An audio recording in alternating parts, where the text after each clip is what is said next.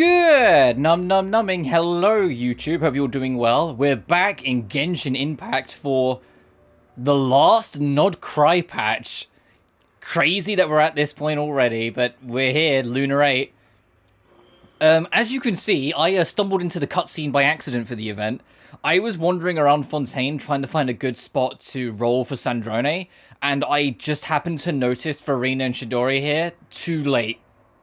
And I went into the cutscenes. I was like, well, fuck, I guess I'm doing this first.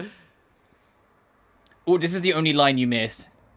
Also, I called it Chiori, sorry. I've got Persona 3 on the mind still.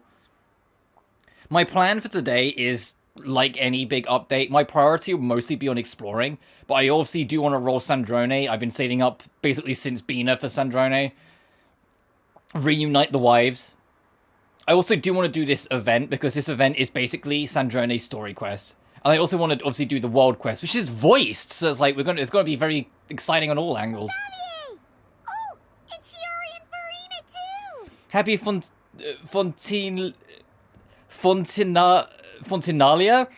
Fontinalia Festival, and then like Farina's like, you got it, come on. Hydro Archon above. If it isn't my darling camera operator and clapper loader. A very happy Fontinalia festival to you. Oh, you guys might not know who this is. This guy is from an event from years ago. From like in like the Fontaine arc, there was a film event that we did in like 4.4. I'm guessing you came back to celebrate with us? Yep. Oh, Farina, so much softer in the voice. Even though the last festival had some unexpected hiccups. It's funny, when Farina talks softer, I can hear the Remiel and the voice actress now. Since you're all here together like this, you must be planning on entering the competition, right? Of course! A celebration of the entertainment industry. No one who's anyone would choose to sit this one out. It only happens once a year. No, you know, actually, I can really hear the Remiel in her voice now. So I think she's also Nihilux in Honkai Star Rail. It's like, man, it's funny how she always ends up with these, like, specific characters. Fontaine Fashion Week might be more my speed, but the film festival brings in a lot of orders and boosts brand recognition, so I wasn't going to miss out either. A few new awards have been added this year, too. Best Director, Best Costume Design, oh, and Best Camera Operation. Ooh. Ooh, sounds like we've got work to do. Come on, tell us. What's Musketeer Pictures film gonna be about? Oh, about that. What's wrong, Uh-oh. Xavier? What's with that look? Oh, man. You weren't scammed by some shady investor again, were you? No. Even I'm not naive enough to fall for something like that again. Besides, thanks to the fine people here, Musketeer Pictures has more than enough funds to shoot without investors. And yet problems persist. Huh? What do you mean? Well, we were planning to replicate our past success and shoot a film based on a popular novel. But as we were holding auditions for the female lead earlier today, a striking young mademoiselle wandered in by accident. Her disposition was simply ethereal. The look in her eyes somewhat... Oh, this is Sandrone, but they don't know she's alive. I wish I could have been there. The awe I felt can scarcely be put to words. Sounds like she made quite the impression. You had to be there, friend. No matter where she stood, it was as if her surroundings, even the air itself, turned into the perfect shot. Guess you found your lead actress, then? No, quite the opposite. My script is entirely unworthy of her. I'm sure it's not that bad. I fear it is. Nevertheless, I couldn't help but approach the mademoiselle to ask about her background and what brought her to Fontaine. What did she say? Sadly, she said her best friend was gone. After returning to her own homeland not too long ago, she decided No, it's not to visit Sandrone, where this her is friend Bina. was from, to remember This is them Bina who better. came to reminisce. Oh, no wonder she looked sad. Yes, but that's when it struck me. Why not cast her as the lead in a film centered around her search for this whole Yes, friend? Bina's come to Sandrone's homeland. Huh? Oh. You're gonna rewrite the whole script? But is there even enough time? Isn't the prep work super complicated? We might not finish. Think think about the difficulties we faced with the two musketeers. We had to start from scratch back then, too. I'd say we're ahead of the game this time. Guess so, but Don't worry, Paimon. Chiori and I have evaluated the proposal, and we support Xavier's decision. I won't really need to start on the costumes until the cast is finalized, so it's not too much extra work for me. Oh, fair mademoiselles. How can I ever thank you? Finishing the script would be a start. You know, compared to a commercial popcorn flick, I do prefer the idea of shooting a more artistic I also appreciate that people are a lot more one that casual leaves a with Farina profound now, and like a couple of lingering years on. impact in the hearts of the audience. I agree. True trendsetters. Because are Farina the was people so who dare scared go of basically against being the treated as grain. like this outsider to our own land after everything came to light. It's so nice to kind of see that no, she is just kind of settled back in. wow! Leave it to Director Farina to have a vision. Honestly, though, the artistic passion of everyone at Musketeer Pictures is inspiring. Anyway, now that we've heard so much about this lead actress, Paimon's gotta know who it is! Ah! Columbina! What are you doing here? Hello. I was just walking past when I heard you talking about me, so I came over. Huh? You know Miss Columbina? Of course! Wait a second. Does this mean Columbina is the actress who inspired the whole rewrite? Quite a few things are starting to make sense. Yeah. Everyone was like, fuck yeah. Wait, so did you make the trip by yourself, Columbina? Yes. I mentioned how I wanted to visit other nations once things settled down in Nodcry, remember? So I went to the curatorium to ask Never for advice. She told me about the film festival in Fontaine, and said it might be fun to visit. I spoke to Lauma before I left too, and she thought it was a great idea to get out for a bit. Oh, It's the just- yep, I these received two quite probably would have given travel very advice different from the advice. two of them. Let me guess, Lauma was like, yeah, go make friends. Nefer was like, don't make friends. Don't trust strangers. Oh? How so? Well, Lauma told me to go out and experience new Fucking, things and make yeah, new alright, so friends. first class, right? Did Nefer say don't trust anyone? What a wonderful suggestion. That's how a trip should be. What about Nefer? She said, don't trust anyone. I know these and women too much. don't talk to I know them too strangers. well. Yeah, Yeah, that's it. I can understand that too. It shows this Nefer cares about you a great deal, Miss Columbina. Yes, so I plan on combining their advice. All I need to do is turn strangers into friends, and then I can talk to them. Huh. That kinda makes sense. But also, not. Hey, Chiori. Oh, look who's back. Happy Fontanalia Festival, you two. Hi, Erica Lindbeck. How you doing? Well? Oh, looks like we have a superstar in our midst. How about an autograph, Big Shot? Haha, very funny. She just punched her shoulder. All settled then? Yep, the Duke gave his blessing, and I cleared Rivesley? the books. During the festival, inmates with good behavior will get a chance to spend some time on the outside. Under the stringent supervision of the Special Patrol, of course. Risley! It's been a while. Happy Fontanalia Festival! Does that mean Veronique and her brother will be at the festival? During a specific window of time, sure. Doesn't hurt to give the inmates something to look forward to. A little sun'll do So them we're so some good. blackpilling right now? Oh, Jesus. Do I even want to ask? Also, welcome, dude. Hope you're doing well. This is a friend from your We haven't travels, rolled I'm guessing. Sandrone yet. I I heard accidentally something triggered this along those cutscene, lines. so we're doing this first. Right! We should make some introductions, huh? But this is the, Shevras? Risley? No, This first. is No, you Connor. don't. But Finally the met main that event guy. of this update is in Fontaine. It's a big film festival. And Columbina is here because she wanted to visit Sandrone's homeland, which is part of, partly her grieving her loss. But also because it might be a fun opportunity Welcome to, just kind of get to know the Fontaine, land Miss better. Columbina. I bet the weather's been quite an adjustment. Yeah. And Bina's still figuring shit out. And not the good kind, I take it. No, I quite like it. It's a lot warmer than Nodcry. Then what was the punch for?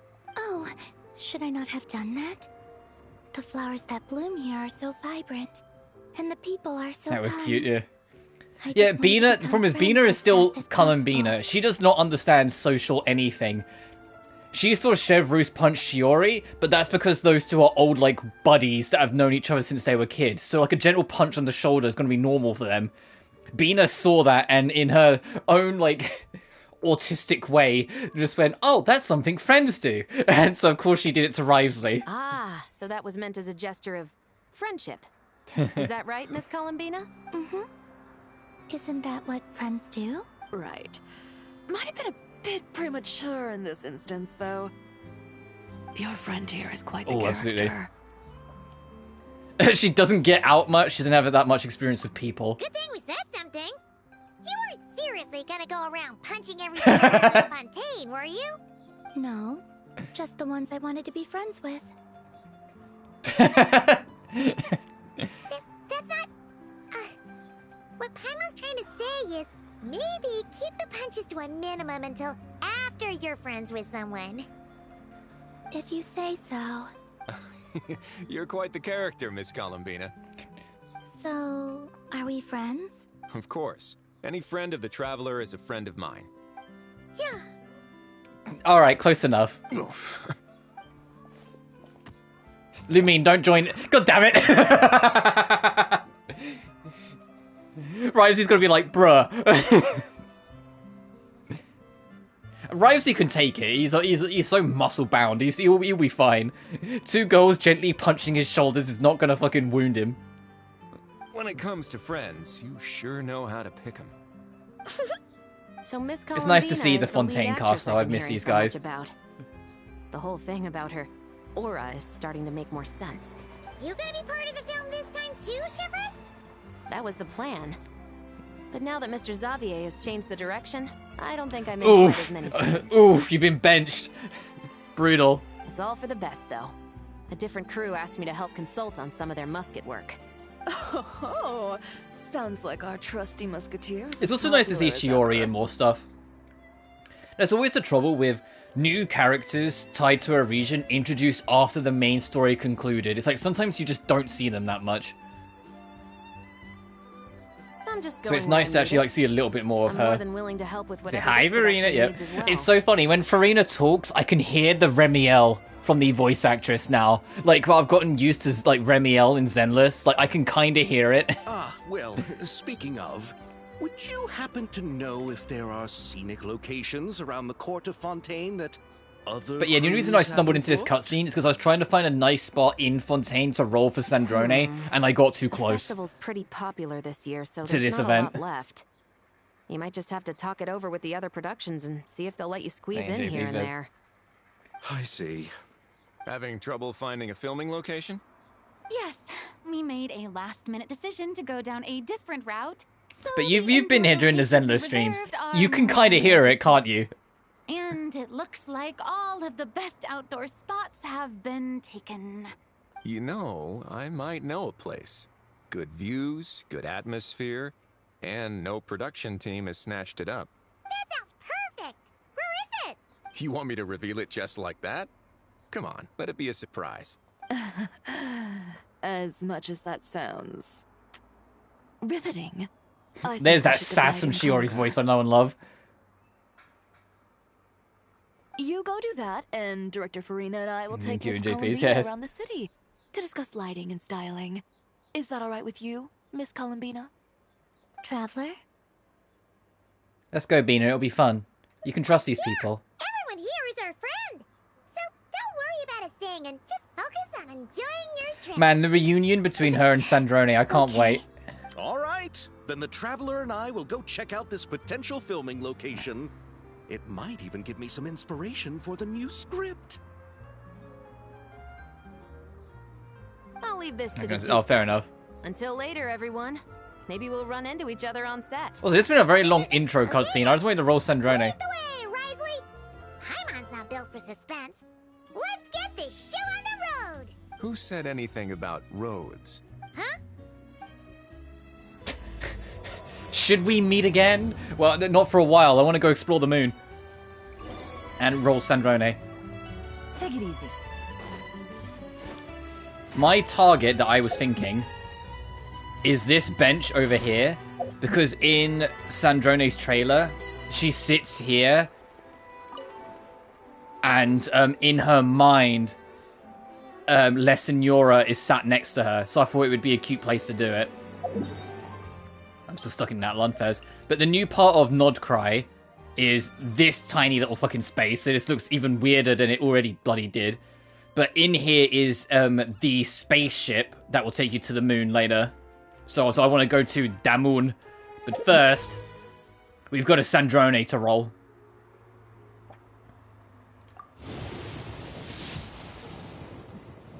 Alright, 10. Let's start this bullshit. 20. Hey, Beto. 30. Hey, Beto. 40. Oh, Fremine. 50. 60. Fremine! 70. Oh, Jesus. Diana. Okay, there we go. I hate self-introductions. If you're supposed to know me, you'll get to know me naturally. And if you're not, why waste the time and energy? But, very well. For the sake of etiquette, I'll humor you just this once. Behold, before you stands Marionette, 7th of the Fatui Harbingers. That Sandrone, that was the most like sassiest fucking I don't want to talk to you, but I guess I have to kind of bullshit, bruh.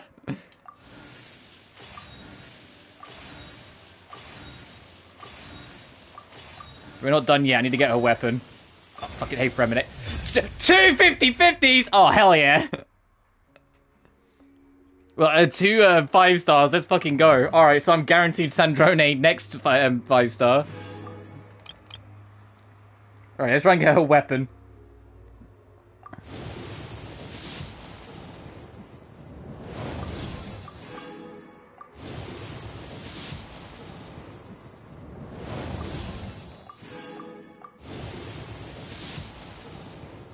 Let's see. Also, the current banners, you might have noticed, it's a reroll of Citlali as well.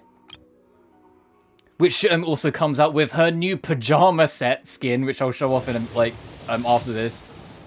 Because if you can believe it, yeah, I brought that shit, like, immediately when I got up this morning.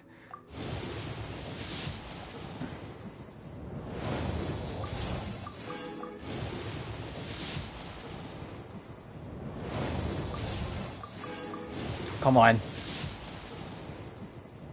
Okay, it heard me.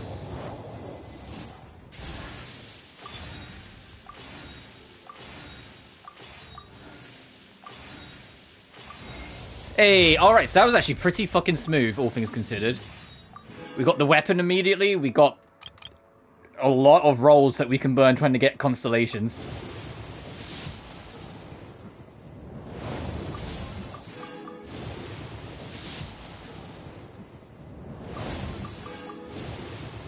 And we know this is guaranteed because we, like, lost that last 50/50 technically.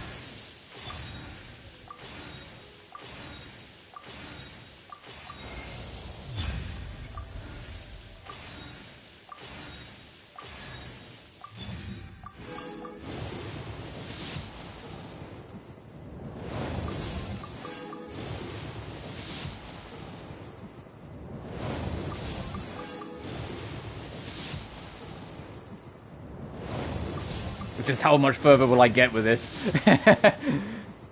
How much further can I push my luck?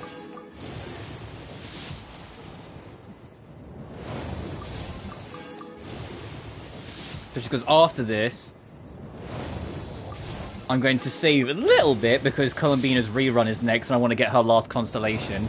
But then after that, my next proper save will very likely be the Tsaritsa herself.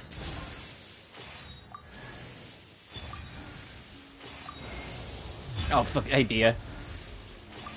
Can I get 2 again? That'd be nice. Nah.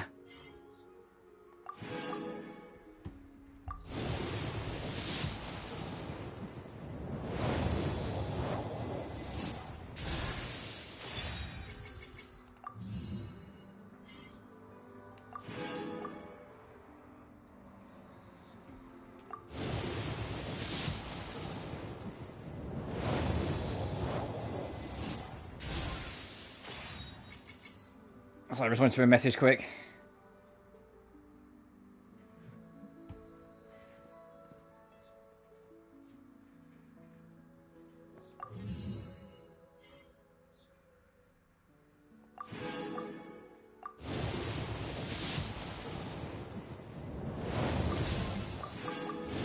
Can I get to C2?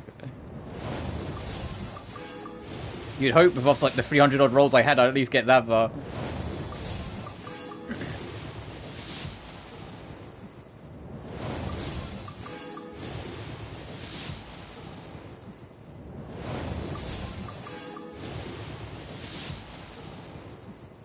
Alright, there we go.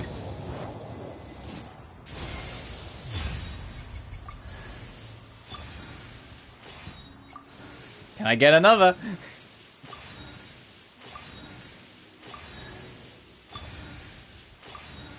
It's funny that Fremene's in Sandrone's banner, and like Fremene's like the one kid. Guess what? No, it's all good, dude. It's like the one kid of like Arlecchino's like kids that Sandrone doesn't mind. Because she finds Lily annoying, and she doesn't like Lynette at all, because Lynette always accidentally breaks all her shit.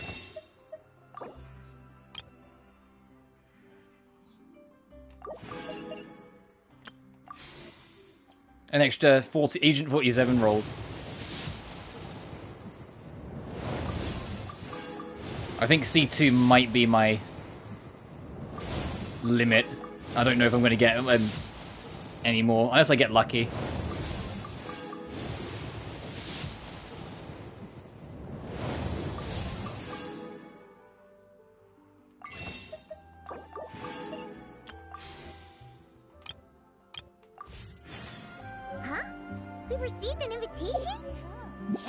Oh, I've heard about this.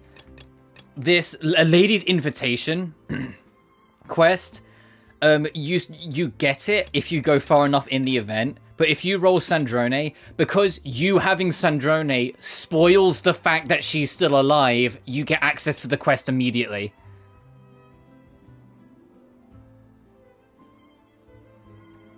So, because there's no like hiding it anymore, like it's part of the event. I'm still not gonna do this until you know, we unlock, like, get to it naturally, encounter Sandrone naturally in the quest. But it's just worth noting that, like, yeah, you get access to that quest immediately. Like this. Hey, Chi-Chi, there's your C5. Where's Dia? Hey, Dia, there's your... Oh, Dia's C6 now, nice. And then... Jesus Christ, there's so many characters in this goddamn game. Hello, Sandrone.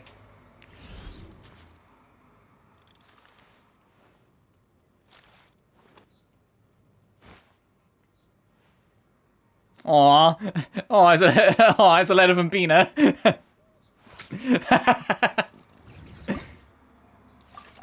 Level her up. Calculation underway. Is that an idea for Yoxa Gaiden OST? Daily struggle, but parts of its violence and rated. Interest in a song. Oh, so it's just a mix idea that you got for it. Inputting variables. That sounds nice.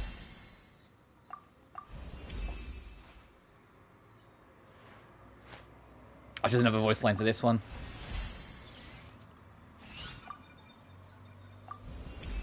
A lady's code of conduct. Progress is smooth.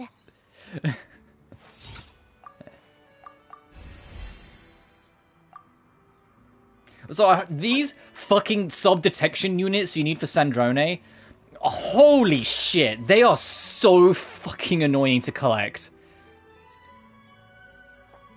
They're very small, there's very few of them, they can wander around, and they're only in very select spots of Fontaine. They suck to collect. I'm glad I preempted them, because I was just like, oh, okay. Deconstructing the very order of things. Bet you're impressed with me now. It's fucking hard, no God's only man. And then I have every intention of making Sandrone a main party, so I'm locking that in and making her level 100.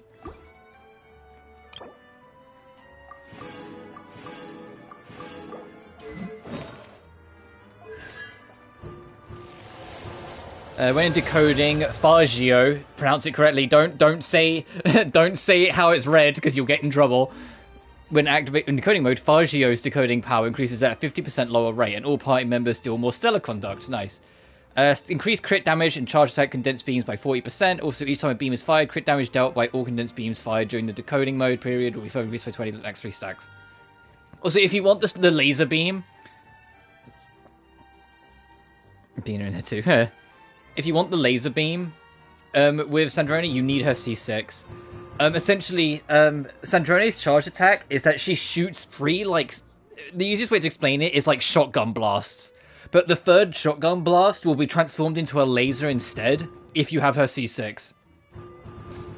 But I always plan on getting Sandrone, because I adore Sandrone. I think, like, next to Bina, she's like my favourite Not Cry character. It's about time we throw another tea party, don't you think? It's also so charming to me, and it's been this way since literally A Winter's Night Lizzo nearly 4 years ago now. I adore the fact that she's voiced by Deneen Melody, because that is Rotty. That is Rotten Dollheart from Death and Request 2. Like, Deneen's come so far from, you know, like... Defensive systems... operating normally. She's not Geo. But I get what you mean. I'm not in the habit of casually sharing She's my a life story cryo. with others. But if I'm going to open up, can we at least wait for pleasant weather and to do it over tea and cake?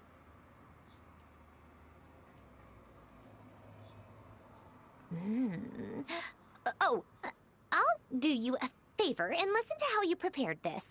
Perhaps I can give you a few pointers? It would be unladylike to let the opportunity go to waste. You're really in an agorist mood recently. You brought it up last stream as well. I'll have to return the favor next time we get together for tea. Fagio, I have something for you to clean up. Ouch!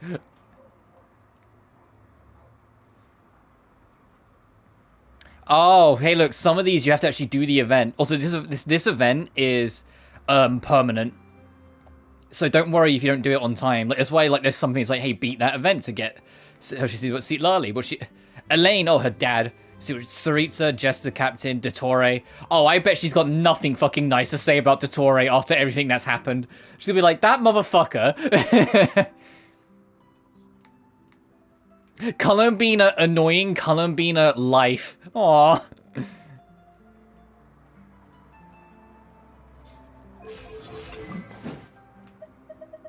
Let's give her her claymore, which that was like the most surprising thing, finding out that she wields a claymore. I was like, oh, what do you mean, Sandrone?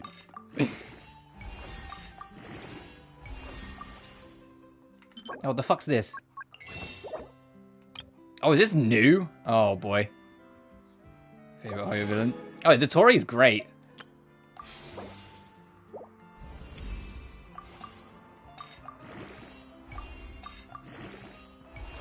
She's a Keyblade wielder. I mean, yeah, it's a clockwork key, I suppose. I don't think I have the resources to build this weapon because it requires shit that is, like, on the moon.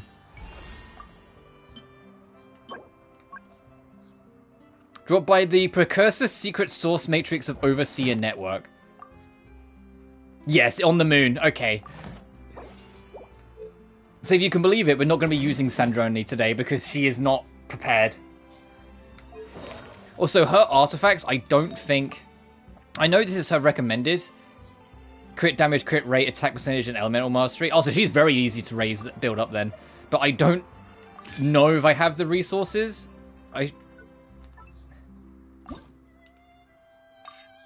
Damn key, but no, I see it. It is. It's a clockwork key.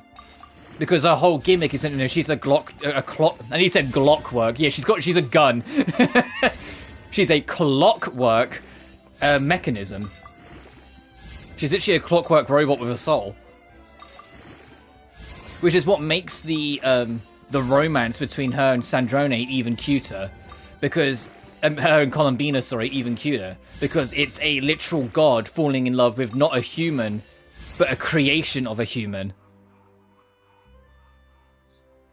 I've seen enough of Make It America so we can give her a Glock. Yeah, a Glockwork machine. Then you know what that it is? I don't know if you've ever played this series, Enter the Gungeon. That sounds like a pun Enter the Gungeon would make. Enter the Gungeon, like 99% of Enter the Gungeon is gun puns. Like they'll find a way to put gun, bullet, Uzi, things like that, like words surrounding guns into puns. And like that sounds like an enemy. Like oh no, it's the Glockwork robots. Like that sounds like a pun they would make. Enter the Gungeon's really fun. It's hard as dick, but it's really fun.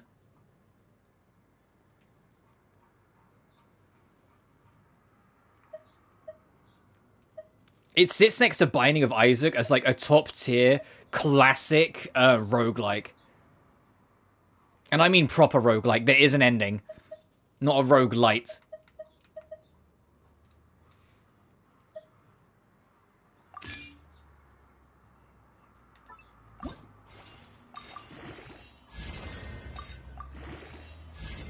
Really classics of A Bard's Tale and its humor. Oh yeah, I know which game you're talking about.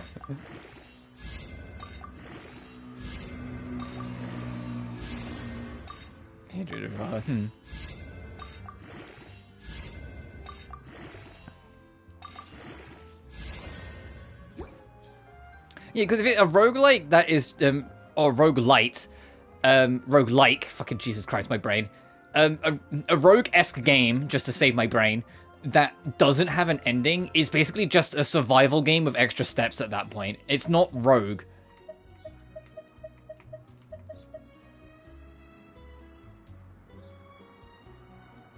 So I don't actually know if I have everything I need. I've just done the domain that has her stuff in it for like a while, so I'm kind of like banking on hopefully getting a couple good things. Don't want base attack though. Okay, a little better.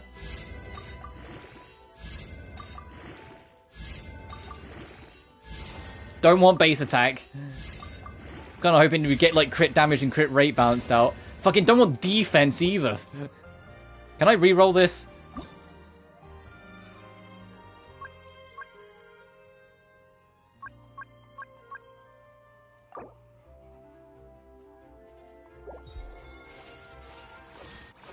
Fuck you. You can see, I mean, it's still better. You can see, I clicked crit rate and crit damage, please, and it still gave me 1 defense, 1 attack. Fucking, these motherfuckers.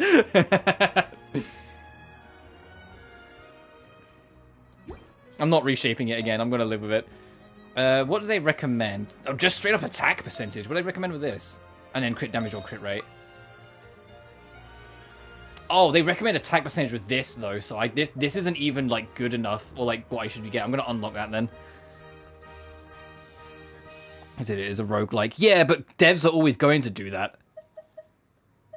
That's not just a Ubi thing. They're always gonna do that. But like I said, like for me, it's just like that. But it's not really. It's just a survival game of extra steps.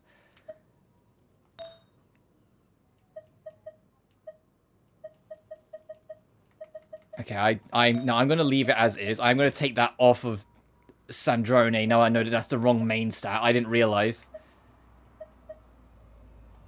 We got 2 of 5, 2 of 5.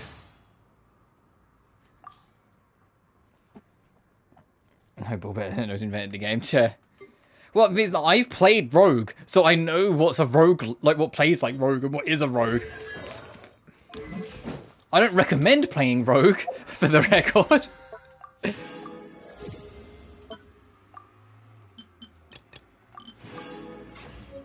But I like classic Rogue. I have played it. Looks like we've been invited to a tea party. Paimon can't wait! Come on, let's go! We're not doing the tea party, Paimon. And we're not doing the event straight away either. We're going back to Peak Cry. We've got a new land to go explore. This land, it might not look that big, but don't worry, it's even smaller. Rogue as in AC Rogue? No, Rogue as in the video game Rogue. That created the genre Rogue. That every game became a Rogue-like or Rogue-light, depending on how close to it was. The original 1980s Rogue.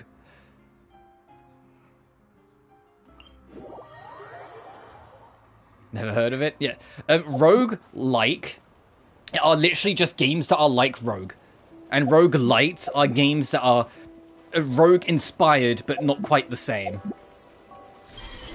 But the original Rogue from like 1980-something is literally like the origin point of it, and that's what Rogue is. Rogue is like borderline a text adventure, to be honest, because it's that primitive. But it is literally just you explore dungeons, you pick up things, you die, you get reset. And then you have to remember what you learned from your last visit to the dungeon to apply to your next one, until eventually you overcome the dungeon. We've never been here Was it? No. Where is this exactly? Also, this is new. The world quest, for the very first time, is voiced.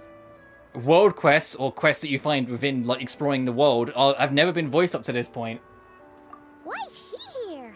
Paimon thought she'd be at Silvermoon Hall. But also, with Bina being at the event and Bina being here, it's clear there's an intended order. We're doing the... No, it's all good, dude. We're gonna do this first, because Paimon, Columbina should be here first, and then we do that. So just pretend that first event that we didn't happen yet. But also, yeah, when I told you there's nothing here...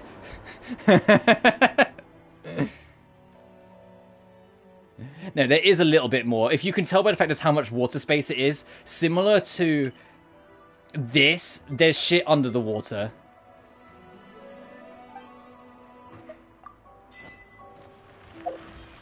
Which is out a little down in the game, but we're rude. Agorist, do not compare it to fucking this guy. Hey, look, I won't, as long as it's not easy to do. I only end up like doing like very like upfront comparisons like that if it feels very on the nose to me. Like, the reason why I got so comparative with Legend of Dragoon at the time, which is no fault of its own, for the record, please don't take this as me attacking it, is quite literally just that it launched so late in the PS1 that every other PS1 RPG of the, like, 6,000 it feels like, PS1 RPGs, had done something. And so it was hard to, like, go into Legend of Dragoon and not immediately think of the stuff around it. Which is, it's no fault of its own.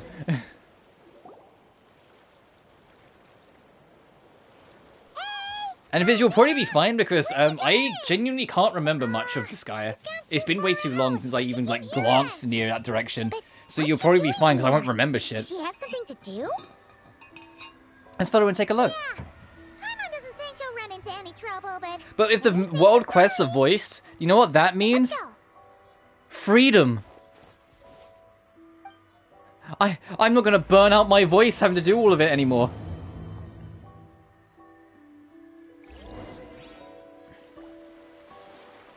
That was advertised.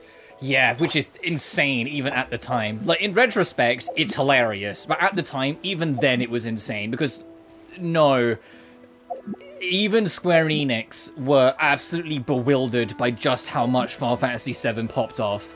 I think it was one of those situations, you know, where sometimes things just happen to line up culturally, and then something releases, and because it released at the perfect time, it just exploded in popularity. An easy example would be how Genshin releasing in COVID was such a big boon for it, because everyone was at home anyway, so having a game that was free, open world, and good just made Genshin absolutely explode in popularity. Although, obviously, it wasn't COVID, I feel like something similar did happen back in 97. Final Fantasy VII did absolutely reinvent the wheel. It did absolutely become the origin point of basically every turn-based RPG that's come after it, even some non-turn-based games. But it's selling 14 million units in the 90s? No, that's unheard of. No game was selling close to that. That's a freak, like, that's like a freak accident. Like, how the fuck does that happen? Edge of comparisons to FIFA Joy. Oh, yeah. And the evidence, I think, is the fact that Final Fantasy VIII is an extremely creative and different sequel, but just didn't even remotely leave the same impact. And it's because it was like it was trying to make a sequel to not only one of the most beloved games ever made, but also a freak success. Hopefully, we'll find her soon. And not everyone's going to like circle around for the second half of said freak success.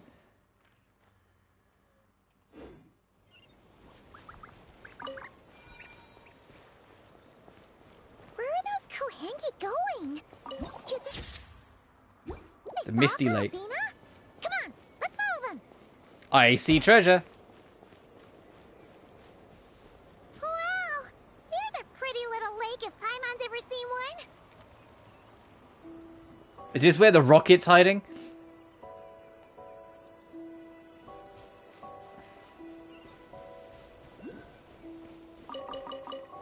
All right, there's a Lunacollis. I didn't mean to hit that bird. I was aiming at the Lunacollis. Oops.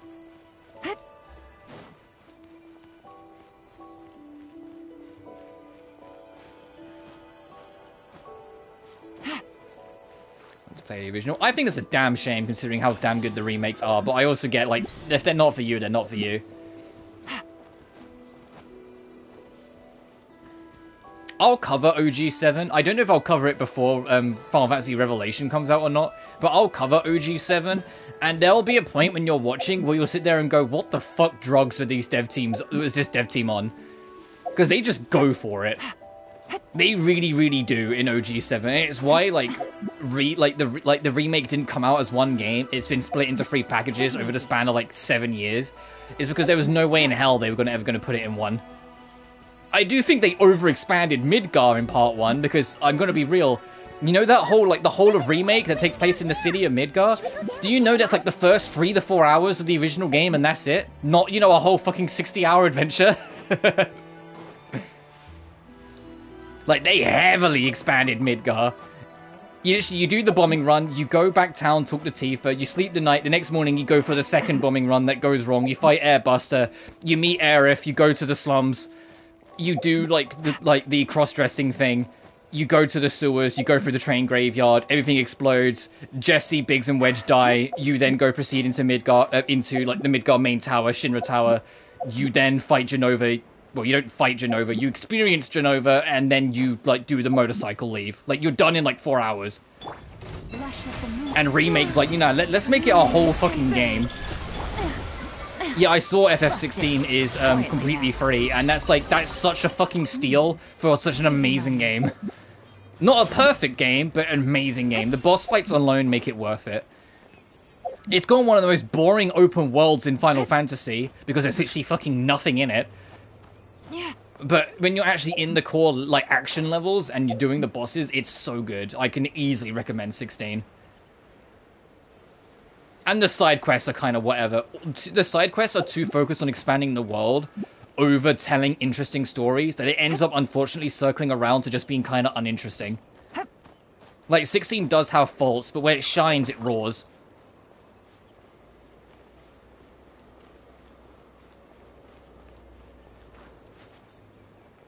Oh, and Soken's music, the soundtrack for 16, is heavenly.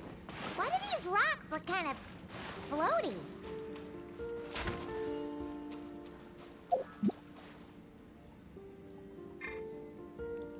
Hey, look, 7 Remake might be Corridor Hell. I'm not even going to pretend it isn't. It is Corridor Hell. But I'm not going to put that just on 7 Remake for the record. Square Enix have had a real issue with, like, designing dungeons with their core teams since the PS2.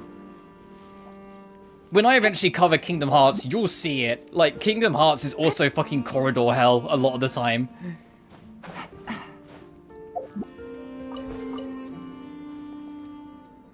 The trouble is that by the turn of the PS3 generation, people had got sick and tired of Corridor Hell.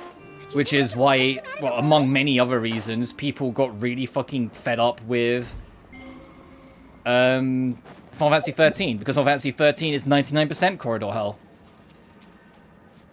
And that is a term, because it's basically just the Square Enix, like, the corridor thing.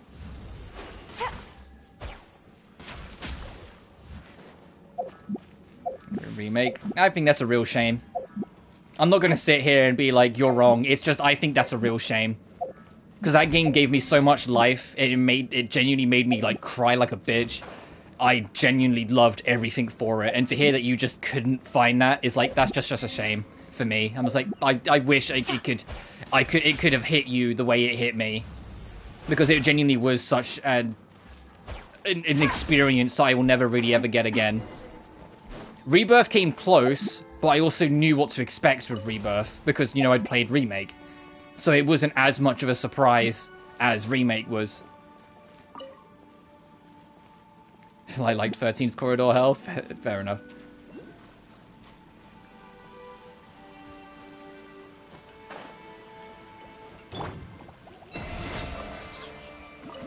Like, most of, like, 99% of Remake's credits, I was genuinely just completely overwhelmed with tears at just how perfect they fucking got it. That they understood the characters. As someone who grew up with the expanded universe bullshit that never truly understood the characters, it was so nice to play, like, Remake and have it feel like 1997 but brought into HD. Yes, it had some unique things about it. Yes, it revealed its hands to secretly be a sequel, not just a remake. But even beyond that, there's so much heart and spirit and soul in Remake that made me so fucking happy and so full in my heart. Is that how you feel about that? Yeah, no, I get it.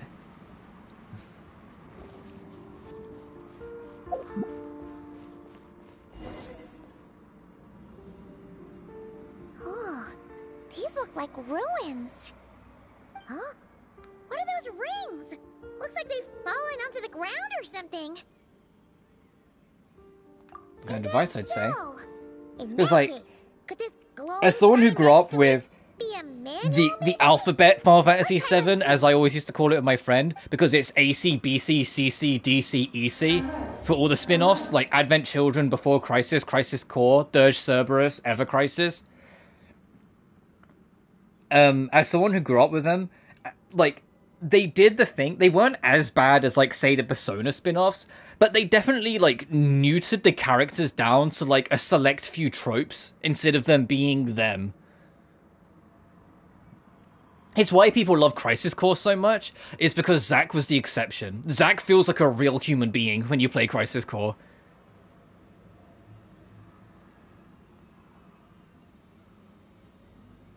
Okay, sure.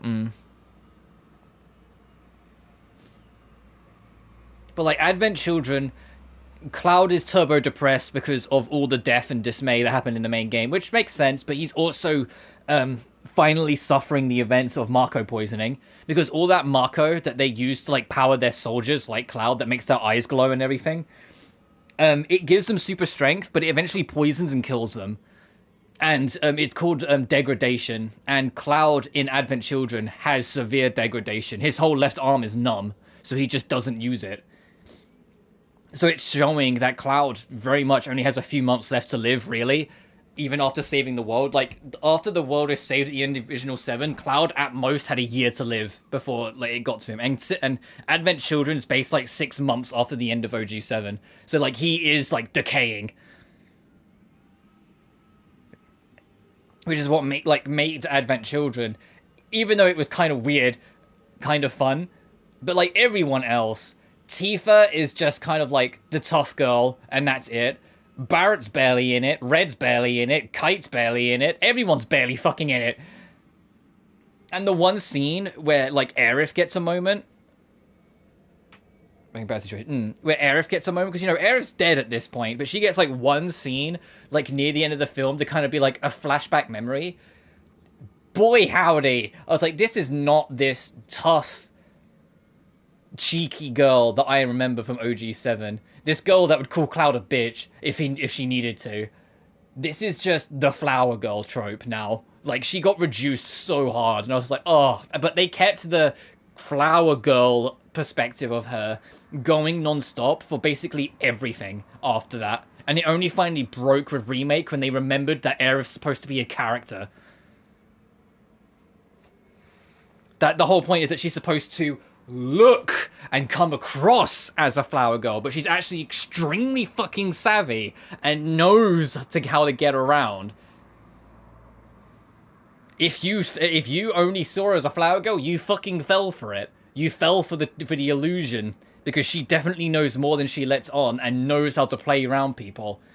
The biggest giveaway in Remake was outside of the intro scene, where basically the whole opening conversation is her very smartly choosing her questions to prod answers out of Cloud, knowing that he won't ever give her a straight answer. The other example is easily, you know, how she handles herself in the slums. And how she quite effectively just basically runs the roost. She walks into, like, the most dangerous, like, shady-ass place in the whole of Midgar and just rules it the moment she walks in, basically. Because she actually is an extremely savvy person and is very conscious of what's going on around her. But you go through, like, all the expanded universe stuff, or Kingdom Hearts, and she's just this high-pitched, softly spoken, you go for it kind of person, and I'm just like, this isn't Aerith.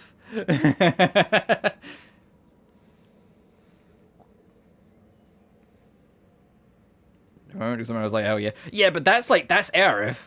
Aerith is someone who wouldn't think twice about banging you over the head with a steel chair. It's why she gets along so well with Tifa, because they're both spiritual tomboys, just represented in different ways. Tifa's more overtly tomboyish, because she's a martial artist, she's muscle-born, she does a lot of physical field work. Whilst Aerith is a more spiritual tomboy, because she does like bossing around and being very boyish. She just, is more visibly feminist. Could have fooled me? Yeah, it easily fucking fooled you by how it comes across, buddy. It's come across very, very apparently that you just didn't get Aerith.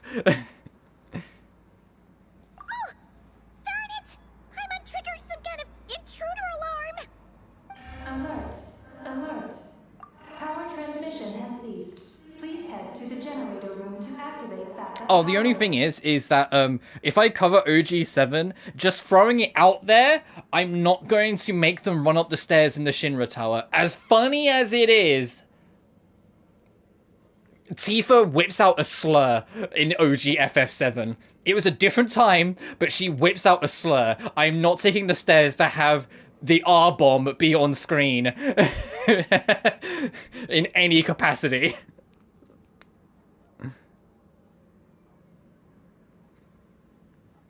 None of that impression. Honestly, buddy, I mean this with complete love. You know that. It's the same with me, with my autism. Sometimes I miss things. I think it is just you missed it. That's it. It isn't that it wasn't there or that it wasn't clear enough. You just didn't pick up on it. And I think that's okay. It happens. But I picked up on it immediately, and it's what made it a breath of fresh air that they actually understood Aerith.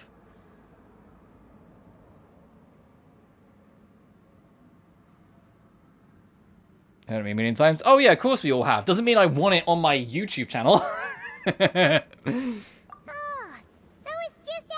Like she goes, would you two stop being and get a move on? And I'm like, Tifa. Like if you like go up, because like Barrett and Cloud start whining, about having to like climb like 60 floors worth of steps. And they just get more and more agitated with each other, and eventually, like, Tifa just shouts at them both.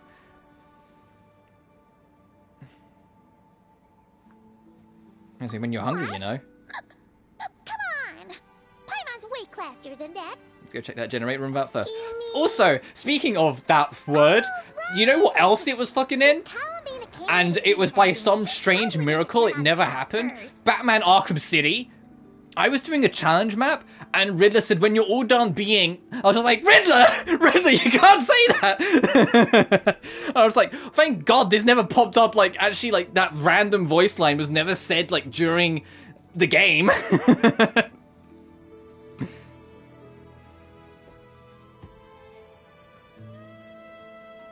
There's a bit more awareness. I'd rather it just not be on the channel, if I'm being bluntly honest. My channel is my corner of the internet, and I don't really want that word there. We might just find it there. Genius! Alrighty then, let's go. That's in character for the Riddler? Oh, absolutely. It just caught me by surprise. Like, it's 110% in... Like, Riddler's the sort of guy where if a black person wound him up enough, he would definitely start dropping some gamer words. Like Riddler strikes me as that person. Seems like this thing's gone kaput.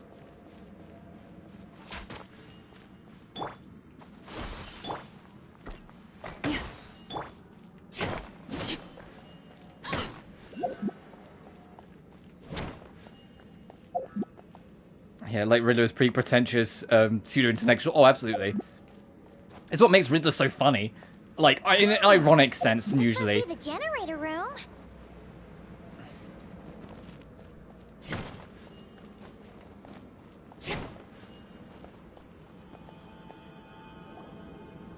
Well, no, it's so funny up until he's suddenly written really well. Look very mechanical.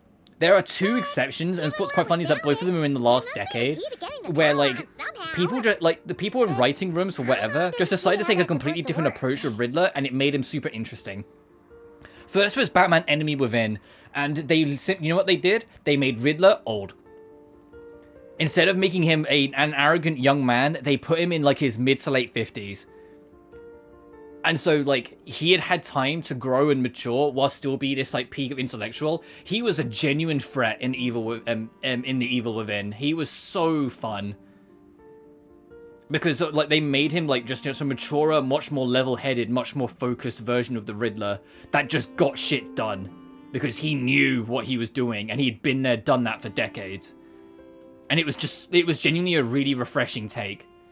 And the other one was actually the most recent. It was the 2022 live-action film, The Batman, starring Robert Pattinson as the Batman. That interpretation of the Riddler, they made him kind of scary, and I like that. They leaned into the fact that, yes, he is a crazy super intellectual. He is really kind of stupid in a way, even though he thinks he's super smart. But he's still an absolute threat to the whole city, and they acknowledge that, and I really enjoyed that they acknowledged that at the end of the day he is still a threat. All his riddles and traps and games, this motherfucker's running around like he's Saw, you know, like he's Jigsaw, you know, like he's he is still a threat, even if he is like kind of dumb.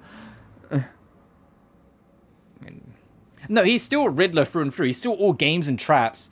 It's just that in the Enemy Within, the way they do it, it's hard to put into words, like, personally, but all I can say is I genuinely really enjoyed that interpretation of the Riddler, making him a bit older. Or I say significantly older.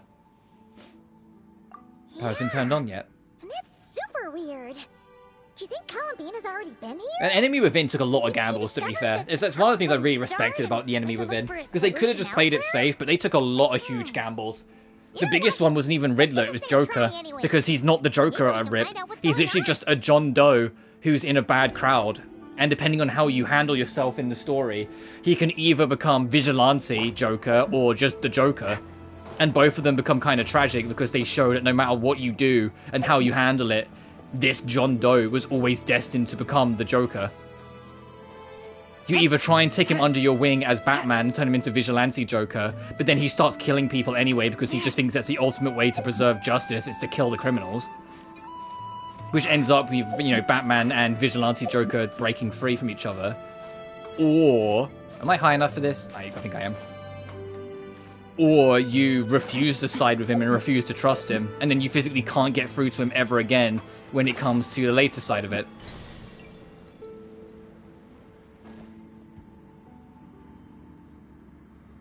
Part of the DC universe. Joaquin Phoenix's Joker, I thought was fine in the first film as a different interpretation. And I know that's, like, kind of weirdly backhanded to say, but genuinely, that's how I feel. I thought it was fine. My issue is literally, like, immediately after it. A chest full of valuables and a trove of potential clues.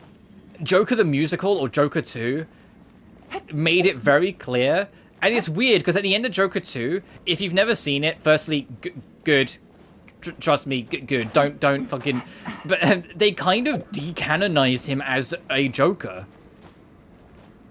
They kind of make out that, like, oh, anyone's Joker, and there's many, like, evil clowns across, like, all time in history. This doesn't have to be Batman's Joker, this is just a Joker, and I'm like, then what's the point of these two films?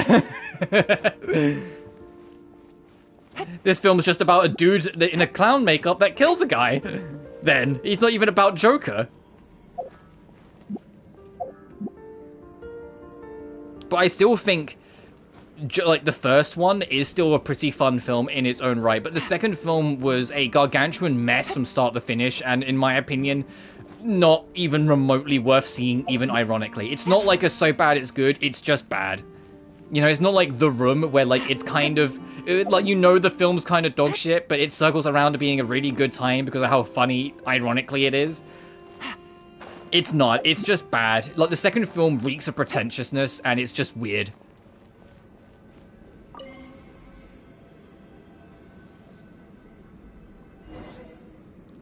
Why isn't anything happening? There's no response. Paimon guessed as much. There's gotta be something else to this. Columbina must have run into this problem and then gone to look somewhere else. Huh? Columbina! Thank goodness we finally found you! Surprised to see us? We were worried you might be in trouble, so we followed you here. Hmm?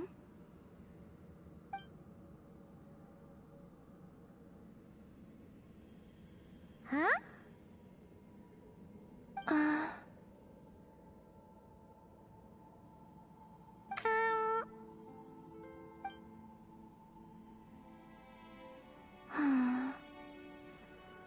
Well, I couldn't contrarian audience spite personally. Shit, it certainly fucking felt like it watching it. Just so you know, we aren't hearing anything. Are you alright? Okay, now you're starting to worry, Paimon. Also, I like the little, like, the chibi emote of Nicole when Paimon brought her up. That was cute. Just blink.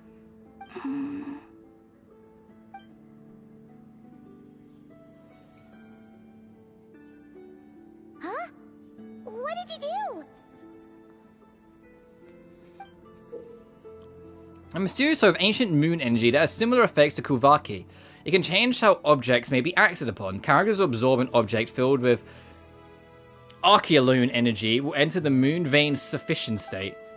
Moon vein sufficient will make your body... Oh, your moon gravity. Increase your jump height and can also use ripples when jumping. Attack to unleash the Archeolune ripples. Tap it to cut on the spot and hold to aim and unleash. Tap again to fire to detonate the ripples and inflict damage on objects in the explosion AoE. It will also affect the gravity acting on affected objects that are in the moon vein sufficient state. Enter the state, tap the burst button. Do you want us to activate this? I'm not sure what's going on, but it looks like Columbina wants us to activate this device. We should give it another try. You can use the power Columbina just gave you to activate this thing, right?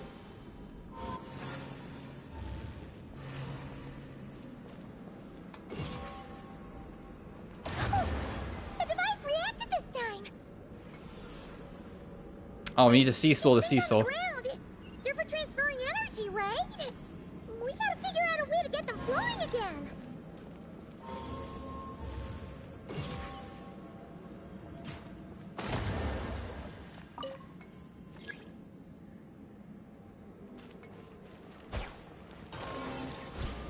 Holy shit, moon gravity! Oh!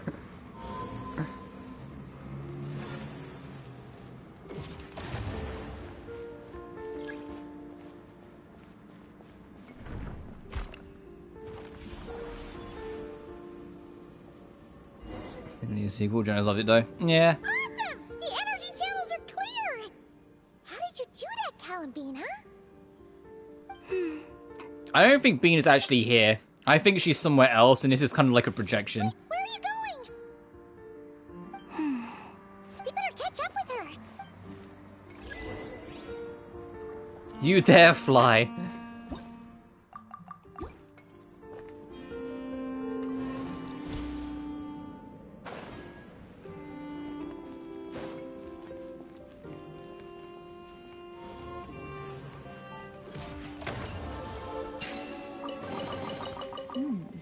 Easy money. Oh, we got a frost moon seal. We're not even on the fucking frost moon to get the... Alright. Oh, look! The 3 rays that fell to the ground! Wow! They look pretty fancy now, don't they? It's like going out for a bit and coming back to find your little house has suddenly turned into the Dawn Winery. Alright, Paimon. Calculating celestial orbits. Please select the triangle coordinates you wish to view. Trialone coordinates? Wait! So this device is used to work out where the moons are? Calculating celestial orbits. Please select the triangle coordinates you wish to view. Connection lost. Failed to locate target. Makes sense. Calculating celestial orbit. Connection lost. Gee, I wonder if the only moon we can go to is the moon that's in the expansion. Connecting. Target located. Yes, I understand exactly what that is. but for the rest of the class, though, do you want to show us what it means in English? Whoa! It actually found the frost moon! But why would they need those coordinates anyways? Jot down anything Paimon doesn't understand. Who knows? They might come in handy someday. As a top adventure tip from clever, oh so clever Paimon. Frost moon coordinates located. Base engineering blueprints and main control hall route map have been transmitted. Oh! These look like schematics! Whatever these are showing... We are making a it looks spaceship super down here. awesome. Do you wish to obtain the route map? Please do. Oh, Jesus, yeah, there is a whole fucking network down here, huh? Preparations. Moon landing preparations?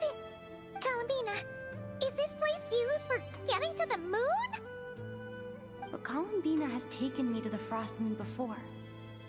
Why would she need this device? And the power she just gave me is completely new.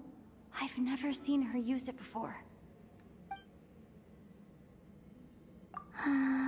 I think something's happened and Bina's like stuck on the moon for whatever reason, and this is like a projection. The door opened! This leads to the main control hall, right? Columbina? Is that where you want us to go?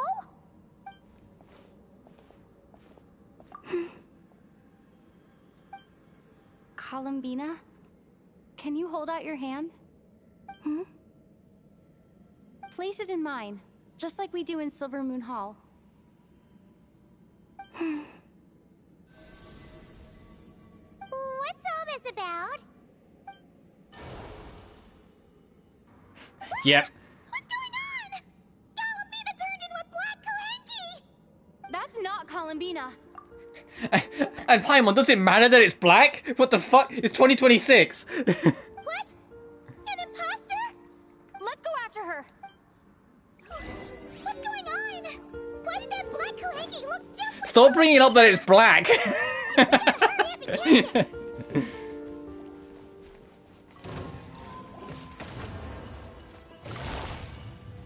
Busted.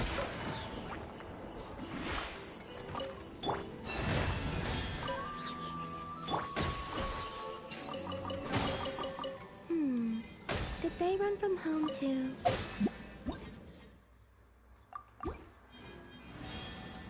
No, I get it. It's because all the other Kohenkis are like pale like the moon. So this one being like the dark side of the moon, they want you to take note of it, but it's just funny.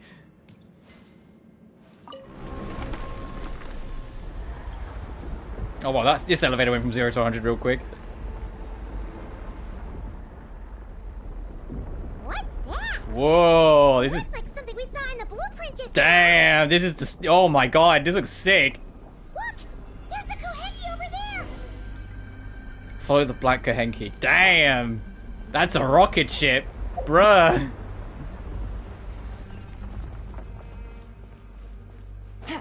Take it easy.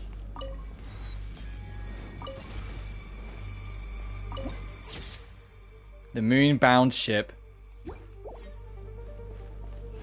Oh, I like the music.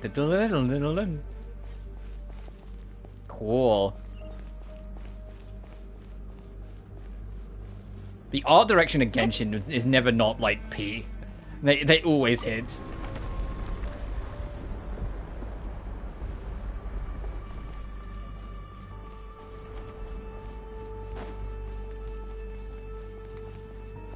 Is it okay for me to be spoiled by this thing? That answers that. It thinks we're intruders! Did that black Kohenki do this? Traveler, watch out! Oh, it's shooting at us.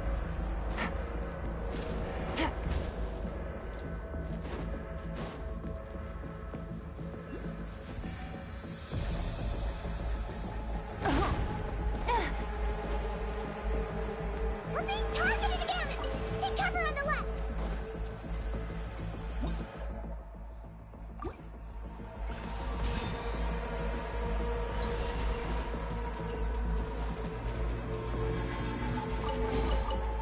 pleasure. Look! She's stuck behind the door!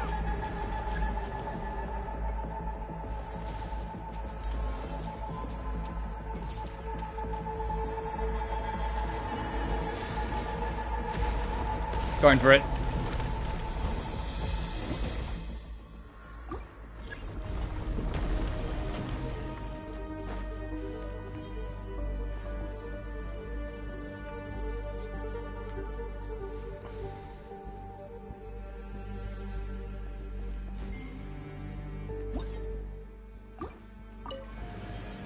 Lunar gravity simulation activated.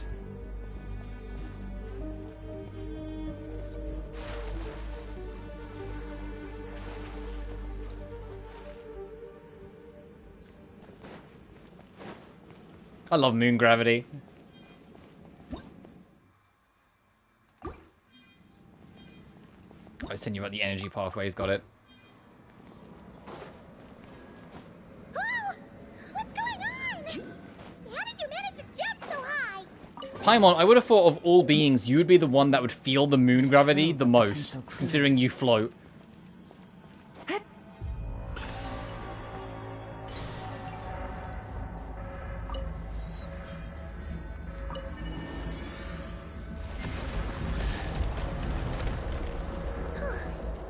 Everything's back to normal.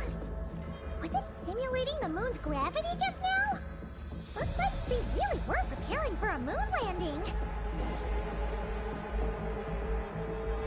According to the route map, this should be the main control hall, right? Hey, you! The one pretending to be Columbina! Come out right now! Alert. Intruder detected in main control hall. Activating defense measures. Oh! Sorry! Wrong address! Wrong Looking for address. someone else. Is it combat time? Anzu, the Dilimbabar defense array. It's just a ball. Oh, you're supposed to freeze it, okay. Branch into song for the everlasting forest. A moonlit night for all. Quietly now. Phew.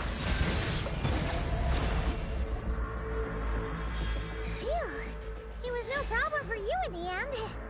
That should take care of things, right? Alert. Main control hall defender core destruction confirmed. Initiating self-destruct mode. Self-destruct? All personnel, please evacuate immediately. Initiating countdown. Seriously? This place has gone crazy! It's trying to take us down with it! What should we do? What if some really important intel gets destroyed? Please verify orbital coordinates. Huh? What orbital coordinates? Ah! Our mystery Kuhenki's back! What are you doing? Will giving it the coordinates stop the base from self-destructing? What are the coordinates? Don't panic! Don't panic! Let Paimon think!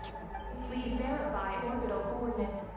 Yeah, it'll be the frost moon. Now, there were 3 symbols. The simplest looking one was first. The simplest looking one? The second symbol had a super complicated shape. Fucking this one? And lastly,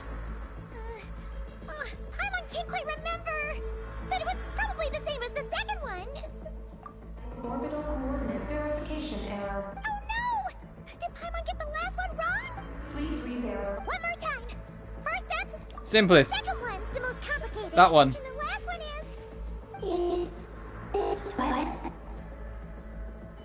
The IQ. Oh, yes, yes, that's the one. Wait, who said that? Oh, what up? Orbital coordinate verification successful. End-to-end mission in progress. Please board the lunar spacecraft immediately. Oh, did we make it? Why is the alarm still going off?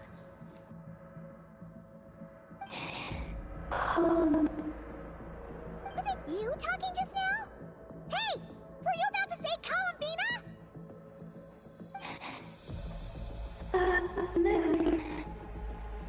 On the moon? What? Has something happened to her?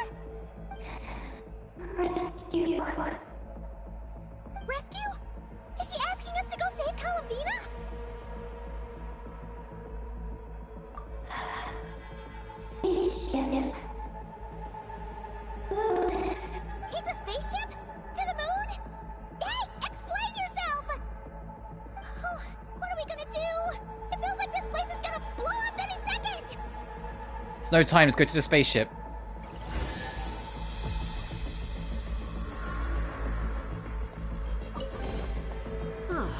Something with which to... Oh, this is bad. We still don't really know what's going on. If Columbina is calling for help, the spaceship is our only chance.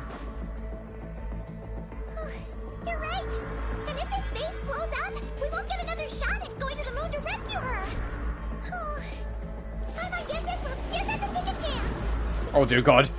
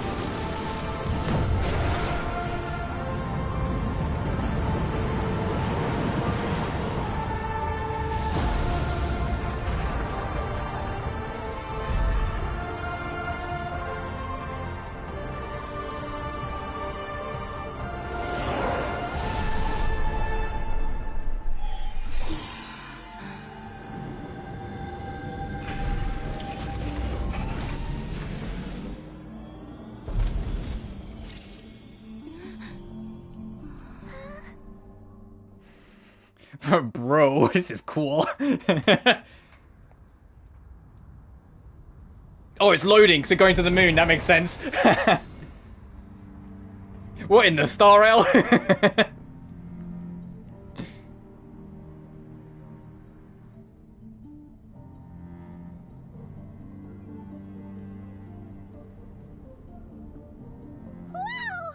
We blasted off for real! I was expecting a regular old vanilla adventure, but here we are, flying to the moon! Hey, you! Tell us what's going on, will ya? What sort of trouble has Columbina gotten into? Seriously? Playing dumb again? Alright, Lumine, let's calm down. Say something or throw you into space.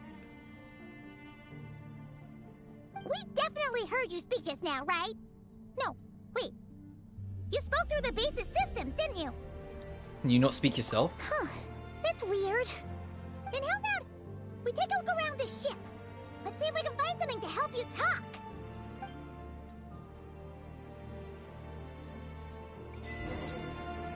$25 Ganses. Oh, this is weird. This is like cool, but it's weird. It's like, man, we really are. Oh, and the music as well. Well, let Paimon take a look. Looks pretty spacious. Oh, could this be some sort of escape pod?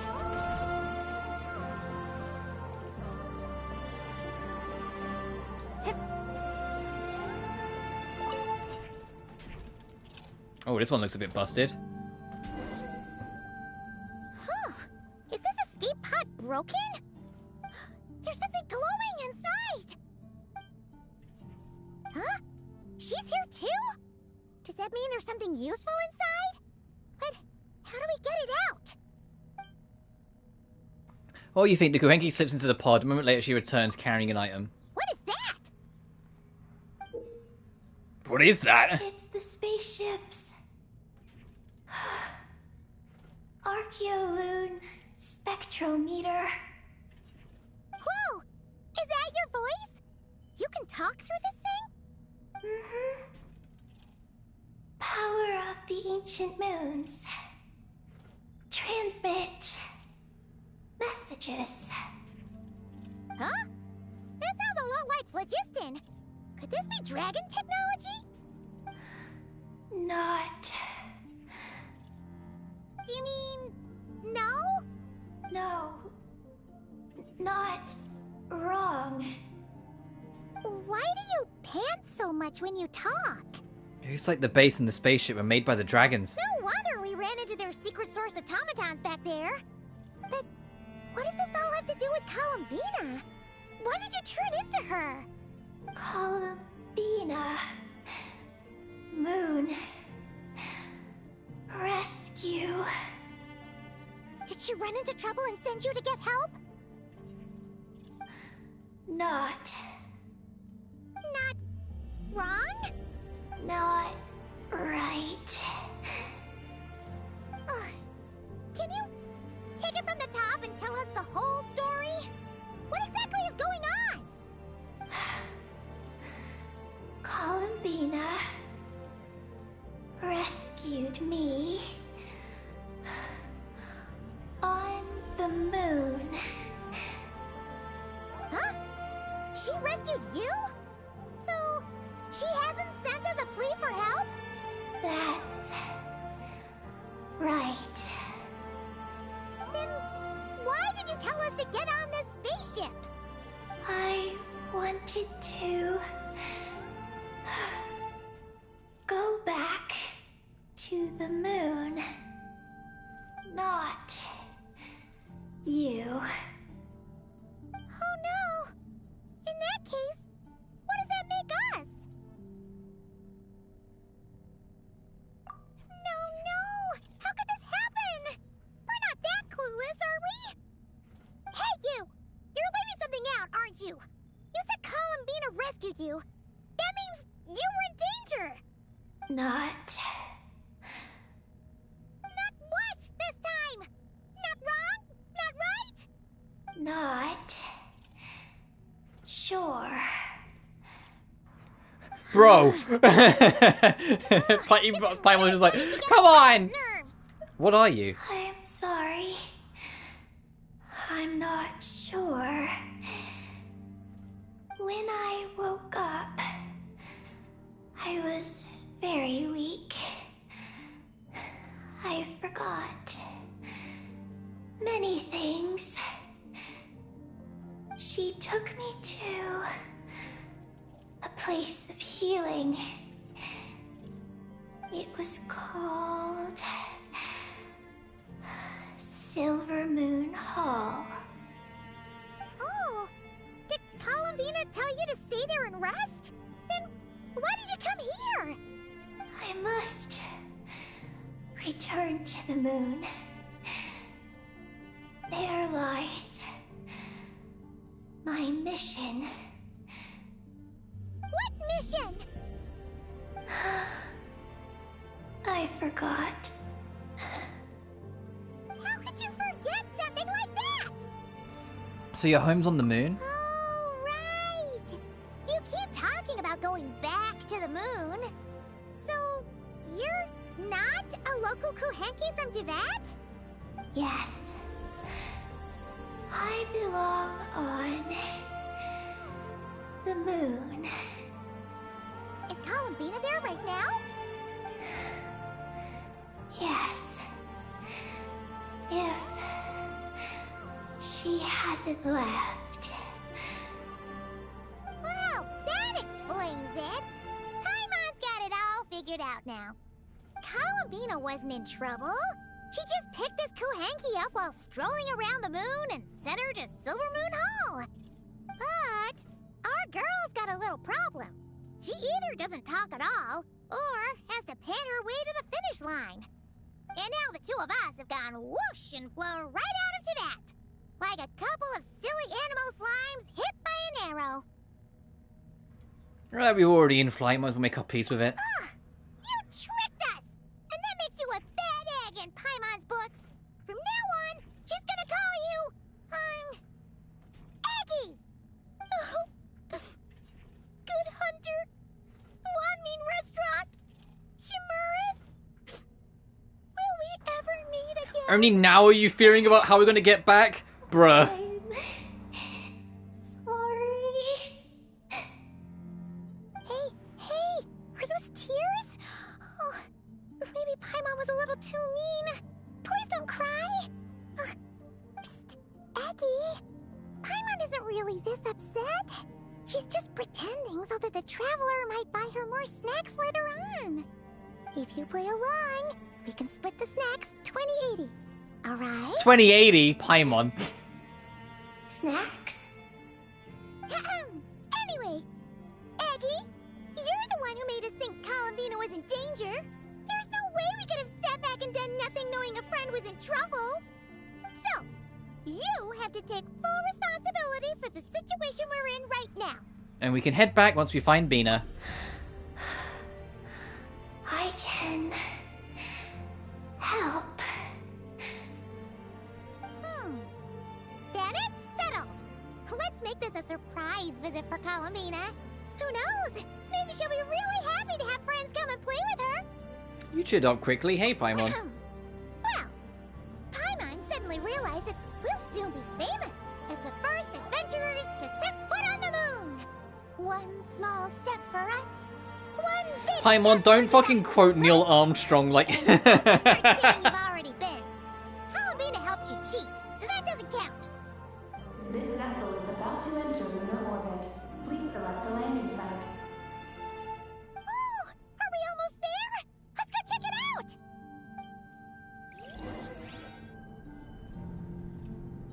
This vessel is about to enter lunar orbit.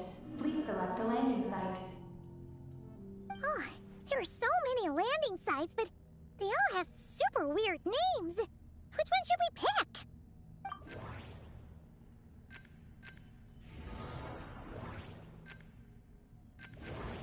Connection failed. Please select another location. Okay, got it. There's only gonna be one location we can go to. Connection failed.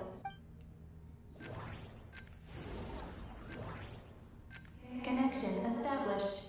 Confirm landing thruster initiation. Oh, are we getting ready to land?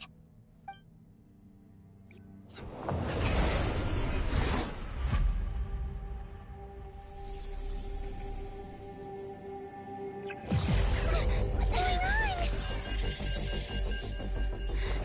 Quick to the escape pods!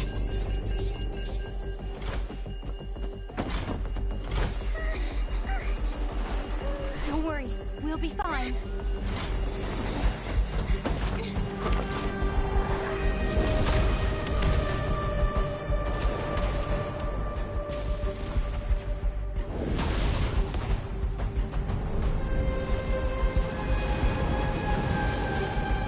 Bro, we're a long way away from fucking Mondstadt. This is wild.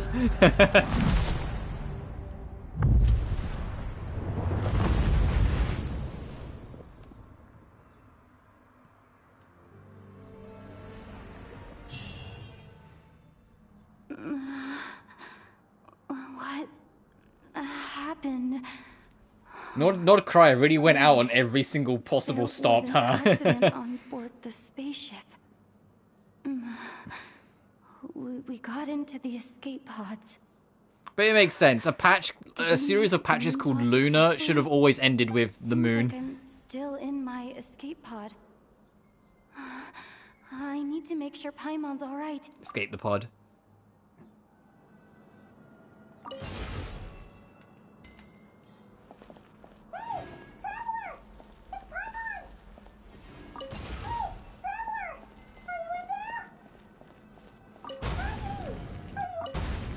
Looks like I'll have to find another way.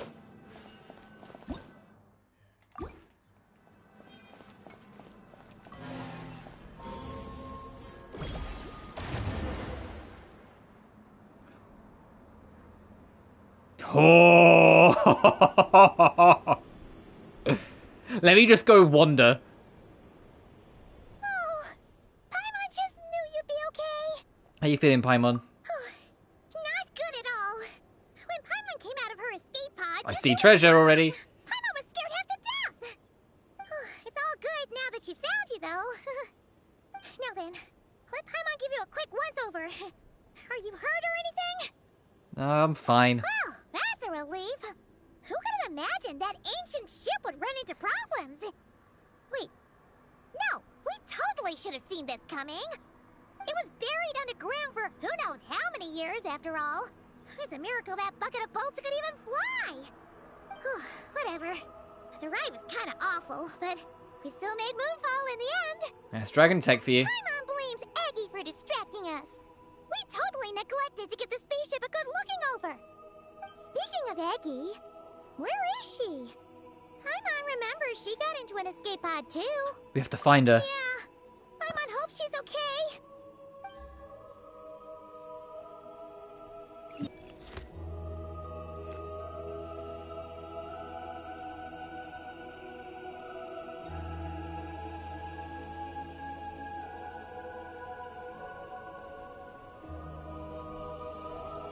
Alright, we're back. It fucking got stuck for a minute there.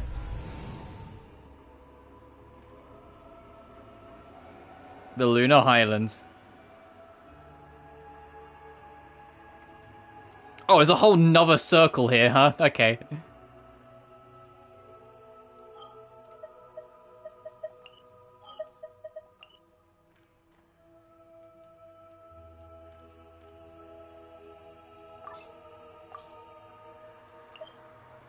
Oh, that's there's a fucking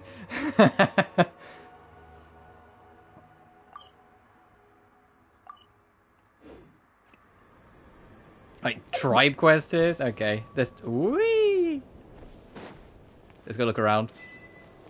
Trophy unlocked. One stall step for Paimon. Successfully land on the moon. Now that we're finally here, Paimon feels so light. It's just like that simulation back at the base. Speaking of which, Paimon figured it'd be super lonely on the moon, but seeing those buildings up ahead, it doesn't seem that way anymore. They've got to be the dragon's doing too, right? After all, they built a whole moon base. It's so amazing!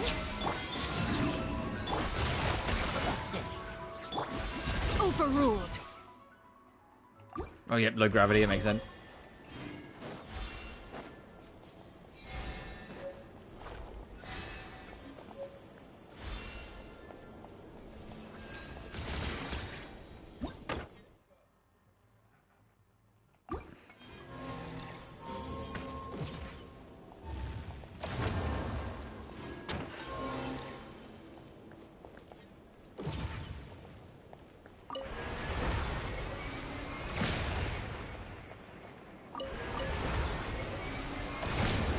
Oh!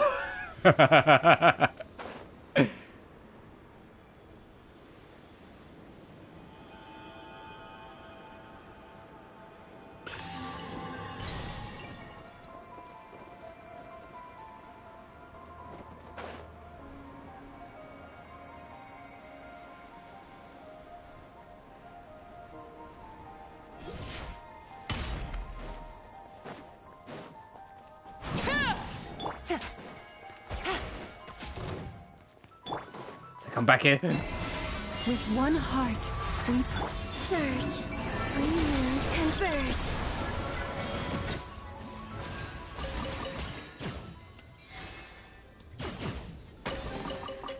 You keep them. I no longer need offerings.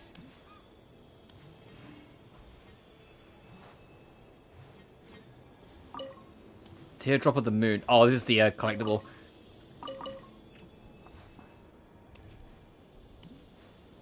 I wonder what characters will need them for building. Considering, you know, Bina's already out and Sandrone doesn't need them. Lane. Quietly now. Busted.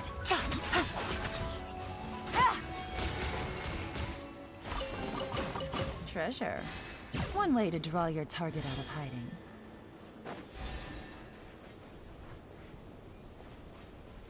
This is so surreal. It was surreal when we, like, briefly went to the moon, like, during the Nod Cry quest, but now, like, we're actually just here to freely explore it. Like, this was, like, bro, like, this is crazy.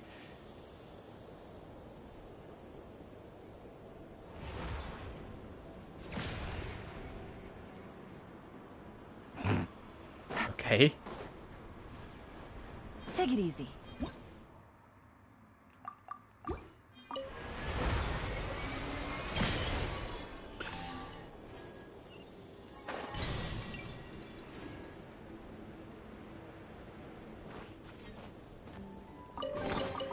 Treasure.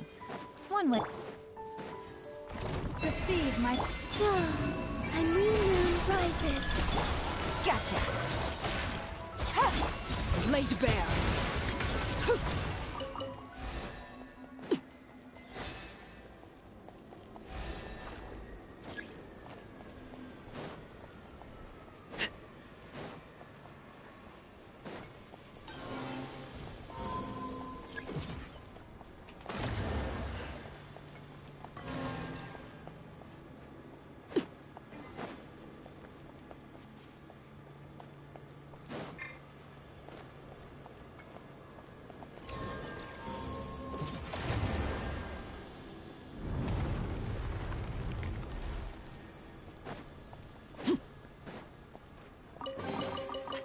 greater pleasure is there than the The unexpected.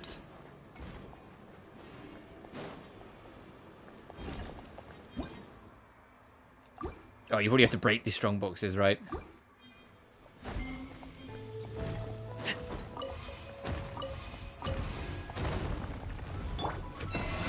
For the everlasting forest. Surge. Green means converge. Busted. Quietly now.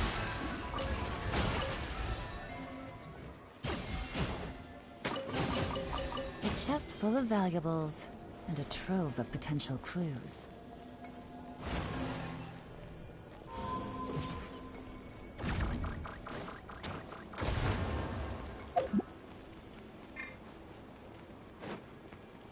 What if I try and leave like this blue outline? Take it easy. Most areas of the moon are filled with turbulent energy, exhaustion above these conditions when you collapse when the limit is reached. Oh. Oh, that builds up quick.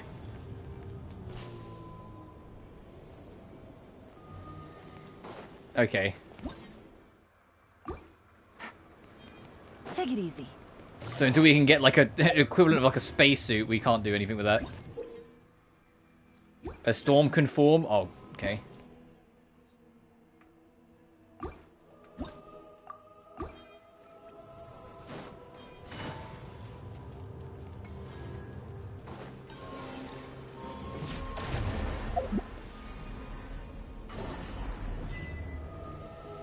Should have picked the sixpence.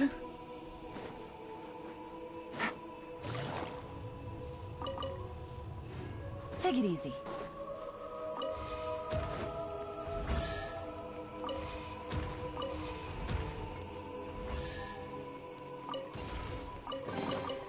A chest full of valuables and a trove of potential clues.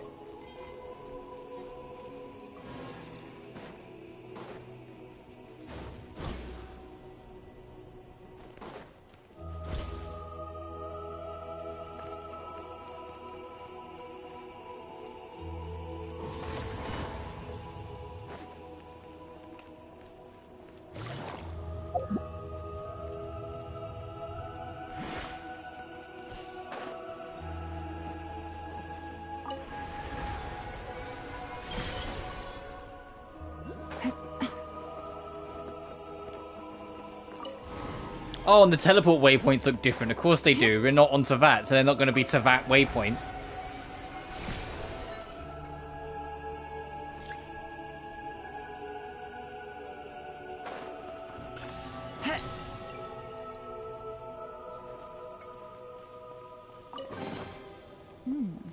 Easy money.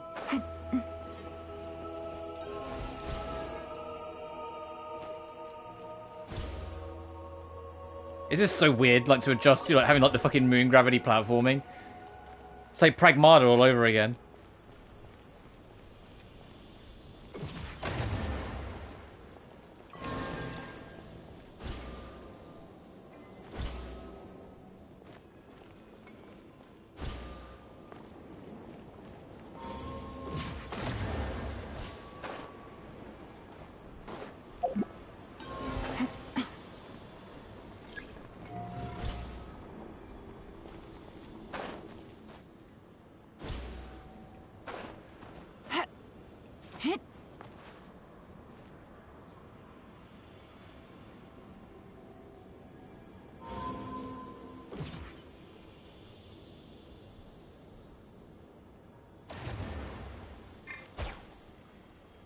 I don't think you can to where the sun is. So I want to see if you can, like, see Tavat from here. There's an area over there as well.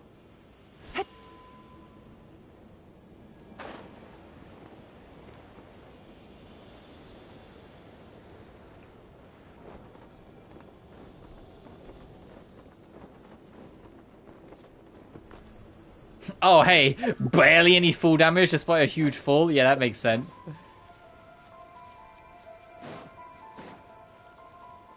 Oh, what are you, buddy? You look cool. Branch into saw. Busted. Gotcha. Transfixed.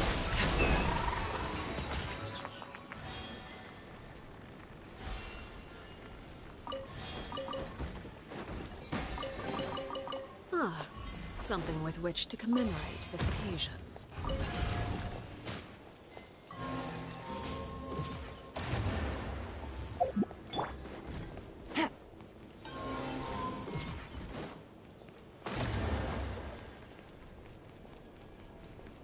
Back here.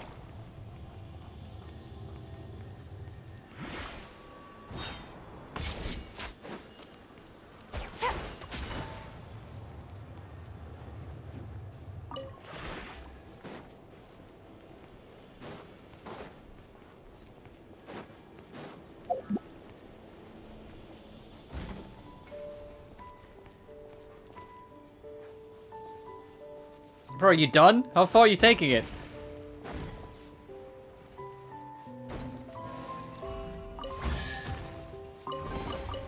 Treasure.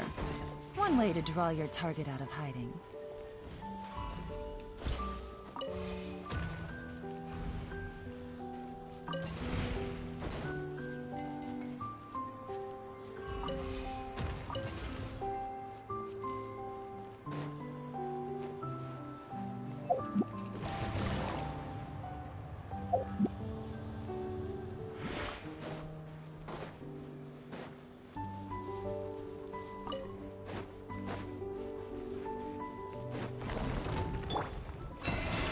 With one heart, we...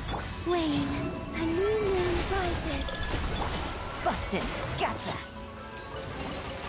Treasure. One way to draw your target out of hiding. Take it easy. Sorry, we're gonna be kind of like wandering around and exploring as we go for a while, because it's like, come on, this is a completely different ball game of a new area to explore.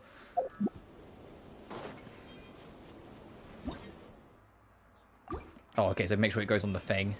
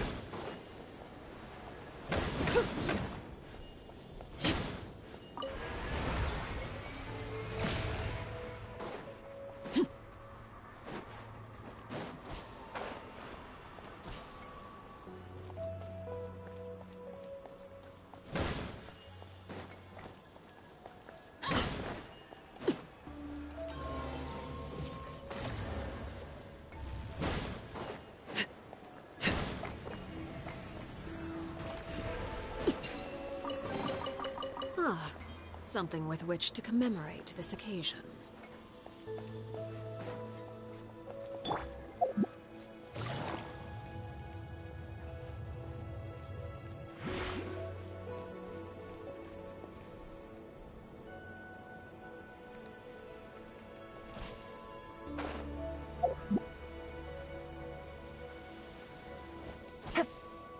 Where is it? Oh, it's right fucking here.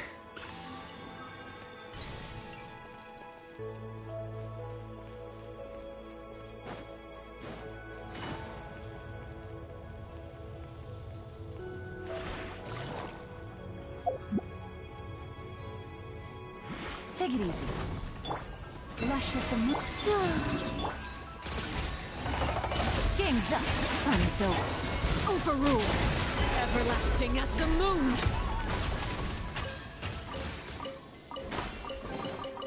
An impressive bounty.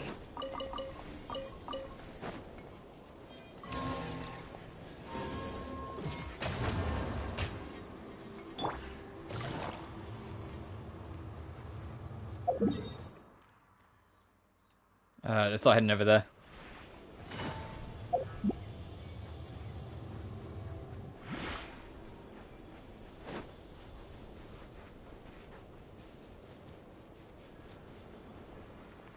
Oh, no, hey.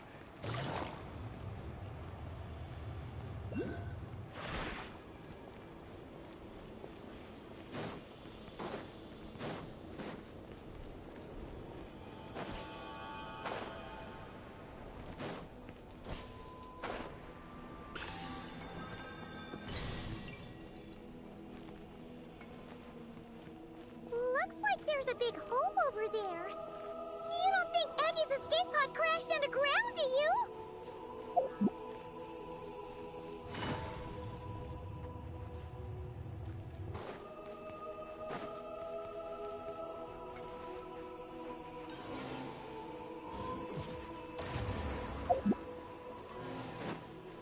Obstacle.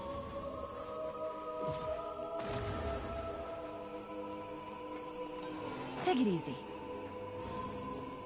It says obstacle detected. I'm trying to figure it out. Is it over here? Okay, it is.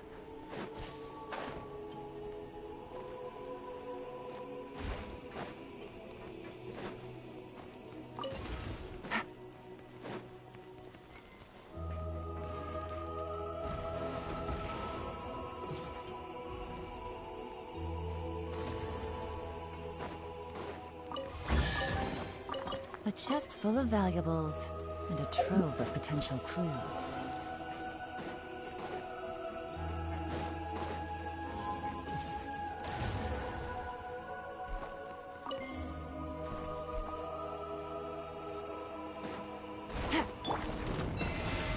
Wayne, 3 moons converge. Quietly now. Gotcha.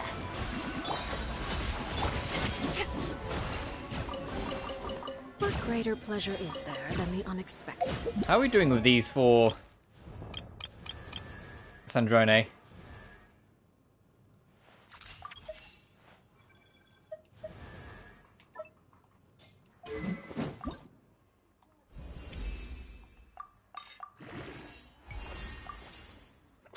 Of course.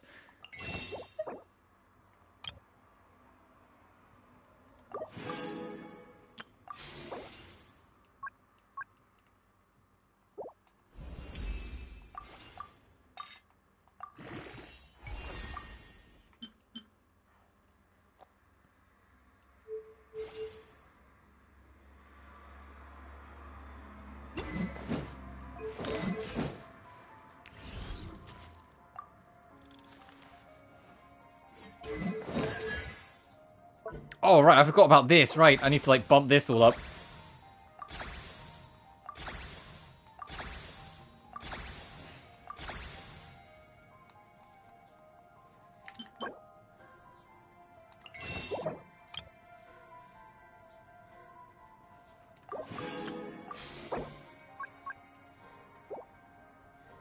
I know I have enough. I'll sort that out later.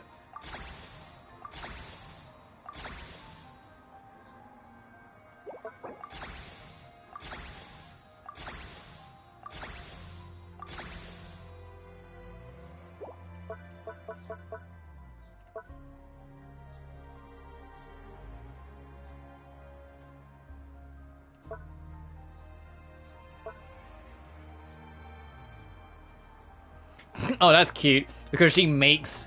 and she's built all the Catherines. When Sandrone's in your party, you get an additional snack reward after turning in your commissions with Catherine. That's actually... Alright.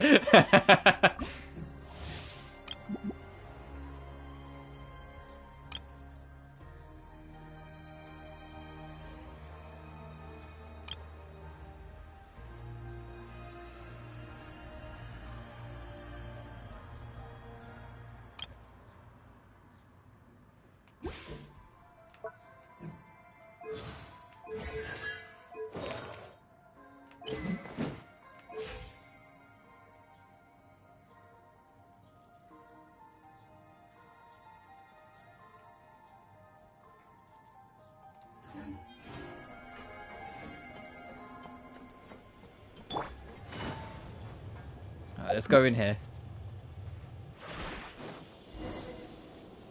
Into the underground space. Look! There's an escape pod!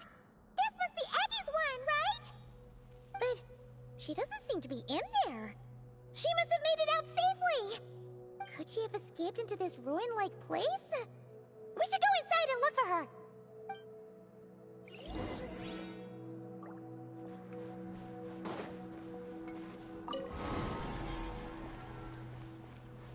Take it easy.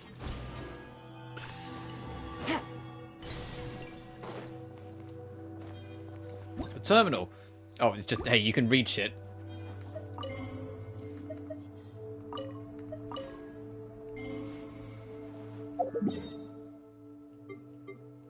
Oh, is that how you get access to this then? Okay.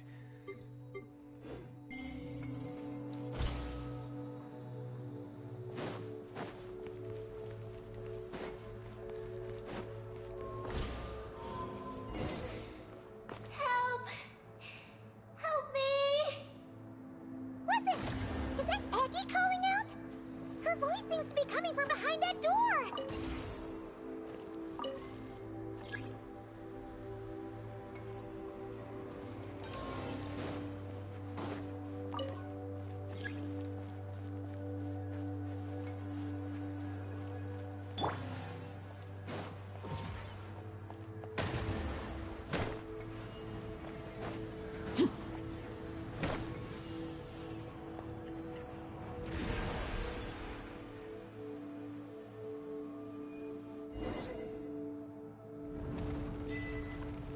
An unconventional path.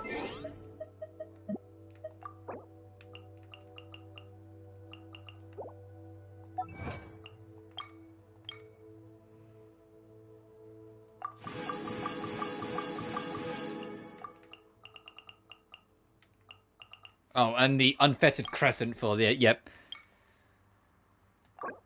Oh, that looks very nice.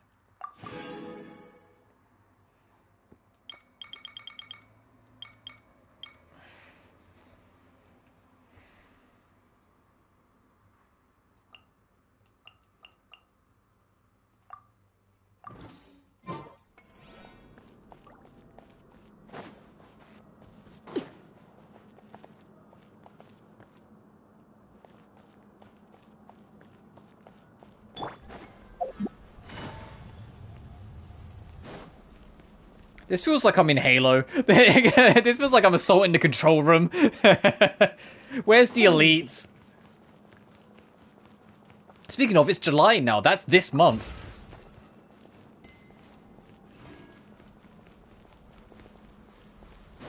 We got a lot of fun this month. We got this to start with.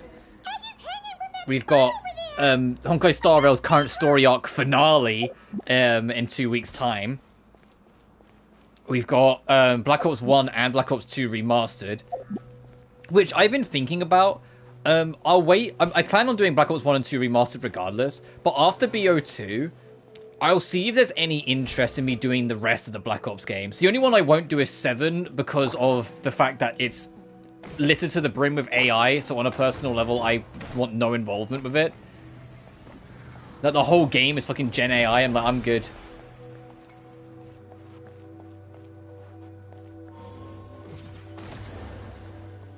But, 3, Cold War, and Black Ops 6, like, if there's interest, I'll cover them. Like, Black Ops 6 is on sale. I'm like, I nabbed it 'cause it was on sale for, like, dirt cheap. And I was like, sure, just in case end of the mine takes. Oh, here we go. I was gonna say, where's the other thing?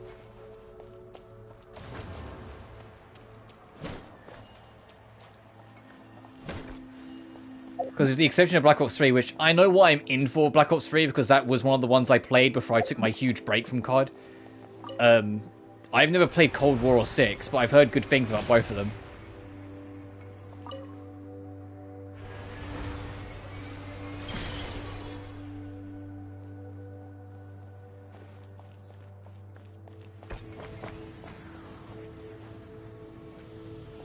But we'll see how I feel as well. Black Ops 1 Veteran, I remember... Which game is Gen AI? Black Ops 7. Black Ops 7, 99% of that game is, it's like ChatGTP wrote it. GPT, whichever way around it is.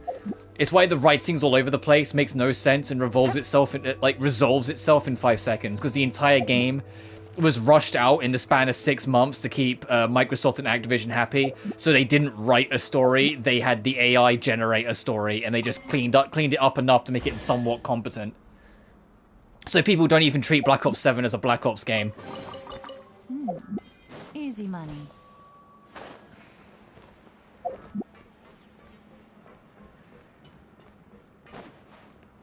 The only redeeming feature of Black Ops 7 is that people seem to really fuck with the new zombies that's in it. But I haven't been in the zombies community much at all since Black Ops 4.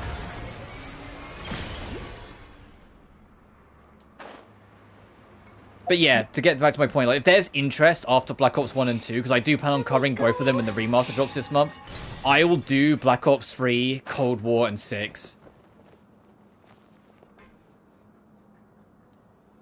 Sure, Black Ops game, yeah. Well, there's nonsensical, and then there's broken nonsensical. There's nonsensical deliberate in its writing, and then it's just, it doesn't fucking work. And that's, like, BO7. From everything I've seen.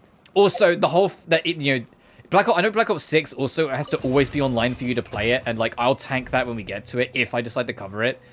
But Black Ops 7, not only is it always online, it's an only co-op campaign. So you have to turn off squad fill and put yourself in a private server just to play it on your own. And I'm like, I don't want to fucking deal with that. Just let me play the game. How do I get this chest? I'm looking for like something obvious. Oh, like an enemy just appearing. Receive my blessing for the everlasting surge. Quietly now. Where it's the problem of having some subsequential releases and putting it on the same team. A chest full of valuables. Finding out 12 fucking dev teams were involved in Black Ops 7 is all you need to know about how much of a mess that game became. Just because, like, for some reason, Activision and Microsoft decided that making Treyarch make 2 games in a row was going to be a good idea. You know, immediately following Modern Warfare 2 reboot into Modern Warfare 3 reboot also not being a good idea. How do I get you to dislodge this? And Modern Warfare 3 being treated as horrendous.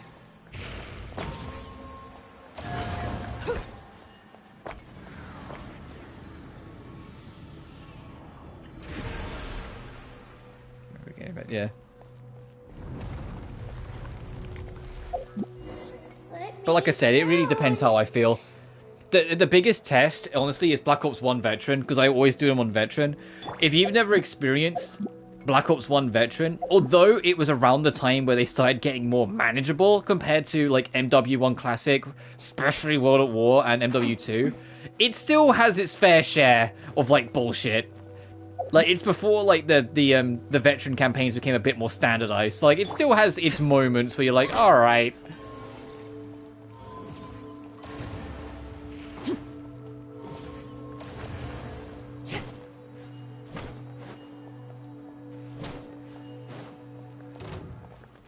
Yeah, what? The numbers, Mason.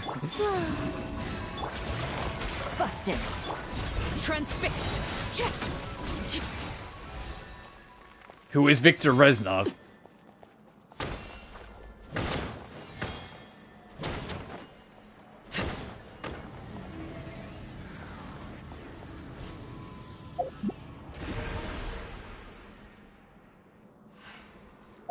Oh, I can't remember all 3 of their names. It's something Krevchenko, Steiner, all must die. That's like the brainwashing in Mason. That got overwritten by Reznov, just so he wouldn't kill the president. He would instead try and kill the 3 Russians. Adler is peak. I've heard Adler's in Cold War and 6, isn't he? I've heard that like Adler's like a really interesting character.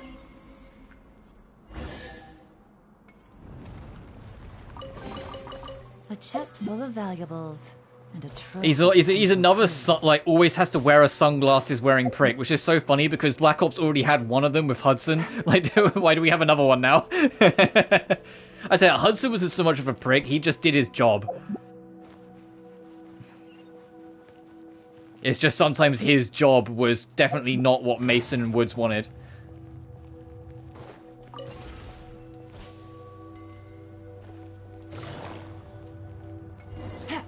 Also, with Black Ops 2 Veteran... Also, it was Adler in Cold War. Oh, that's interesting. When it gets to Black Ops 2's Veteran campaign, I will do the true ending. Oh, I say that. Black Ops 7 kind of abuses Black Ops 2's story to write its story, because once again, ChatGPT. So, like, nothing works and nothing makes sense. Because everyone lives. according to Black Ops 7's version of Black Ops 2, which is physically impossible. It's you. Hudson and Karma can't both be alive. Hudson dying results in Karma living. Hudson living results in Karma dying. I don't know. So both of them being in Black Ops 7 literally completely dismantles Black Ops 2. Once again, which is because, once again, it was written by AI, so it didn't check this that any human would check. It's at the entrance. It has information. Oh, is that the thingamajig we saw on our way in? Let's go find it. I'm also hoping in the remaster there is a streamer mode / turn off licensed music mode that they've added in the remaster. Because I would like to have those streams up, but Black Ops 1, like with music, and Black Ops 1 and 2, there's definitely some licensed songs that squeeze in here and there, and it would be nice to be able to just like cover them, have them on the channel, and not worry about that. But we'll see. Is this the terminal you were talking about, Eggy? Because I still remember the Black Ops 2 routing to get the good ending. You have to not shoot Krevchenko in Mission 3. You have to find the CIA documents in Mission 4. You need to listen to all the, or record all of the dialogue from Menendez in 5. Then after that, I think, other than doing all the strike missions, which is just a pain in the ass, shoot Mason in the, or who you think is Menendez, but it's Mason, in the leg instead of in the head. Try not to get Hudson's face burnt, but you will have to kill Hudson later because it saves Karma. Oh yeah, make sure you actually save Karma. If you fuck it up, you get an extra strike mission. So I have to remember to bring a sniper rifle for the Karma mission. But yeah, you have to shoot Harper. You can't try and shoot Menendez because you need your mole to stay alive. And then when you play as Menendez and you're storming the ship, you shoot the commander in the leg, not the head. And then capture Menendez at the final mission. Don't kill him. Because his death will signal a message out to basically like his sleeper agents, I think it is, that will cause more trouble than it's worth, so he needs to stay alive. And if he stays alive, he'll activate his, computer virus to hijack all the systems. But if you've kept Karma alive, she will notice and deactivate it, so Menendez just loses. Which is what ends up making it the best ending, because Mason lives, Karma lives, and Menendez is stopped. Anything else in that combination starts to really crumble apart, like what does and doesn't work out.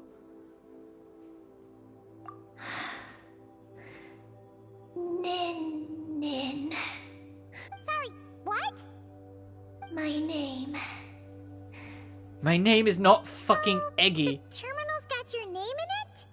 And you're called Ninin? The moon's power can record information. It is. And then after Black Ops 2, we have the fucking Jacob's Web that is Black Ops 3. Black Ops 4 doesn't have a story, and then it would be Cold War and 6. Then, do you know what this place is? It's an energy generation station. Used to produce and store energy. It was a shame because Black Ops 4 was a kind of fun game, but, because it's a Call of Duty game and it's not its launch year anymore, it's the one that's probably suffered the most because it didn't have much offline content. The passage of time has made Black Ops 4 basically a worthless purchase, so you shouldn't bother. Because you're only really getting it for nostalgia. If you can find a single game of Blackout, you won't. Or zombies, because if you play a multiplayer, you're at risk of dealing with hackers. Well, at least on PC. On console, you might get a little luckier.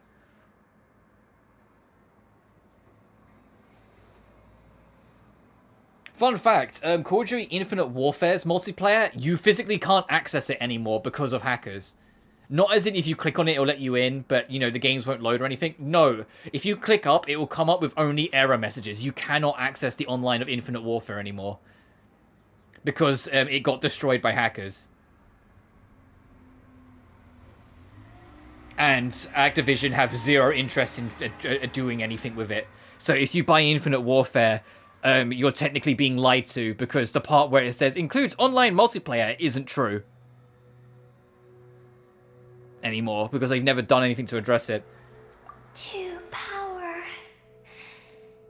the Eye of Imni Bellum. And before anyone asks, just because I'm taking interest in doing the Black Ops games does not mean I'm going to do the rest of the Infinity Ward games. The only other Infinity Ward game I'll entertain is if they actually remaster 2011's Modern Warfare 3. Because I might as well complete the trilogy since I covered 1 and 2. But I fucking hate Ghosts, and I've no real interest in Infinite Warfare. That's so cool! What about the 3 shorter towers? And I'm not particularly interested in the reboot. I liked Reboot Modern Warfare 1, but like, that's it. That doesn't mean I want to cover it. We're inside one of them right now.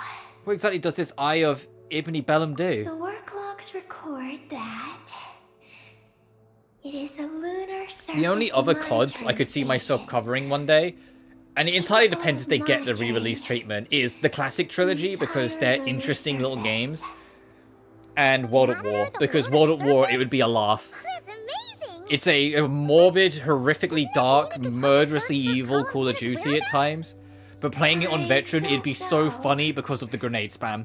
Like, we would have a laugh at just how many grenades land on my lap as I go through the game. Heart of the Reich would be such a, like, pain in the arse mission, but we'd get through it. It's like we're taking a little trip there, then. We've already activated this one. That means we still have to deal with the other 2, right? No problem. We've done this kind of thing tons of times. Come on, Eggy, let's go! Not Eggy. I'm Ninin. You can be both. No, Paimon, respect the name. Alright. So, you're Ninin, aka Eggy. Does that work? I'm just Ninin. Yeah, Paimon, respect the fucking name. In the middle here, would you? No, Paimon, fucking call her by name. Into this wasteland where there's not a single restaurant in sight. Do you still want your snacks or not? Paimon, you're just being a dick. Alright. I'm Ninin, aka Aggie. So what was that about snacks? That's between Paimon and Ninin. Come on! Oh, so now you respect her fucking name?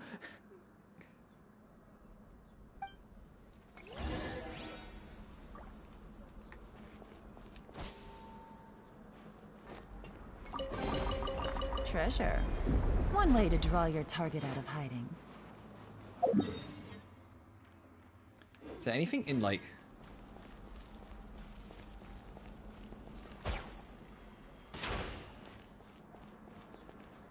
Okay, that's a boundary. Got it. That's why I wanted to check. Like, can I actually do anything with this, or are these just boundaries? But yeah, no.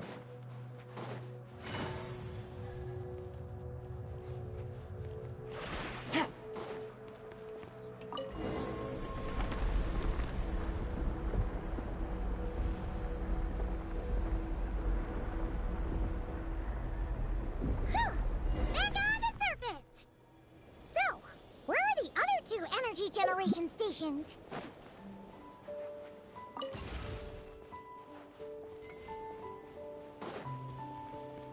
Search for the other stations.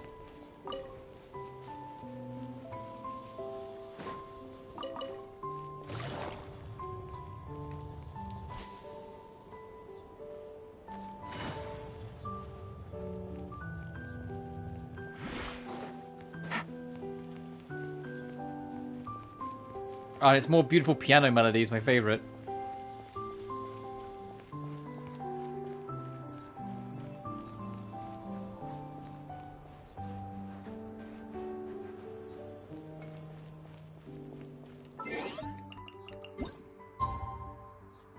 Oh, I'm waiting to check. It's like, is there like an actual day and night cycle here, or is it like not?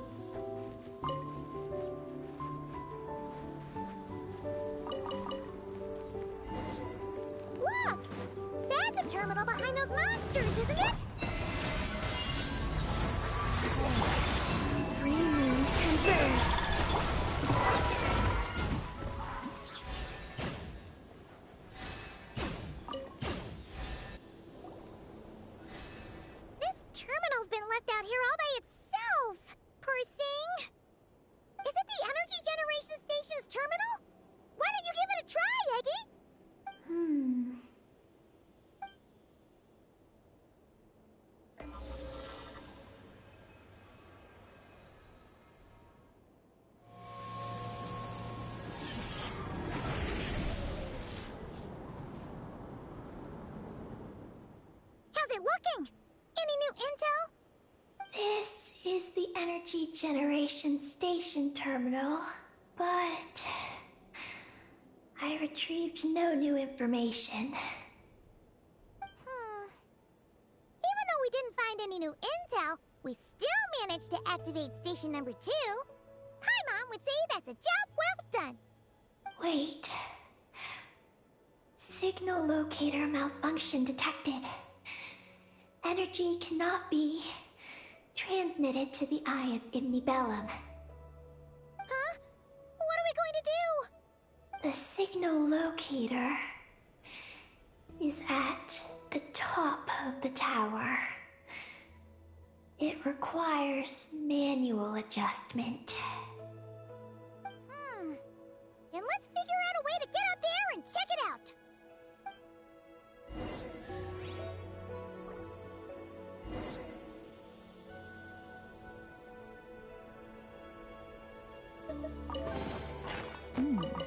Easy money.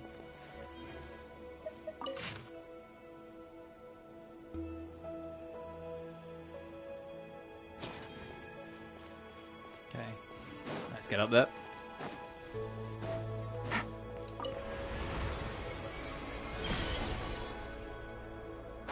Oh fuck! We did this. Right, okay. So I was just too ahead of myself. Got it.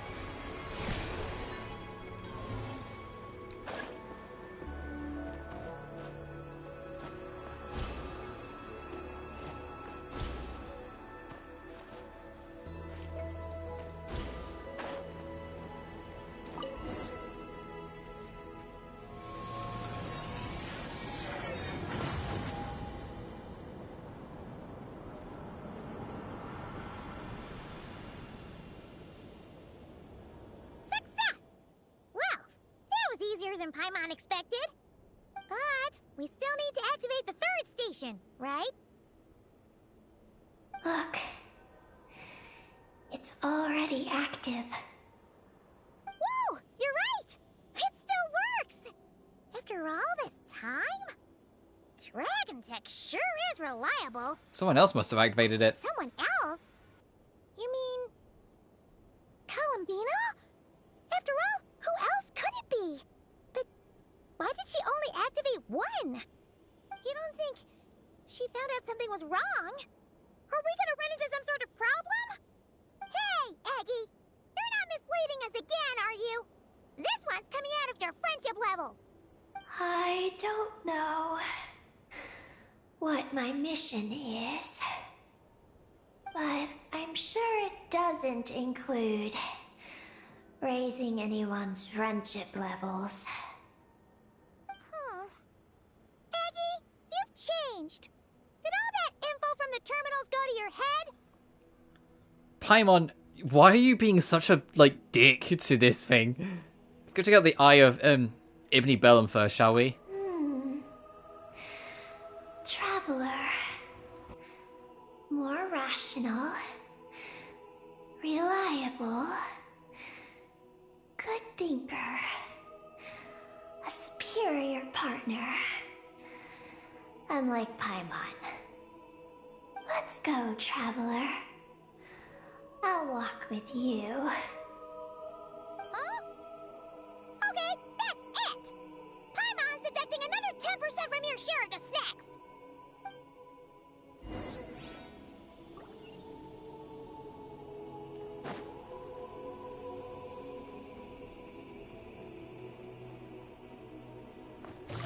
It's so weird not having to worry about full damage, because it does, barely anything.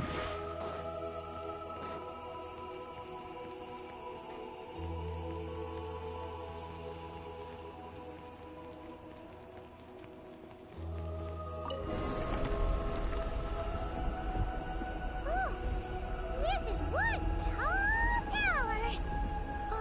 Don't look down! Don't look! What are you afraid of? You can fly, can't you? Paimon's just worried about the Traveler, that's all.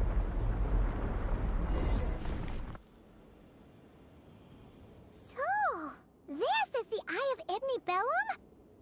It definitely feels like a special place.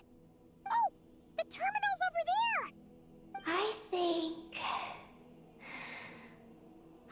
get some useful information.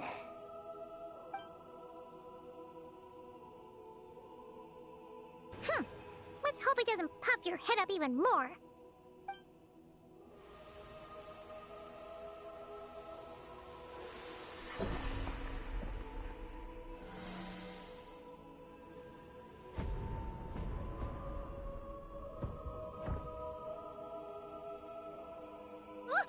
What just happened?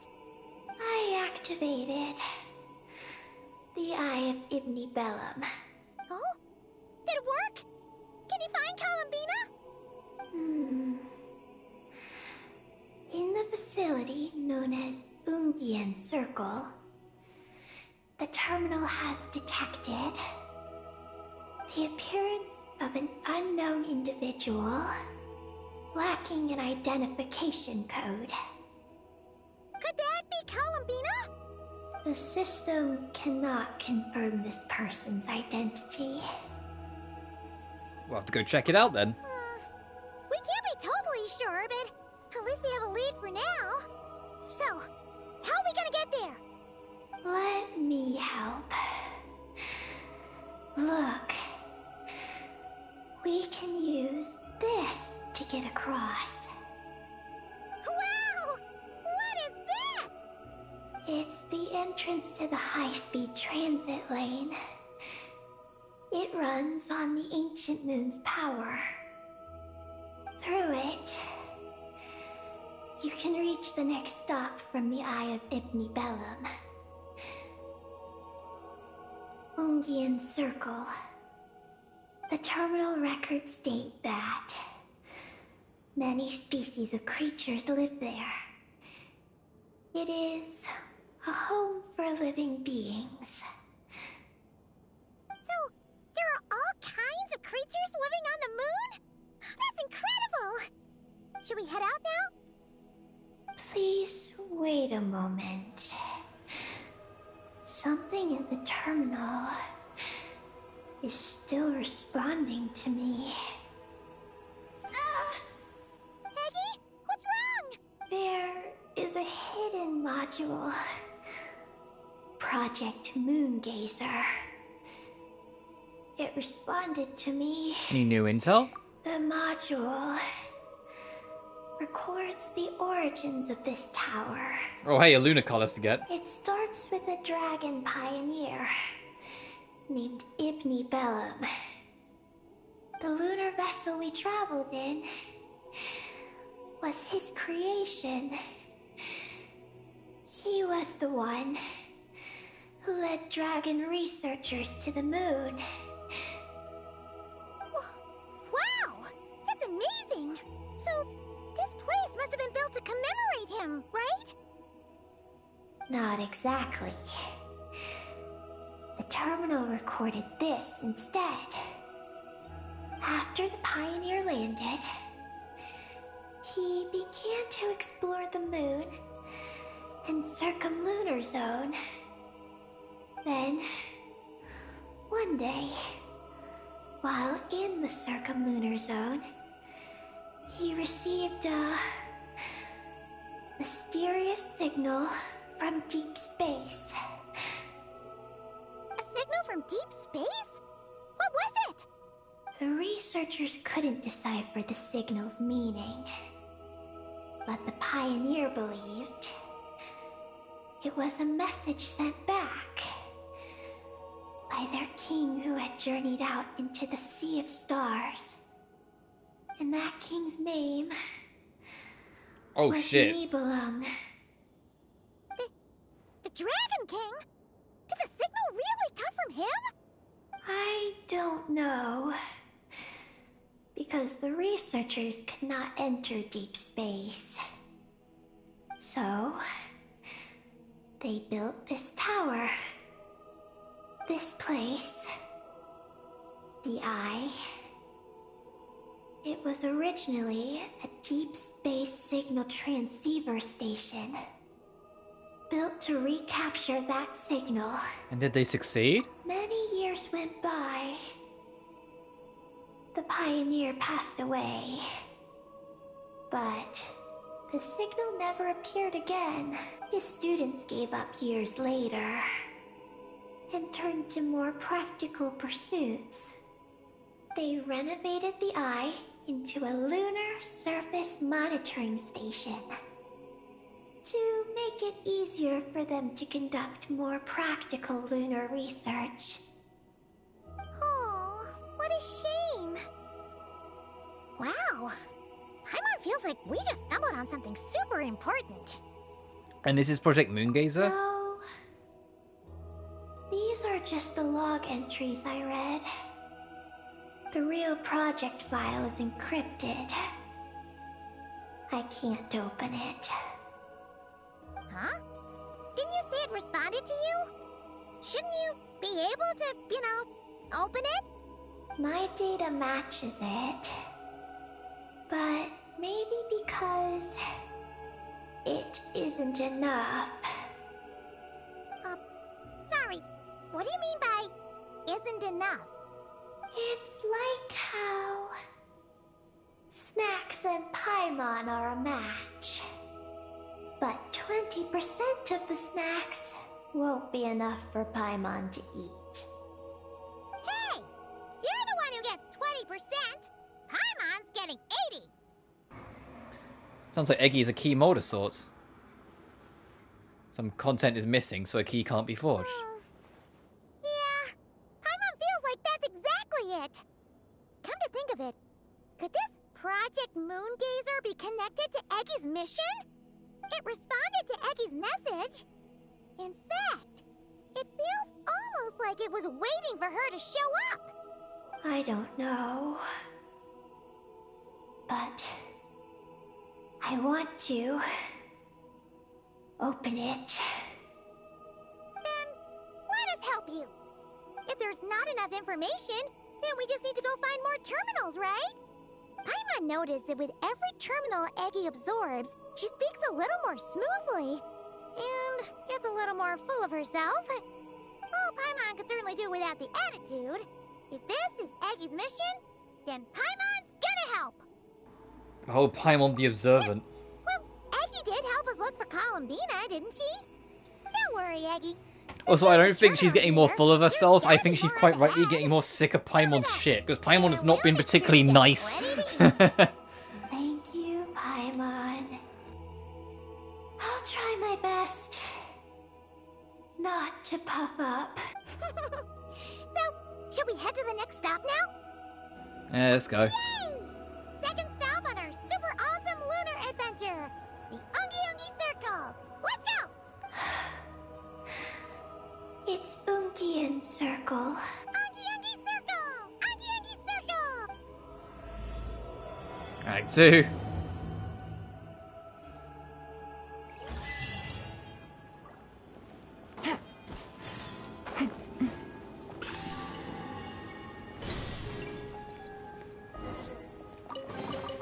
Is this an answer from this world?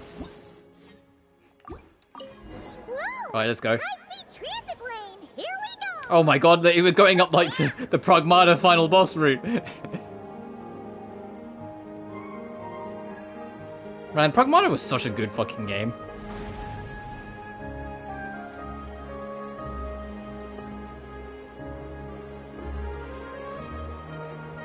Huh? What's that huge thing in the distance? It looks like a giant Kuhenki. It looks like fucking Rayquaza. Mega Kuhenki? Eggy? Do you know what that is? Perhaps it's some variant species created by Ungian Circle. Yeah, it's going over to disrupt Kyogre and Groudon from their bullshit again. Yes. You guys see that? Is that an antenna sticking up over there? It's so tall. It reaches all the way past the sky. Looks like it all starts from that crater thing over there. That's Ungian Circle. The home of life. Looks mighty empty for a home of life. That is because Paimon's eyes have been deceived. You'll see once we're inside.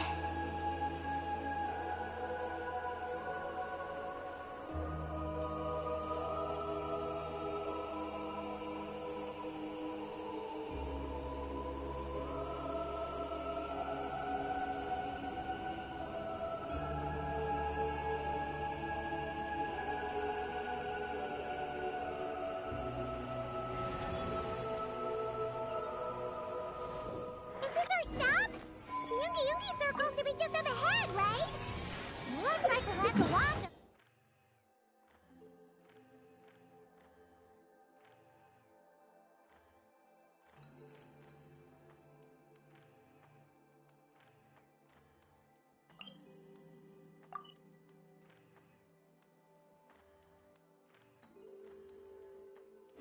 Rest of the way ourselves.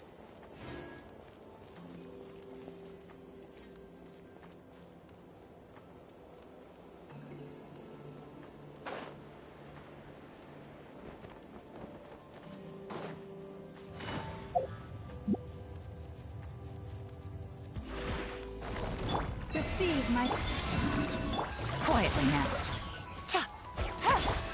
Laid bare.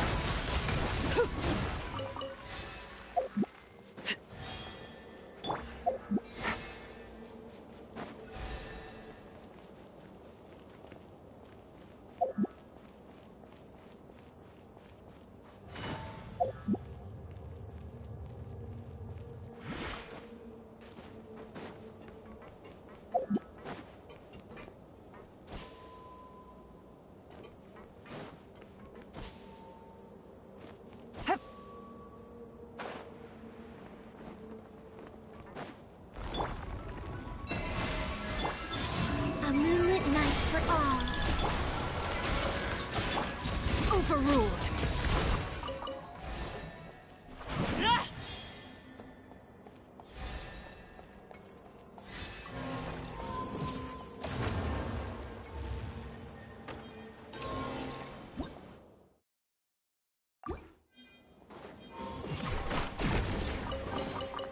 An impressive bounty.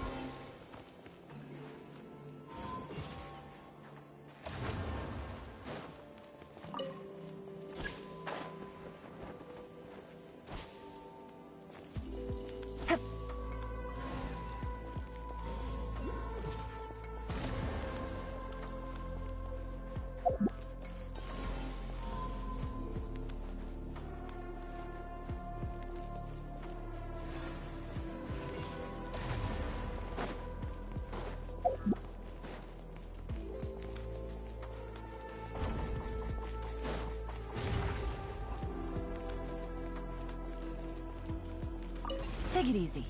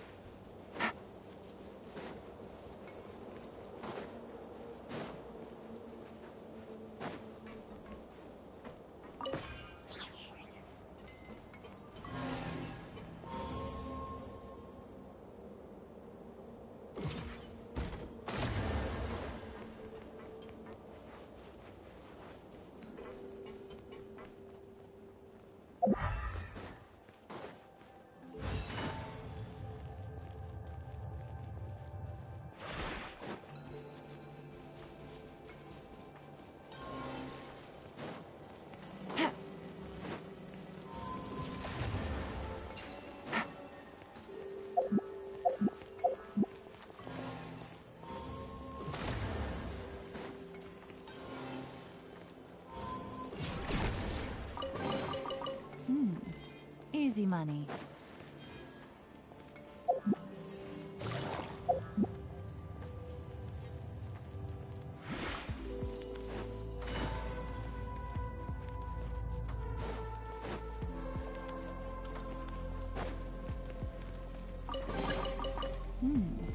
Easy money.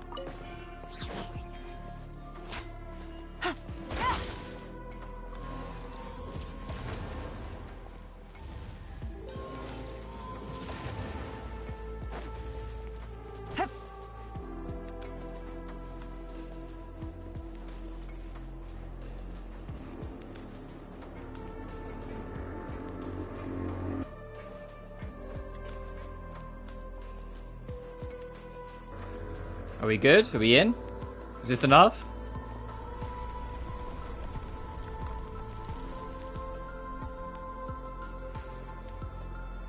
Alright, didn't want to lift the door all the way, just enough to squeeze in, huh? Alright.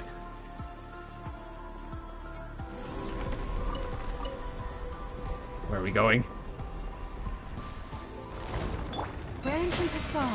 These guys kind of remind me of, like, I know I've got Halo on the mind, but they kind of remind me of the Sentinels.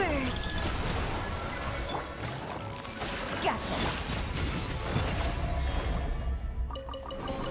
An impressive bounty. No, I didn't want to click the fucking lift. I was trying to pick up the loot. God dang it.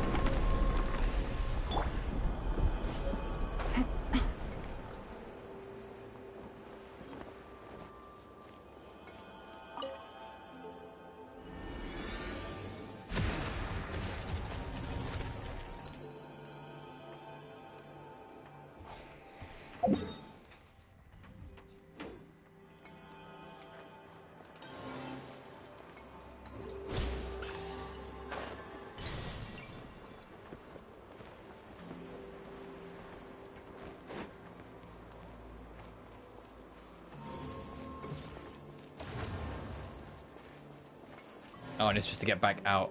So how do I get them to do this?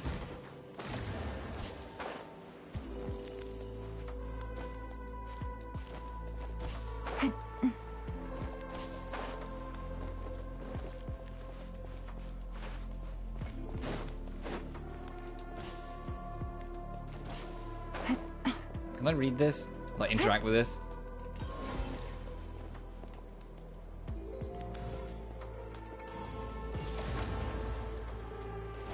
I don't know. I'm going to take a quick bathroom break before we carry on, though. Like, proceed onwards, so BRB.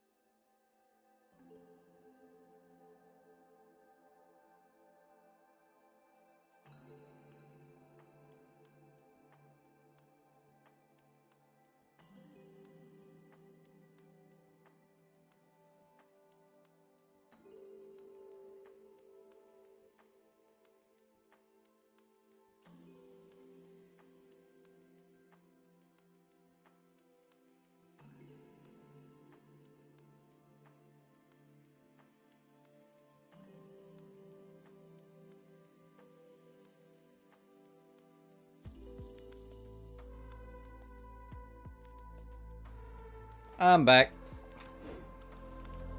Take it easy. I don't think there's anything else on there. I think this is just the other bridge. Yeah.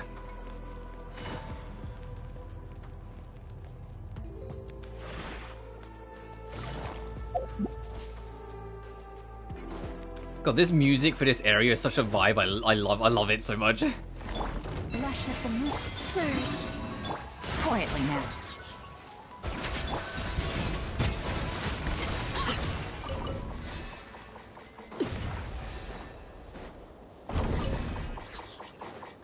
Oh, that's a bomb. Oh.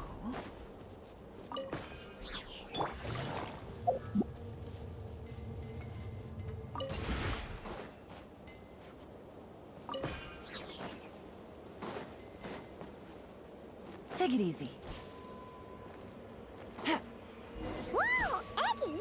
There's someone here who looks just like you! Except, she's wearing a hat. You don't happen to know each other, do you? You know what? Let's go help her. Quick! Alright, Paimon. Are you gonna be less of a dick now?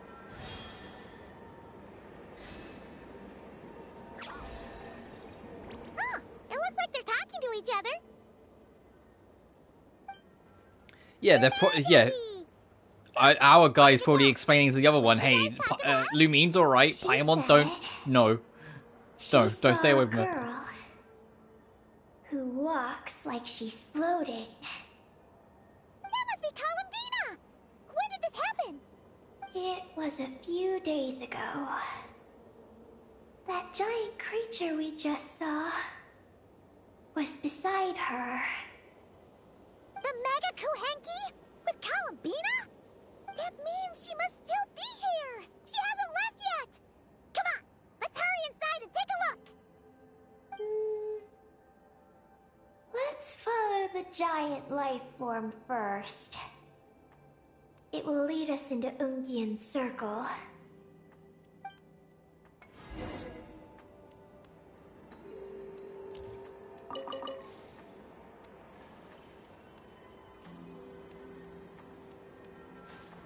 Sorry, 1 second.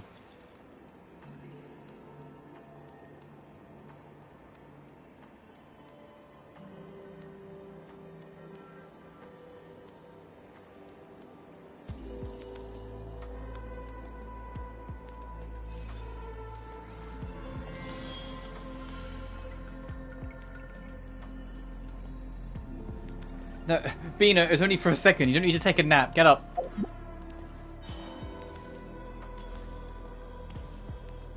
I say that. Columbina's idle animation where she just kind of like naps on the moon-shaped chair, and her Kuhenki comes over and like rocks her is very cute.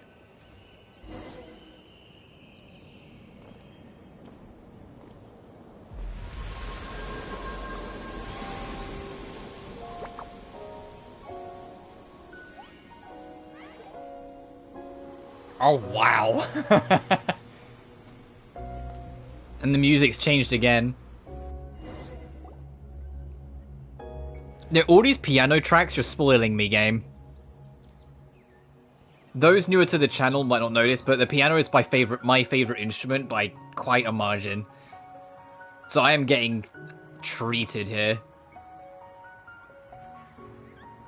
Whoa! Paimon suddenly felt like a ton of bricks the moment she flew in here. Oh, we got a gravitational pull again? This place sure is pretty. There's even other Kuhenki like Eggy here. It's teeming with way more life than Paimon thought. Yes. Ungyen's circle is the realm of life. But why couldn't we see them from the outside? This place doesn't look like it's formed naturally. Someone built this place? Was it that Ungi guy? We'll probably find out if we find that terminal. We should follow them. Oh! Eggy's buddies are leading the way! Quick, after them! Time out of joint.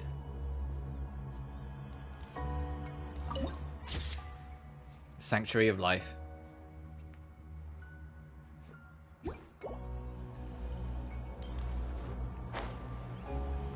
Oh yeah, right, I have a normal jump again.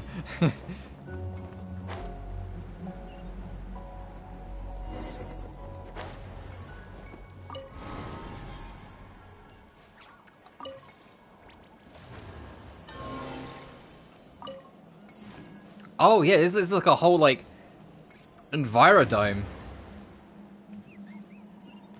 Look! The terminal's over there! But what are all those things surrounding it? Looks like they sealed out the terminal. Let's try clearing them out! Oh, this thing's immune to water. Okay. Arlecchino it is.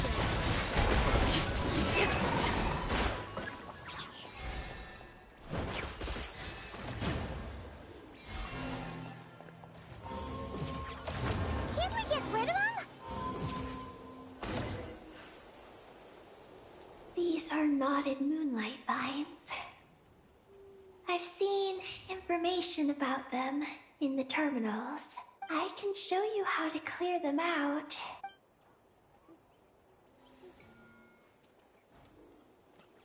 Huh? What did you do, Eggy? Kavaki. Oh, right, okay. Let's try that again.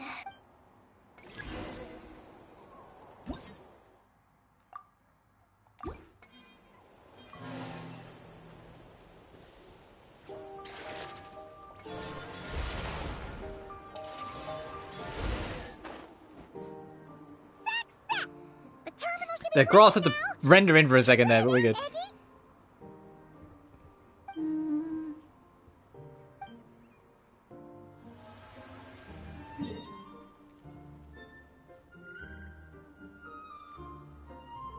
Oh, this is a big ass area in of itself. And I'll warp to the next areas in the top activated right. the terminal, but much of the data is missing. Huh? Did those vines from earlier break something? Knotted moonlight vines. They grow in places where the ancient moon's power has been thrown into turmoil. Perhaps that's why. Is there any useful information? There's a damaged engineering blueprint here. Okay. Oh!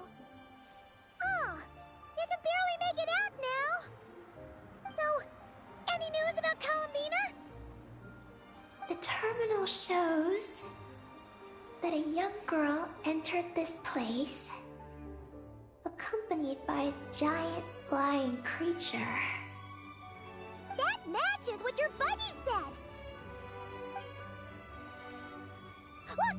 There's that Mega Koheki again! And it's flying up that big tree! Odds are that Let's Confina's hope over there you're then. right. Come on! Next up, that tree!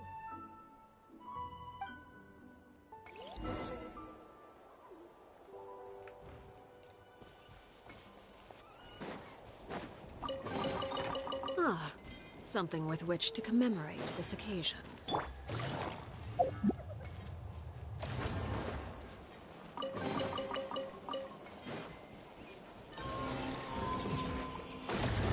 Receive my... Gotcha! Busted!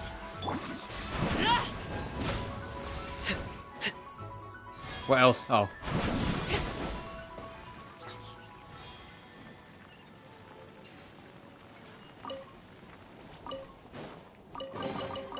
An impressive bounty. How am I doing on gems?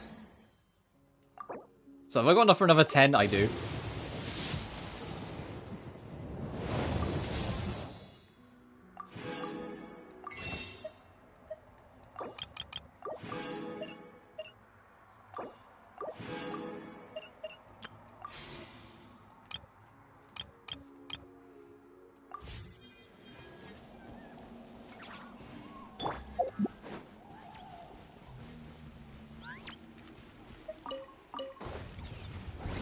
Gotcha!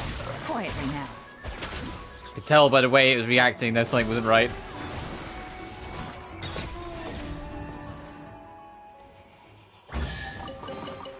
They call this a pleasant surprise, right?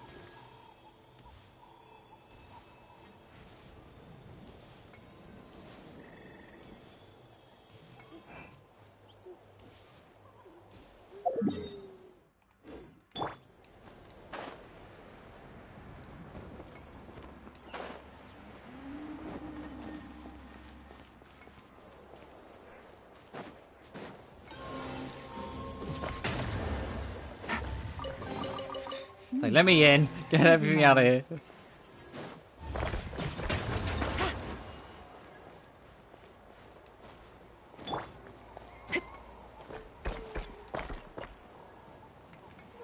Help. Help.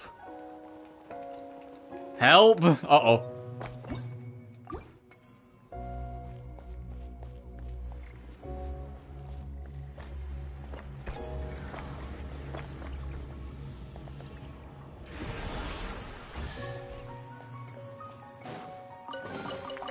An impressive bounty.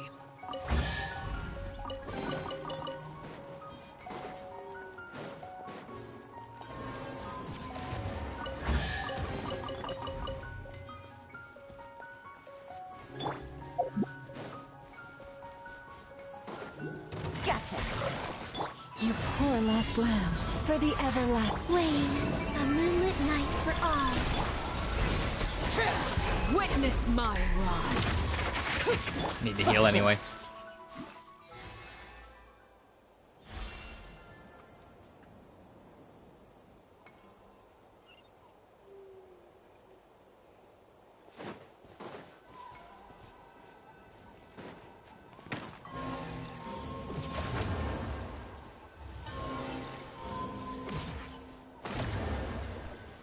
Take it easy.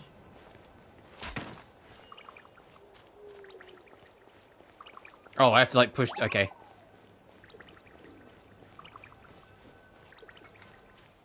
Close enough.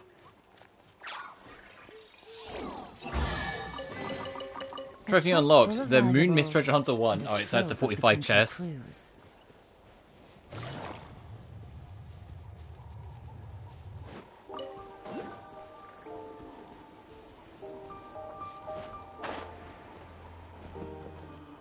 Man, so this has been the reason why, like, the map expansions in Nodcry have all been kind of, like, whatever.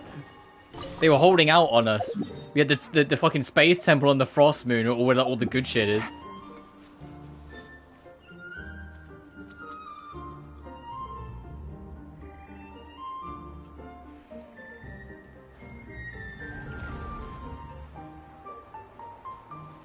Take it easy.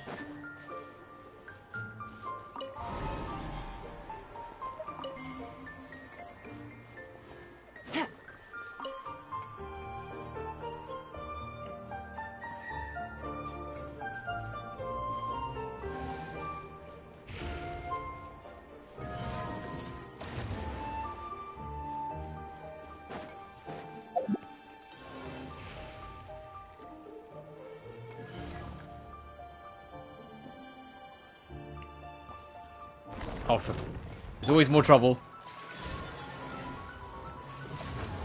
Branch into quietly now. Transfixed. Go with your friends. Oh, thank you. An impressive bounty.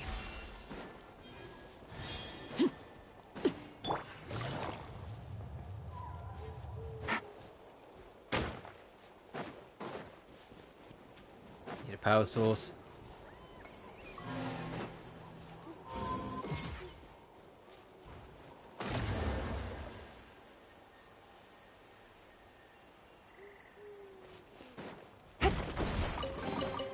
Treasure. Where are you off to? One way to draw your target out of hiding.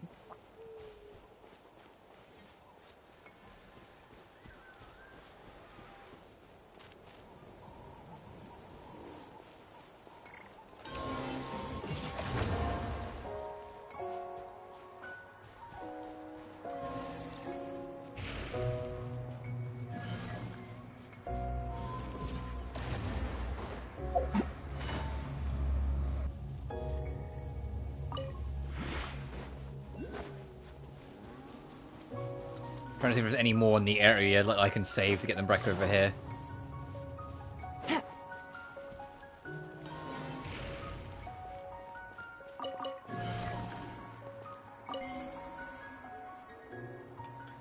Activated, please proceed to the emergency passage for maintenance.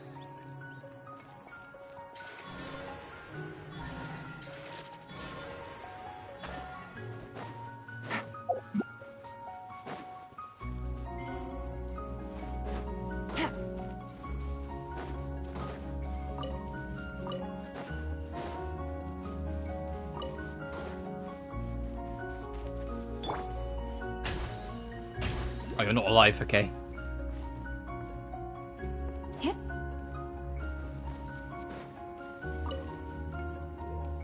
Oh, now you're alive. Okay, Mr. Marble went, wait a minute. Wayne, 3 moons converge. Treasure. One way to draw your target out of hiding.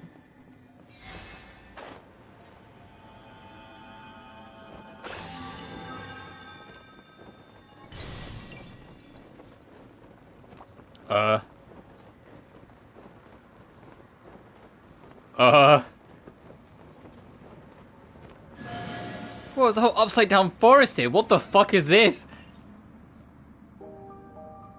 That Kureki's been captured.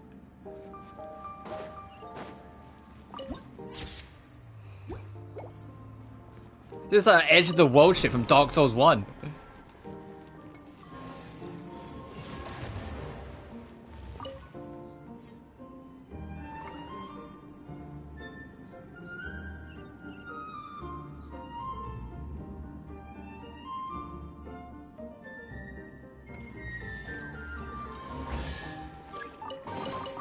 A chest full of valuables.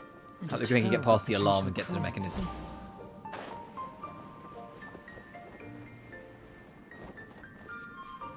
This is cool. Freaky as shit, but cool.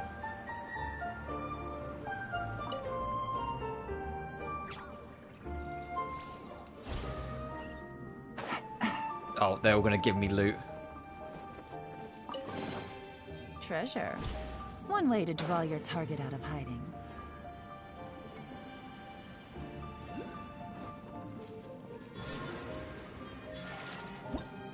Yeah, I kind of gathered at a glance how these work, game, but thanks.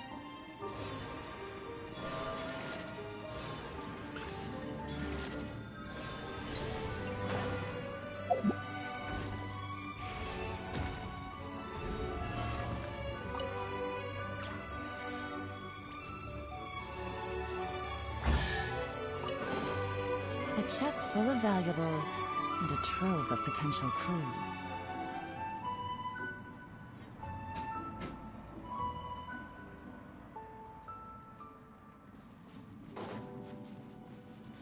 Take it easy.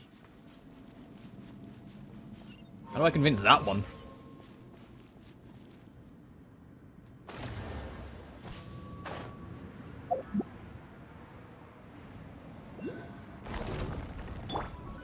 Receive my...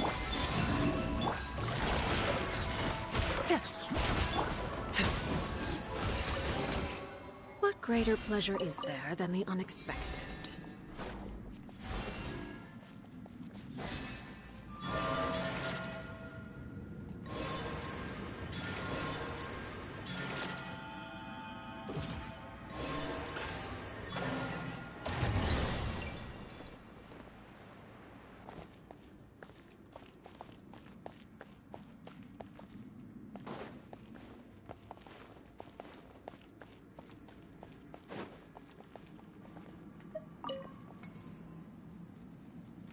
So the alarm, watch out. Uh-oh.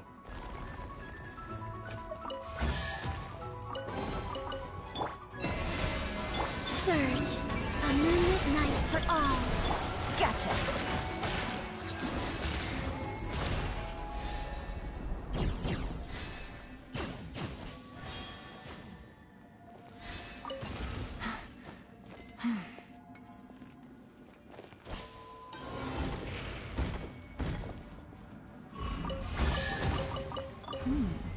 Easy money.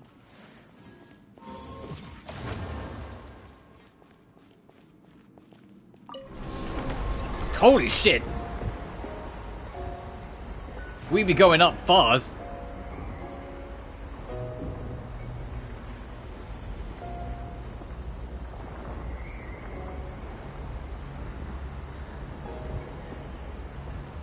Ooh, good roll. All right, maybe I'll take one more day off and knock out the rest of the work once I'm feeling up to it. That's how we save all the buddies.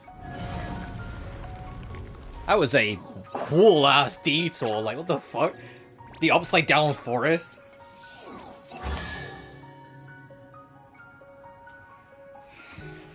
Are you gonna free the boar as well? Run, my pretty. You brought this on yourself.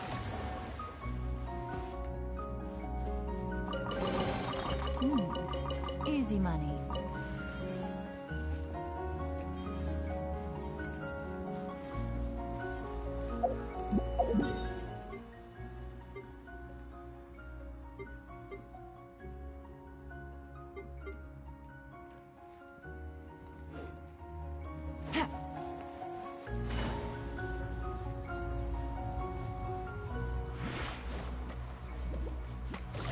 Busted.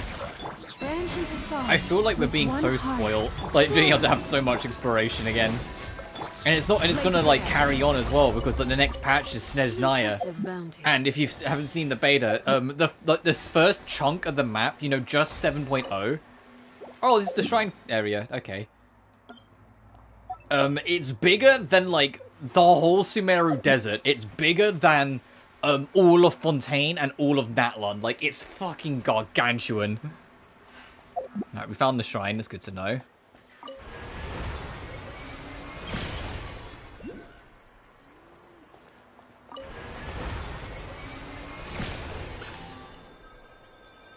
And that's just 0.0. So it'll be very exciting to see where it goes, like, as we go throughout the course of the next, like, year or so.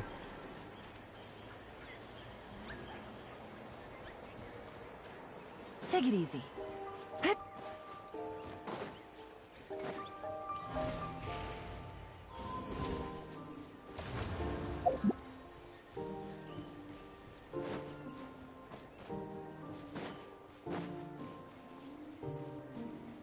Hey, no, leave the buddy alone.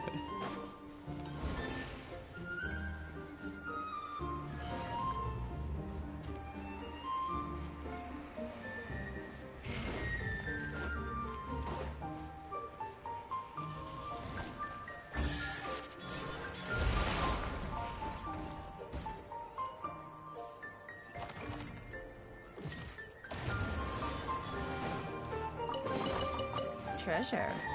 One way to draw your target out of hiding.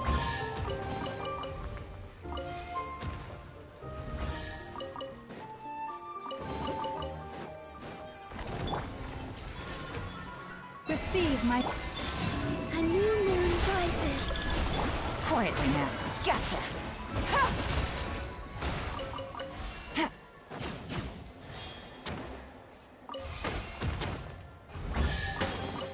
Yeah, I really don't see us doing the Fontaine event today, if you can believe it. I think we're going to be at this... Like, we've only done this zone and, like, started this zone. We're going to be here forever. We even got to, like, over here. Oh, my God. The Storm Research Center, the Golden Hall.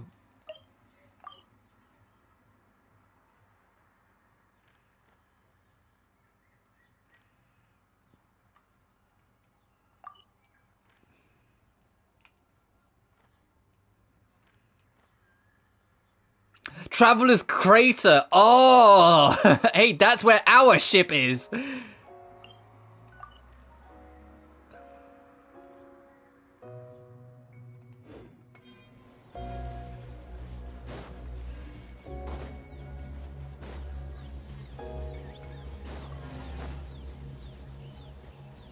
Take it easy. You know what this reminds me of the most? This is, like, giving me, like, huge nostalgia for, like, 3.0. That first stream of 3.0, where I just, like... It was, like, an 8-hour stream, and all I did was just basically run around and explore. Like, we barely touched the story. Because Sumeru was so fucking big, and it was so exciting.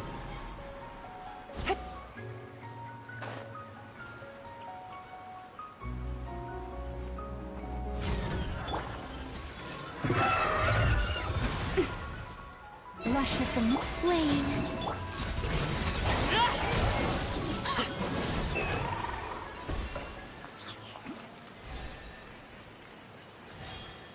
I'm burning to death. Can we get out of this cutscene, please? Thank you. Ah, something with which to commemorate this occasion.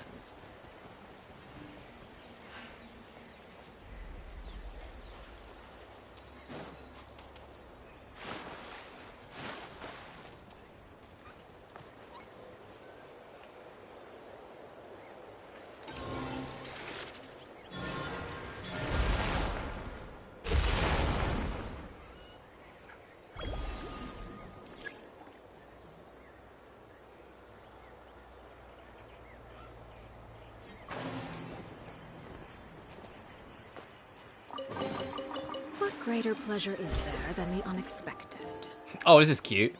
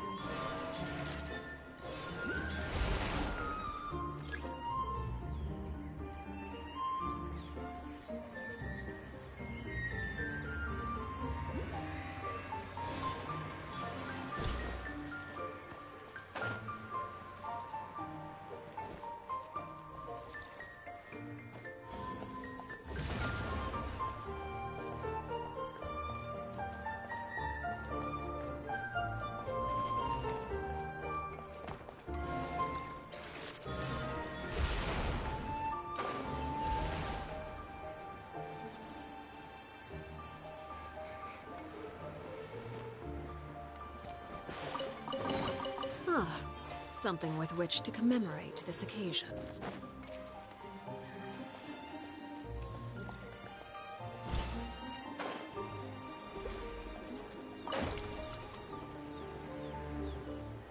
Oh, I'm not gonna make that. I'm not gonna make that. Go back, go back, go back, go back.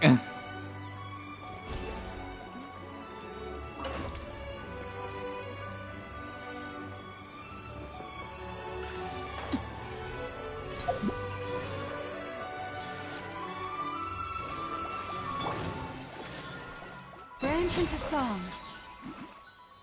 Oh, hey, I see another Lunacolus.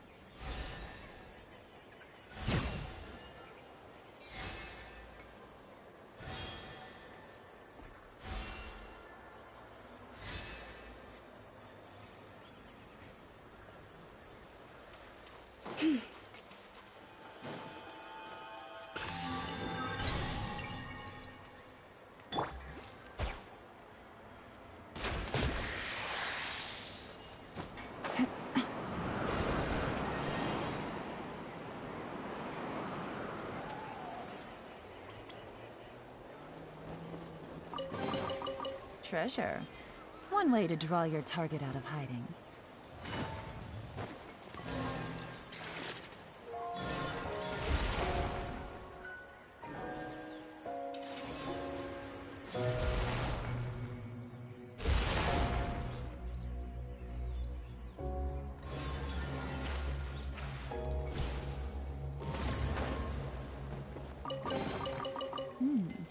Easy money.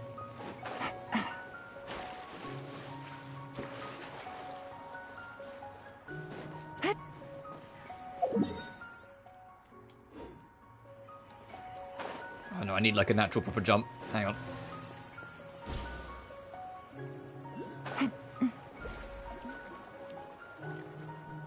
Oh, I see it.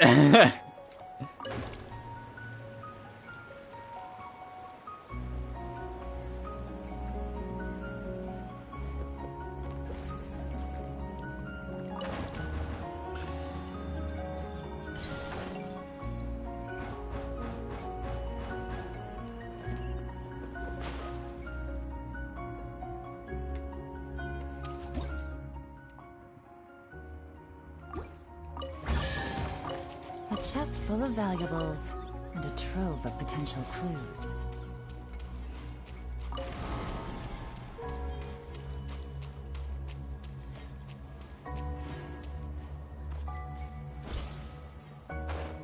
Oh, come on.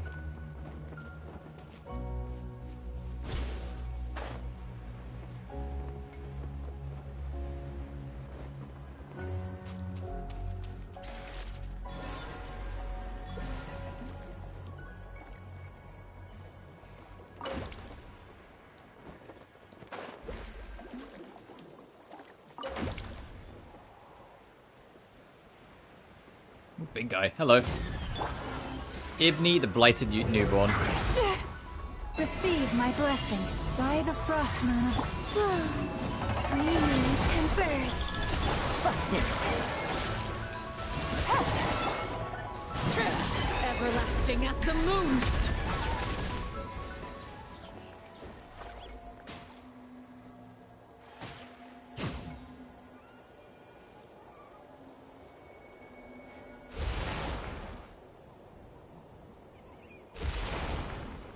Staring into my eyes is ill-advised. I can't promise you'll like what you see.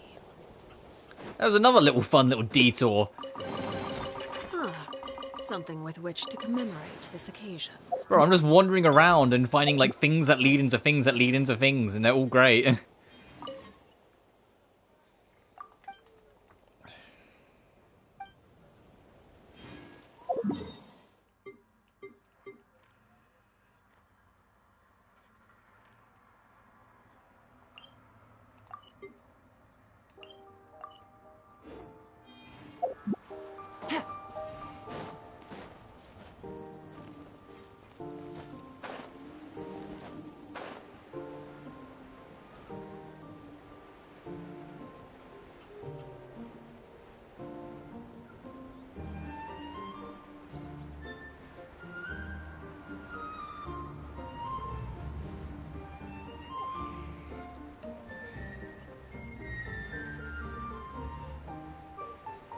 So I'm just kind of taking this opportunity to check over here.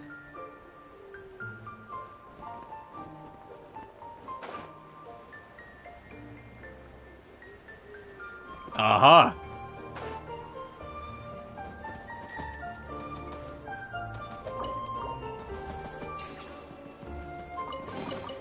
Treasure. One way to draw your target out of hiding.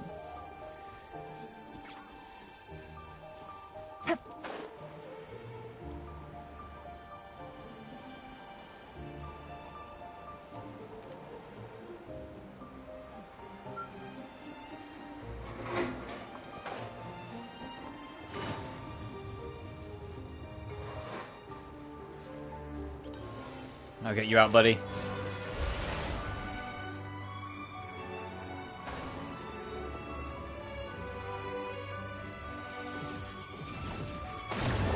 Oh, Jesus! Treasure. There's one way to get it open, just blow it up. Target out of hiding.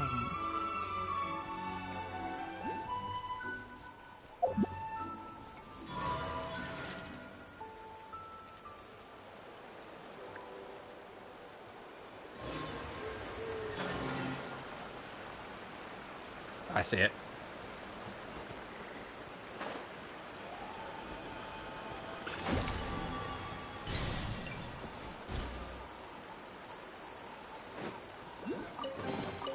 A chest full of valuables. Oh, you've made some friends. There's a lot of cats here.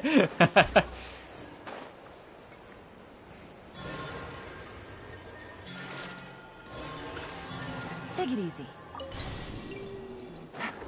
How many Lunacaluses am I on? 28. Actually, not as many as I thought. I need one more seal for this. Oh, no, these are two different ones. That's Ujien and that's Moontide. Okay.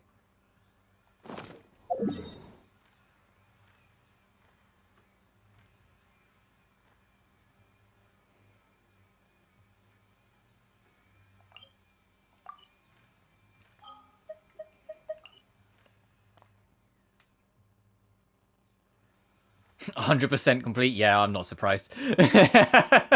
Yeah, okay.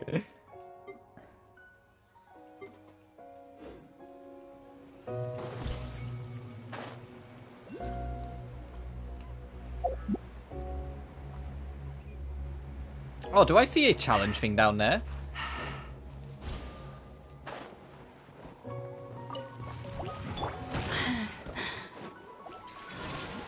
No!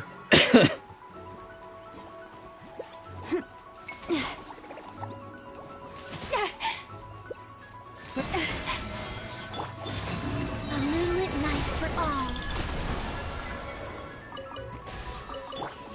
Overruled. Ah, something with which to commemorate this occasion. Below then?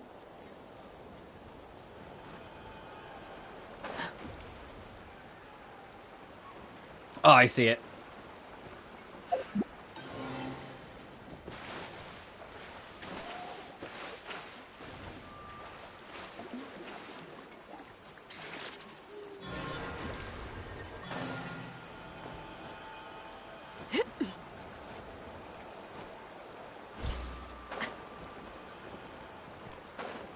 Okay, try again.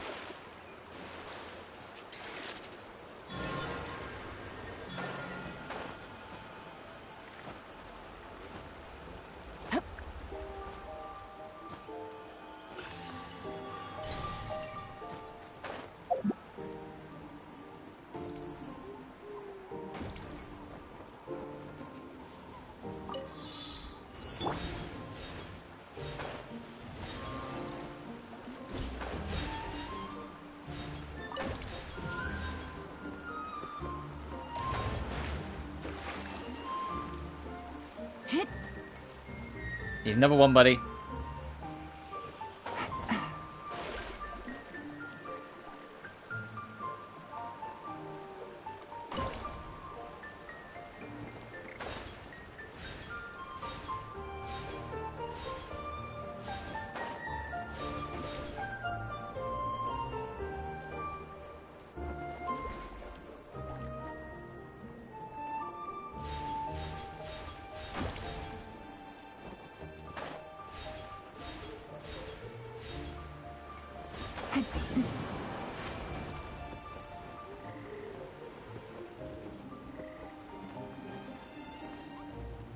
I mean, thanks for the blast of wind. I want the treasures first, though.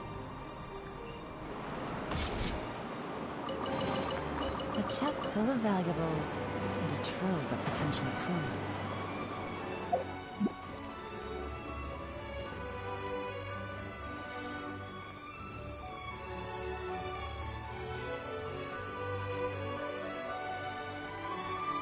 I see loot. More loot.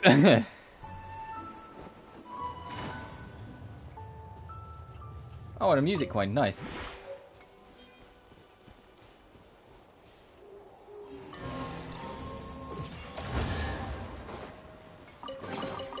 Treasure.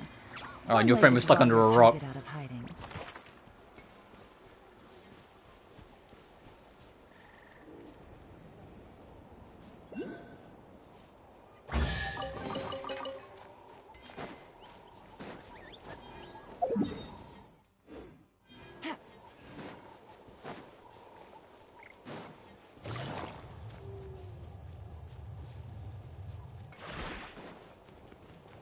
Need more buddies.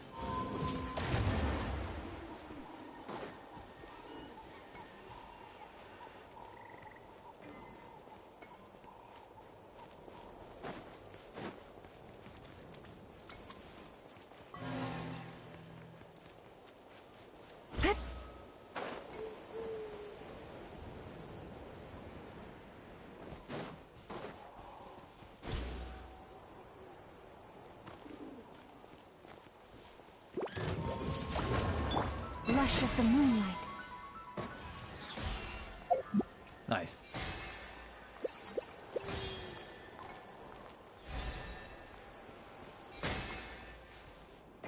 Melt this down.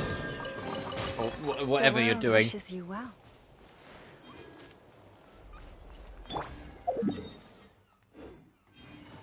What's this?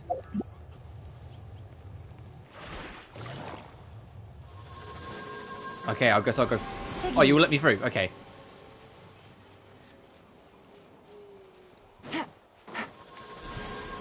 You fuck.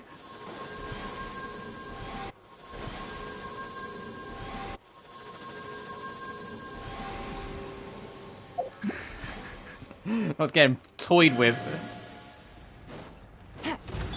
Leave this way. Gotcha. Laid bare.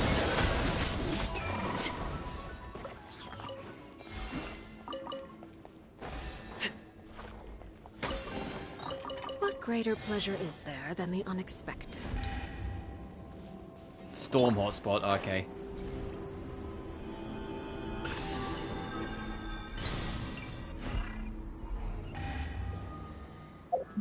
I got the thing. That's all that matters.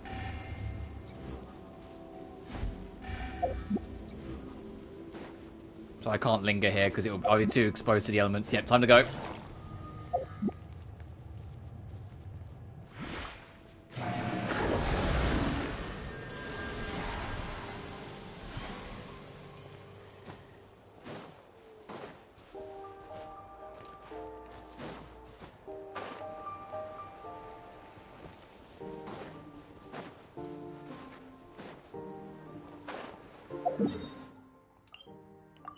Oh, there is an entrance. So maybe down here?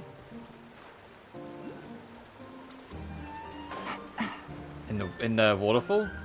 No. My stamina back, don't want to just drown in a puddle.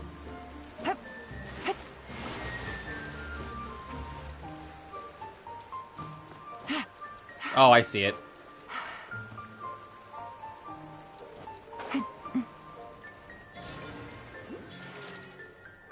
Jesus, look how many, like, of the lunar colossus are in the area.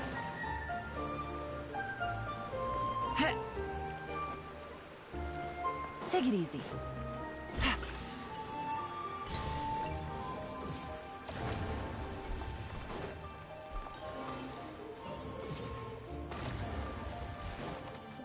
Excuse me, go en route. Marlis, you're here too? Didn't expect to run into you on the moon. So Columbina brought you here, right? She did say she'd take you to the moon for your exhibition. Right, speaking of the exhibition, where are your paintings? What's wrong? Don't tell me they're lost. How could that happen? We're on the moon! They couldn't have been stolen, right? Anyway, let's help Marlis look for them first. Maybe they got left somewhere nearby.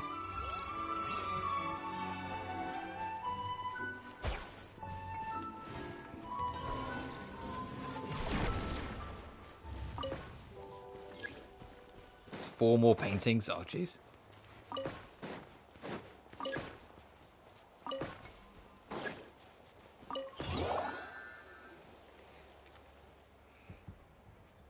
Look, we found all your paintings and brought them back. Thank us. We had to hand these paintings too, after all. Since when can you understand what Mars is saying, Paimon? Oh, come on. We've been to swimming hall together so many times already. It's not that surprising I start to get what she means, right? So what did Marlis say happened to the paintings? There'd be... But I'm going to try to interrupt. Marlis says maybe other Kuhenki stole them. Maybe those fancy transport thingies in the moon took them. Or maybe Columbina stole them. Hey, well, none of them are true. So it's just wild guessing. I think a foreign language isn't easy, you know? Paimon needs a good teacher. When the time comes, Paimon will get Columbina to teach her properly.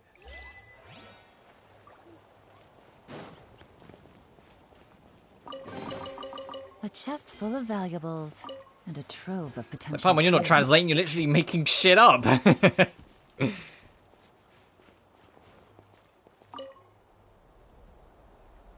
Oh, right. Yep.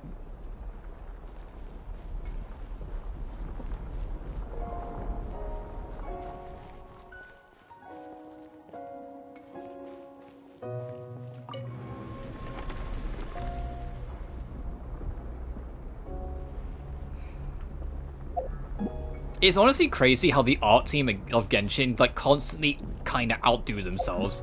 I am so dumbstruck at how beautiful and phenomenal all of this is. Like, I am constantly just like, man, no, they look at this, you know? Like, come on. And then with the music as well, it just feels so magical again. Like, the spirit of this game is still so strong.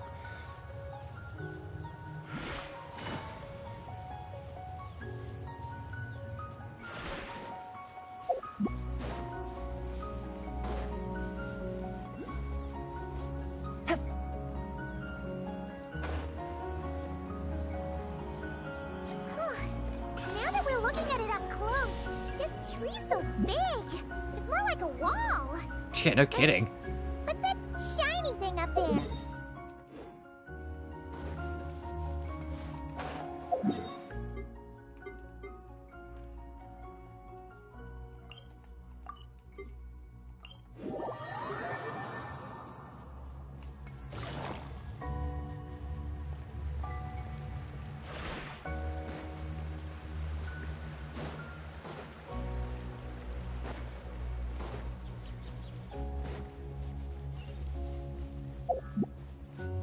Take it easy.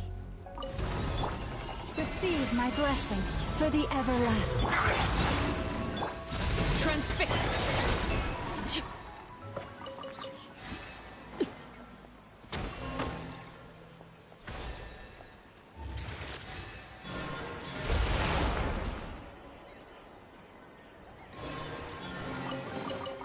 An impressive bounty.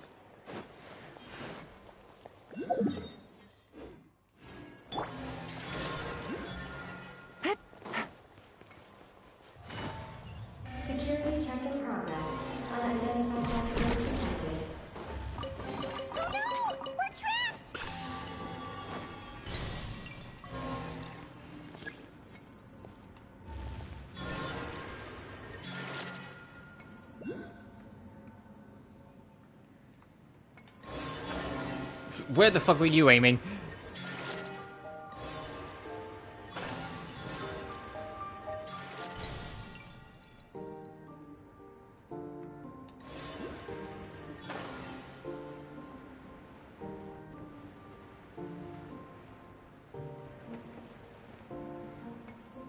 Is it below then? Where is the other Lunacalis that's here? Oh, okay, there we go.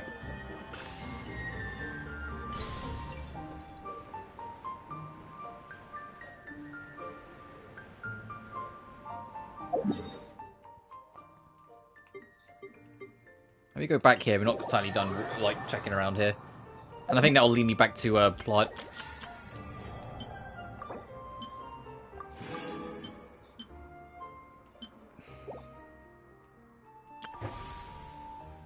Alright, the Witch's Revelation is just another side quest. Which is how you get, like, the new set of buffs. Which is also, for anyone curious, what this banner is about. All the 5 stars on this banner are buffed. Or have been buffed.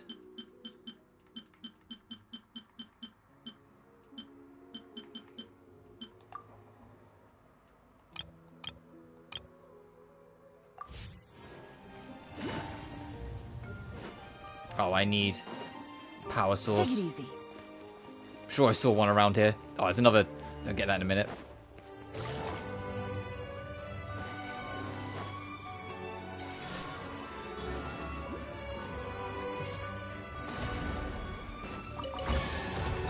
The chest.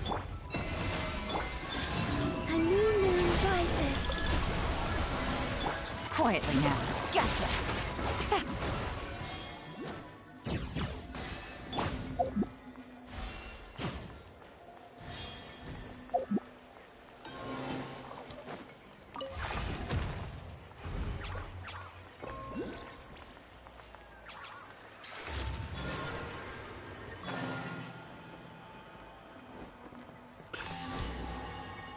Where's this going? Look! There's a door over there! You know what? Since this circles round to the entrance, I'll do more story. Let's go. I've fucked around in here for a minute now. Oh, looks like...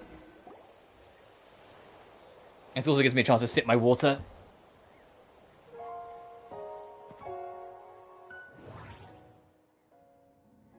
Ooh!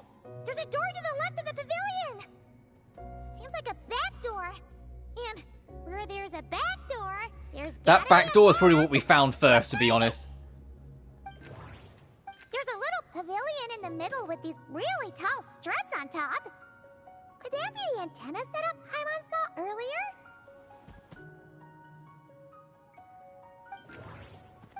Nothing interesting on the right.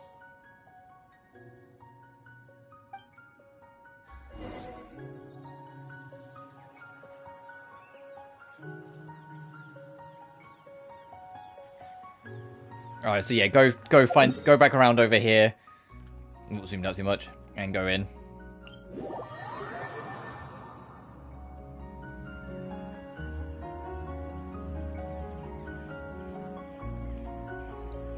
Hang on, just checking something.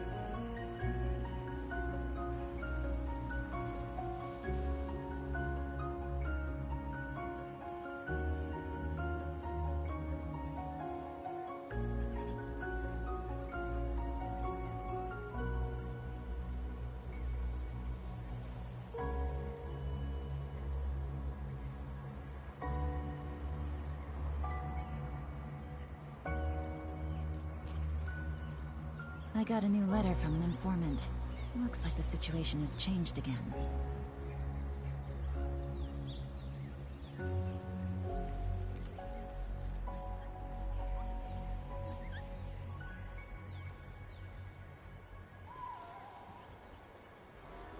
Alright, let's carry on.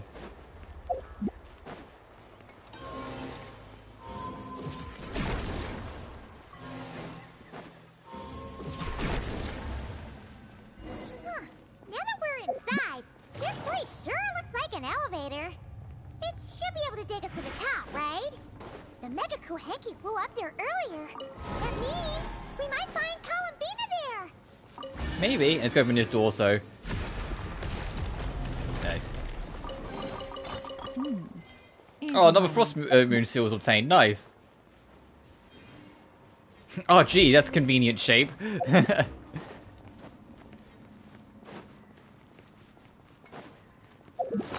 how many on them on? Oh, and that's where the treasure trove is. Got it. What about this? Oh, way the fuck over there. Okay, yeah, that's not a... We don't need to worry about that anytime soon, then.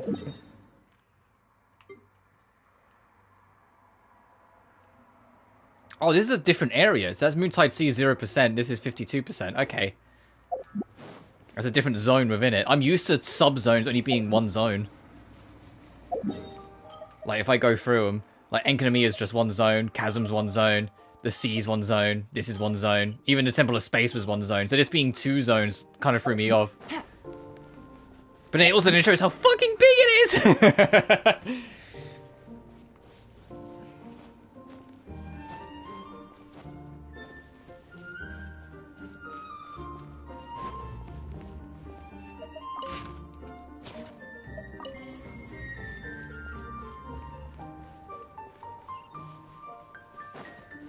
Okay, so something down here we can do with right now.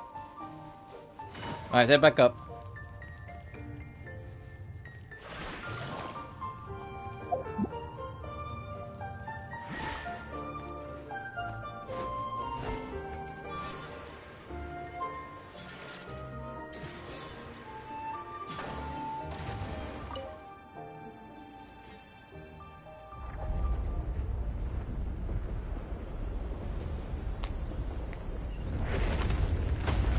Oh, okay, it doesn't have enough power. Detected. Sky melt startup failed. Please check the power system. Huh? Sky melt must mean this elevator, right? Looks like they're really struggling for energy up here on the moon. We need to find out where we can get some more. Yeah, it's been too long. Of course there's no power.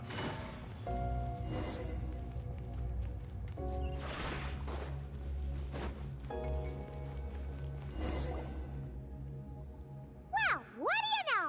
There's another terminal here. And there aren't any moonlight vines nearby either. Talk about a pleasant surprise. Aggie, come give this one a try. Let's see if it works. All right.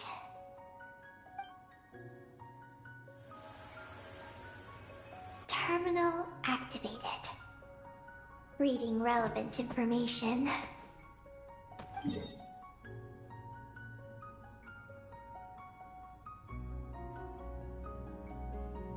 Paimon has a feeling we're gonna find some unexpected intel this time. Found it. A complete engineering blueprint. Wow! This one looks fresh off the press. Let Paimon take a closer look. Huh. That stub on the left looks just like the Ungi ring from the outside, but what are those two things on the right? The diagram in the bottom right. That's the power hub for the entire facility. It's located underground. Great! Looks like that's our destination. So, what's this one in the top right? It's the destination of the sky mount we just rode. The Space Life Form Capture Station. Space Life Form Capture Station? Did Paimon hear that right? Overall, this complex is composed of the Ungian biosphere and the Space Life Form Capture Station. Its designer was named Ungian, a researcher in the field of life sciences. He believed that among the stars lived many mysterious creatures we haven't discovered. Do those kinds of creatures really exist? Why did he want to capture them? Because he wanted to overturn Ibn Bellum's theory He believed that the deep space signal received by the dragons was not a message their king had sent back, but rather, it came from some mysterious creature from beyond the stars. So, it all comes back to that signal! Yes. To that end, he built the capture station in the space above Ungian Circle. What a crazy idea! So, was it a success? I haven't found any relevant records. We might find more insight at the capture station. Makes sense. First off, though, we have to solve our power problem. The blueprints say the power system's underground. So, let's get moving!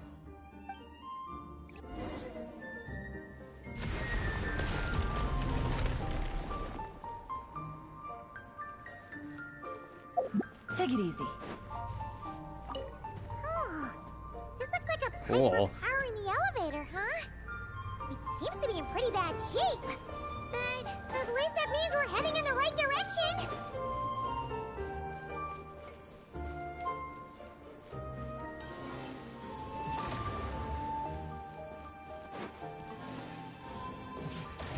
Okay, so that is just not with us.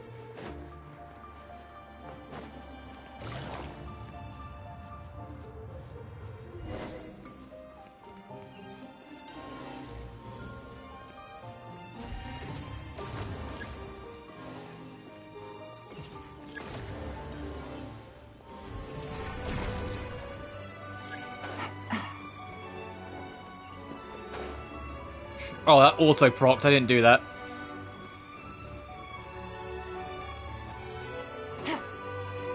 Oh, I know why it auto-procced. They didn't want you to get fucked. They didn't want you to land on this and get screwed. Because you can't see it. Take it easy.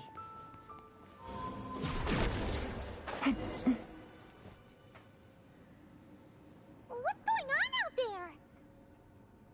The terminal records a sea of highly concentrated ancient moon energy beneath Ungian Circle.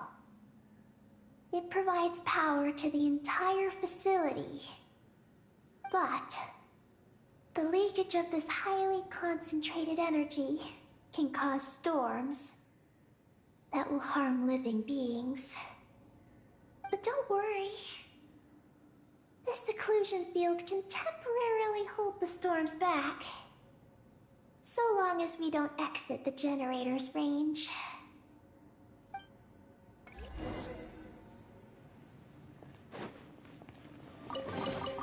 A chest full of valuables and a trove of potential clues. Oh, so it's like Frost Moon then, but sort of.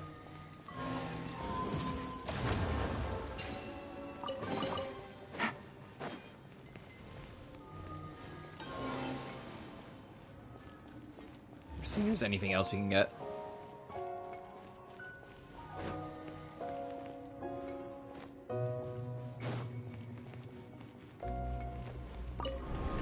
Oh, Jesus.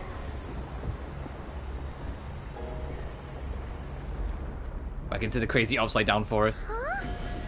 Is that an underground forest over there? Whew. Now Paimon's seen everything.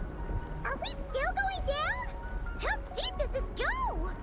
Well, the deeper the roots go, the taller the tree grows. That's gotta mean that the capture station was built super duper high up. Paimon's getting real curious. We're still going down, what the fuck? Dragons managed to capture any mysterious space creatures?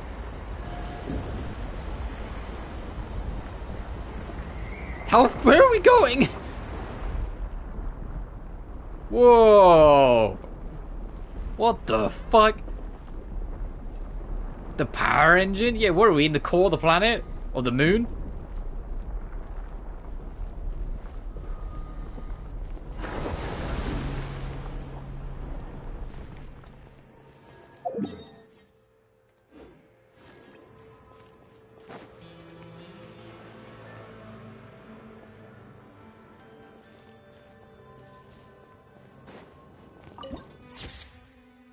spine of the skyship. Turbine 1, auto-diagnostic.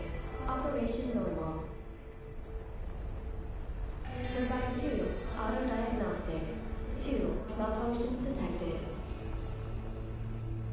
Turbine 3, auto-diagnostic. 1, malfunction detected.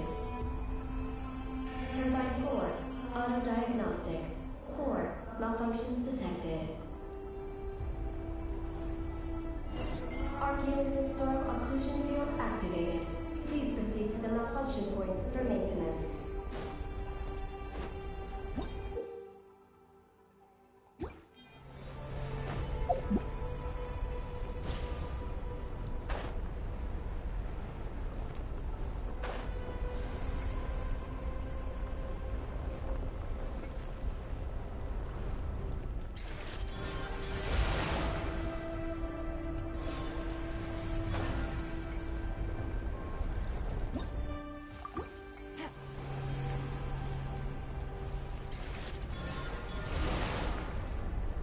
Turbine 2 repaired. Nice, we're getting somewhere.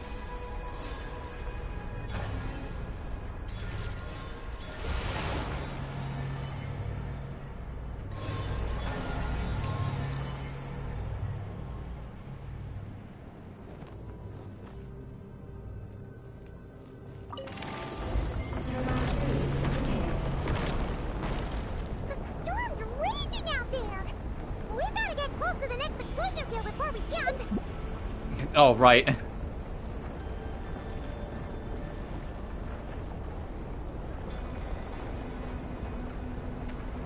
Now's our chance!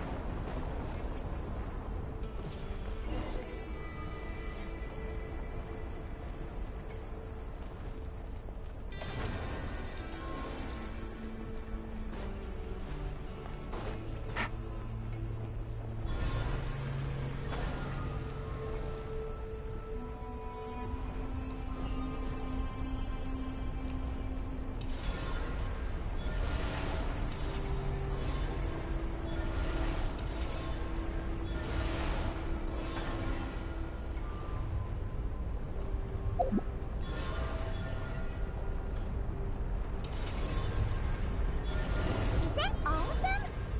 Why has nothing changed? There's a Oh, there's a terminal, all right. Oh, the Treasure Hunter 2. Leave this to you, Eggy. Turbine 4 repaired. Ah, monsters! Look sharp! We gotta protect Eggy while she reads the terminal. With one heart, we pray. Luscious. Yeah, I'm doing it. I'm literally mid-doing it, game. You can do that to make them fall down.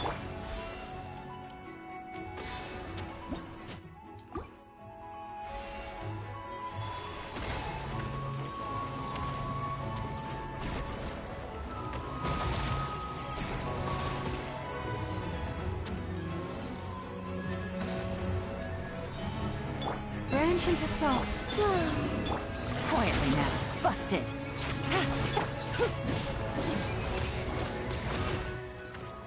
Eggy, the Traveler's beating those monsters. How are things on your end? This is Project Moongazer. Huh? Is that recorded in this one, too? Nothing about the project. But there's a supplementary note. To my mentors, Ungin and his beloved McGee's Getty. Your contributions to Project Moongazer shall not be forgotten. Sounds like something an academia student would write. To Mr. Alhaitham, thank you for your contributions to Paimon Studies. Or something like that. You've written a thank you message before, Paimon? Paimon saw one on Alhaitham's desk. One of his students must have written it. And who left this message? That's all it says. There are no further records. Aw, Paimon was hoping for more than that. Oh well. What about the power system? It's fixed. I'm activating it now.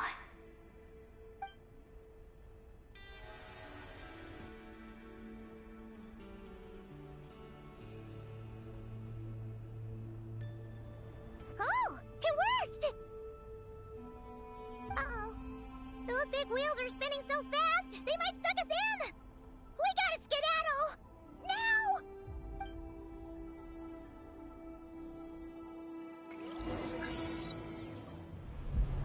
Alright, everyone's are restarting. Uh-oh.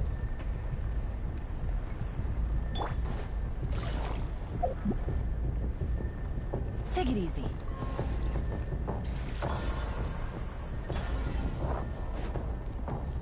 Alright, music, you don't need to be so scary about this.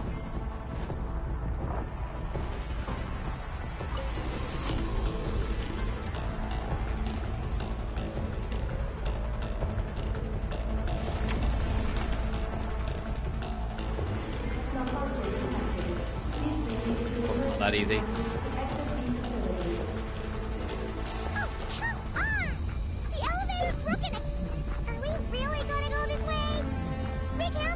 Oh, Jesus Christ. We should be safe. Whoa! Big wheels get those monsters flying! We should definitely make sure not to touch those. The wheels are speeding up again! Whoa! Eyes up! Look out! Talk about a lucky break! This makes getting up top so much easier.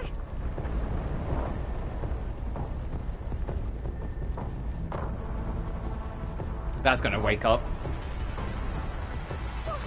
So many monsters! But never mind them.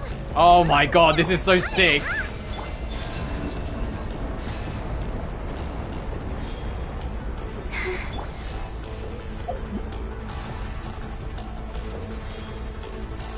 It is why you need to do world quests. If you only do like the Archon quest, you're missing out. The world quests always have so much like cool random bullshit in. Not again! We gotta move fast! This place is falling apart!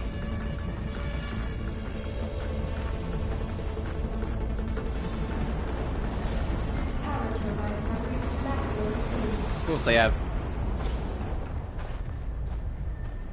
Oh, that's coming at you real fast now, okay.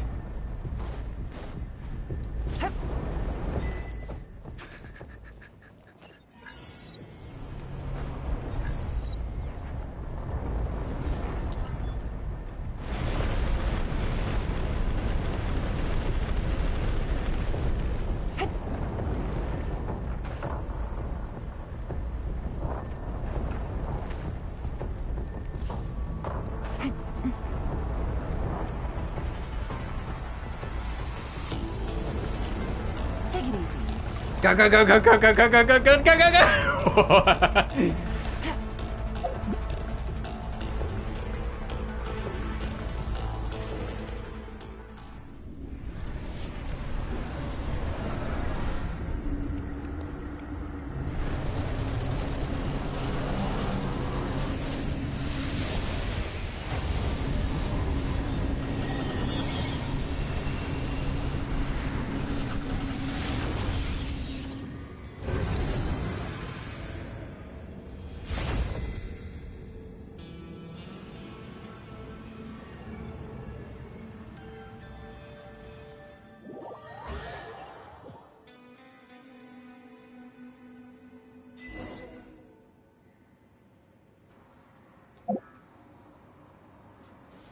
Holy.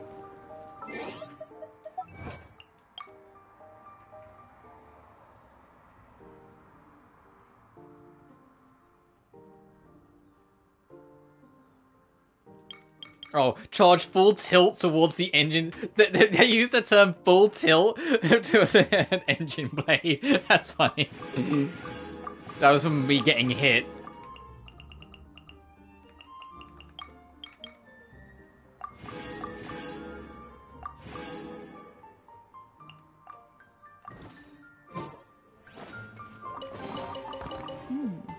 Easy money.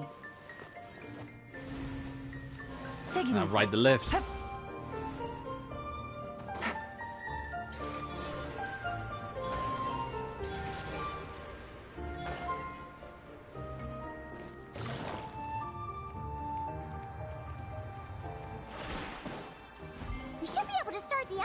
now, right? Alright, take us up.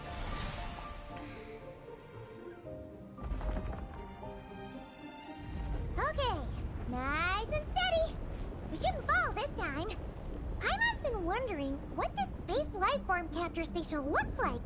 And if the dragon researchers ever caught any space creature. Speaking of which, Traveler, do you think the dragons would have mistaken you for a space creature and captured you for their research if you'd arrived back then? Never mind. Best not to dwell on such scary thoughts. Dragons don't eat humans. What's so scary about them? Aggie, are you going through a rebellious phase? You're talking back to grown-ups like a little bird who's learned to fly. You're not a grown-up. I am not a little bird. Nor do I have wings to fly with. Hey! Keep that up, and Paimon's gonna confiscate all your snacks!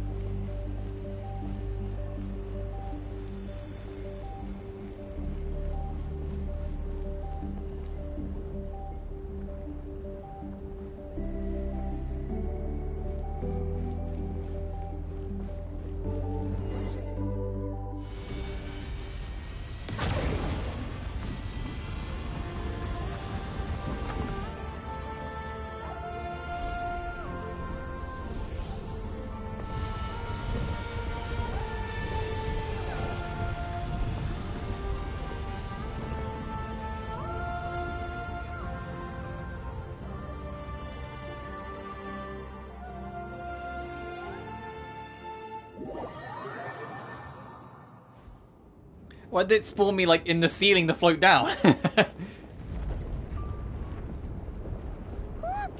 Over there! It's Tibet! This is Paimon's first time seeing it from afar! It's beautiful! Yeah. Are we about to enter outer space? Kind of. The space lifeform capture station really is in space! Wow! Good going, Ungie Ungie!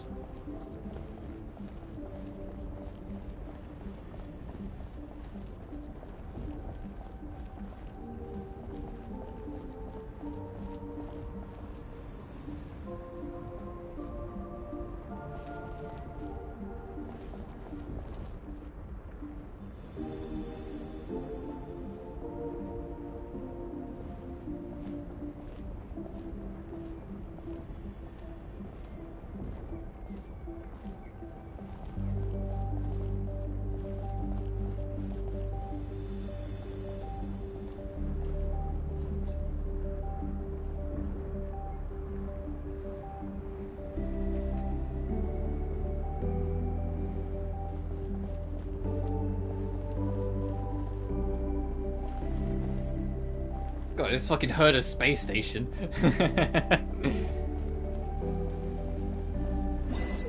Non-stop. Oh, we're in space. So you need to be careful. Oh, you're floating! Looks like we really did get sent into space. Oh, I think it has the same controls as swimming. Let's search this place carefully first. Paimon just hope Yeah, we it don't definitely get feels shut like by it. Okay. space life forms. But yeah, we're free floating in space. This is cool. And a little scary.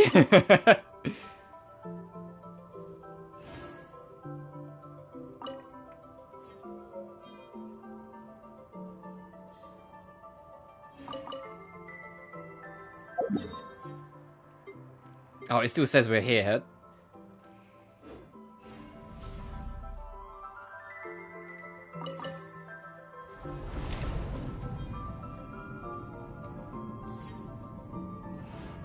Oh, Columbina!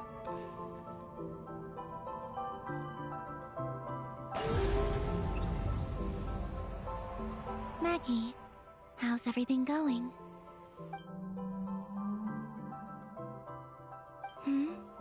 Ungi's left, you say? Then let's... one moment. We appear to have guests.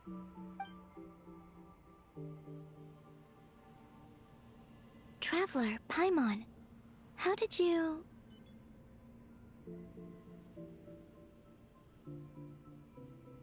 Calabina! It's really you this time! Finally! We found you! Are we interrupting anything by dropping by unannounced?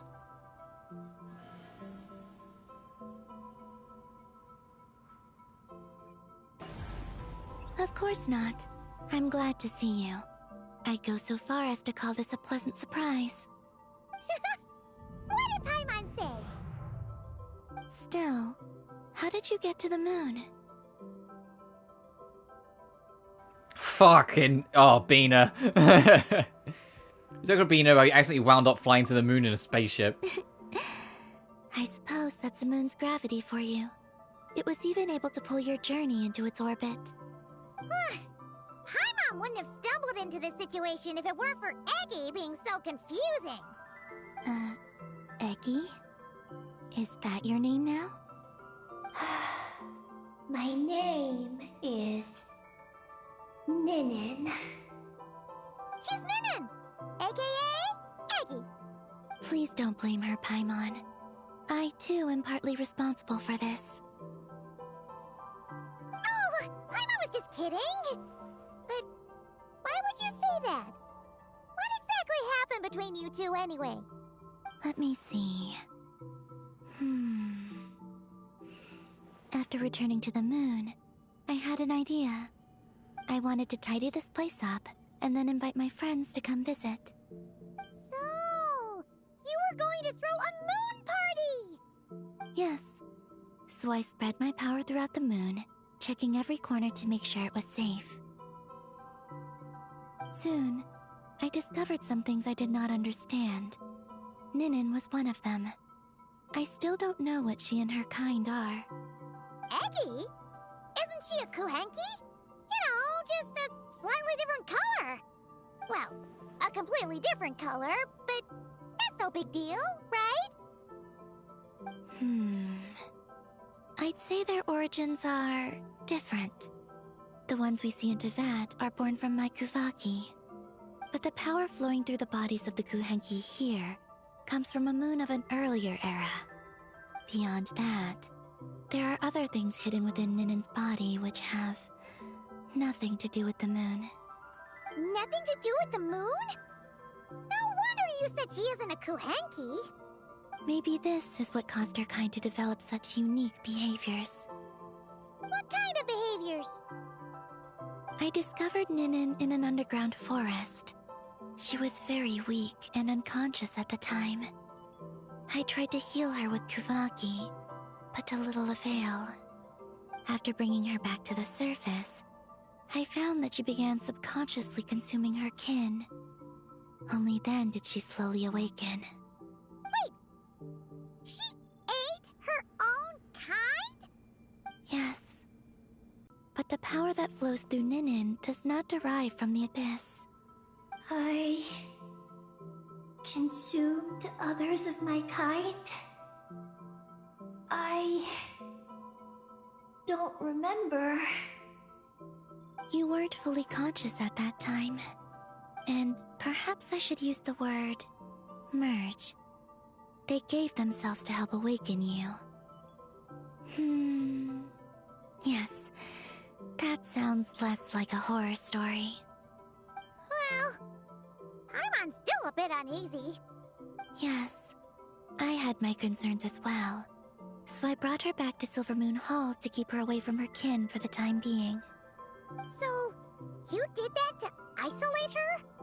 But what about the regular Kuhenki? What if Eggy started absorbing them? Don't worry. That only happens between Ninin and her own kind.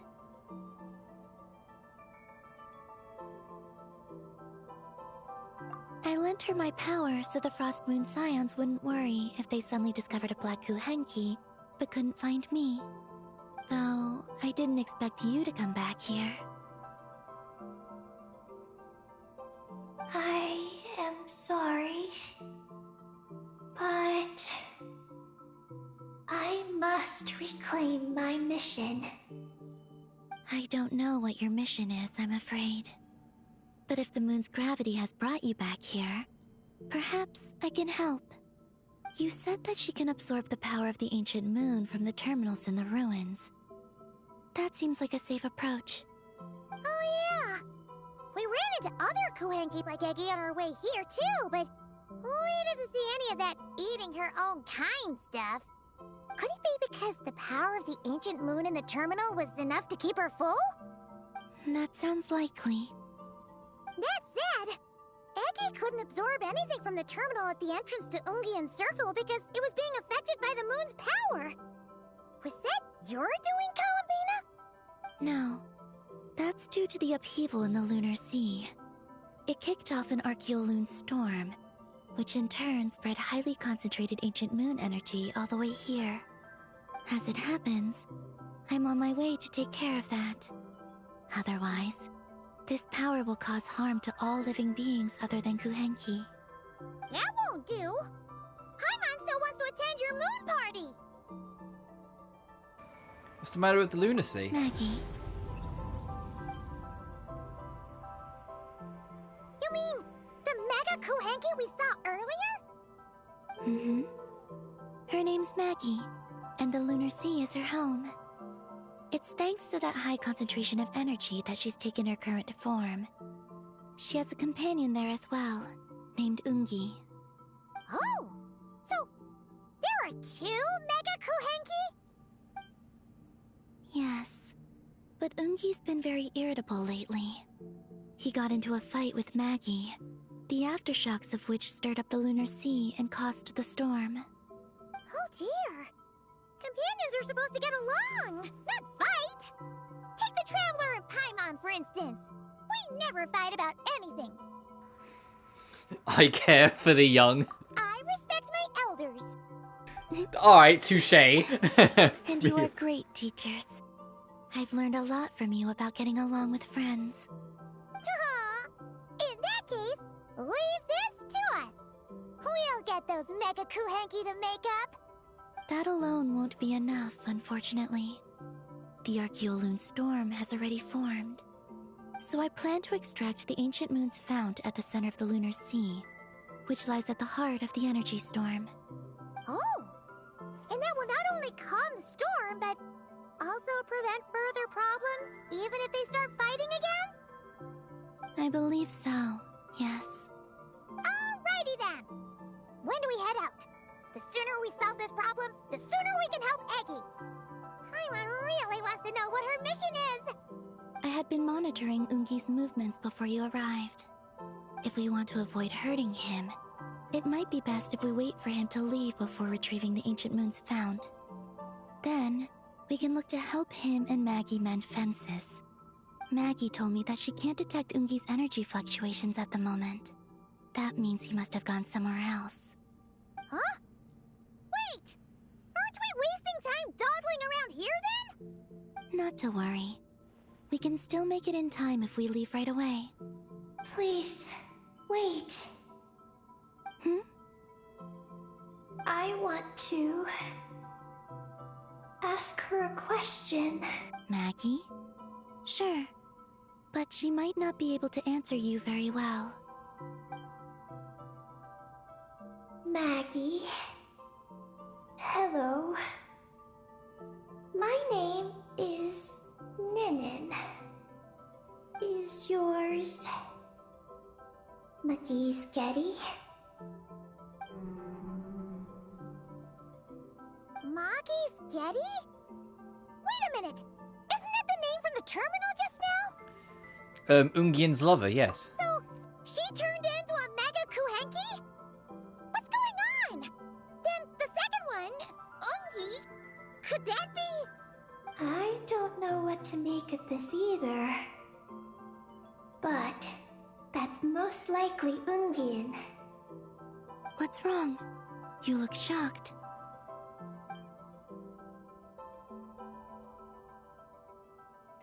We explained the terminal. 2 dragon researchers. And Project Moongazer? It seems my home has secrets that even I know nothing about. Come with me for now. Once we resolve the issue of the Archeoloon storm, we might be able to speak to Ungi. Okay, let's go!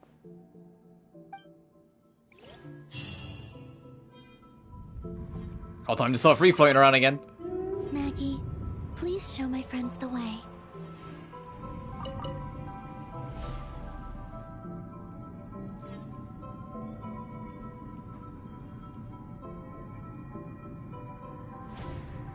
This is so cool.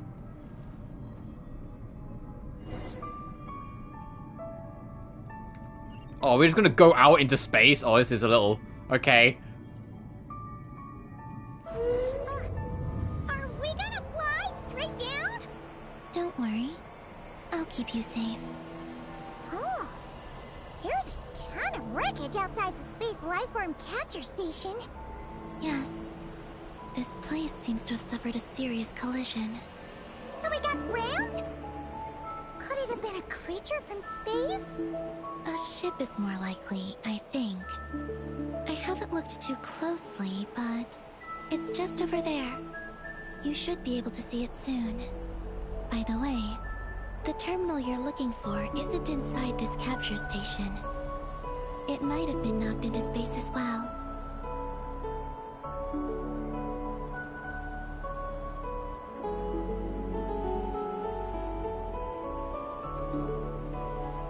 Whoa, this is... I'm kind of getting like vertigo with this. Whoa.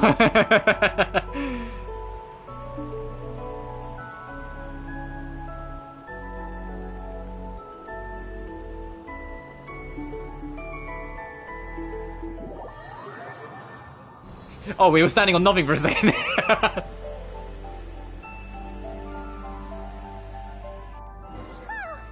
finally made it down!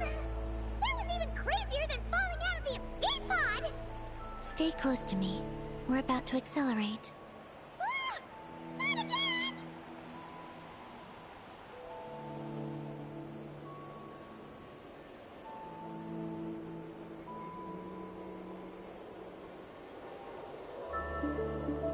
The Archeoloon storm is closing in. We'll need to pass through it quickly. Okay!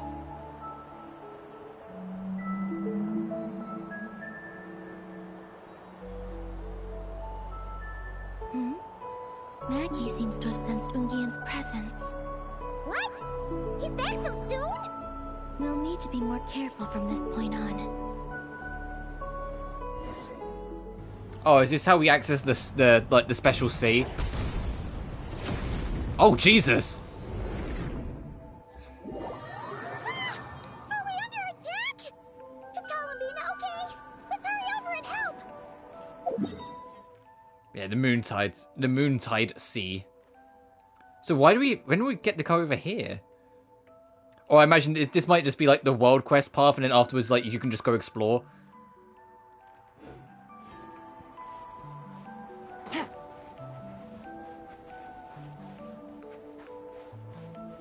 Take it easy. Maggie's been shut down! Those Bitch. blue areas Oh, don't sound the blue. concentrations of the ancient moon's power. It's best not to touch them.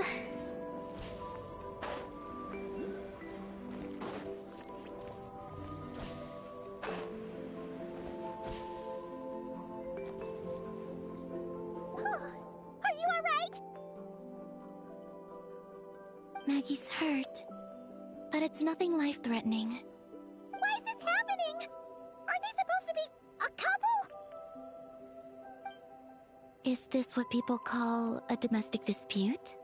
I've never seen any domestic dispute result in like moon lasers, but sure, Columbina. You saw it all just now, right? Ungi's the exact same color as Eggy! The only difference is, he's huge! Do you think he ate a few too many Eggies or something? Wait for me to grow as big as him. Then I'll tell you, Paimon. Oh, fine. So, what do we do now? Should we fall back and wait for another chance now that Ungi's back? There's no time for that. Yes. The Archeoloon storm is closing in on Ungian's circle, and there are many little creatures living there. You take care of Maggie. We'll grab the Ancient Moon's fonts. All right. But be careful. I need time to treat Maggie. Just keep Ungi busy until I get there. There are some small schools of Kuhenki living in the Lunar Sea. I'll ask them to help you out. Okay, leave it to us! I'll help too.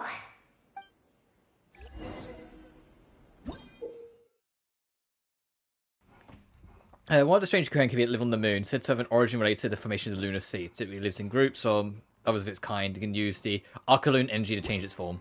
Oh! Are these the Kuhenki Columbina sent to help us? Looks like they're pointing the way! Let's follow their lead!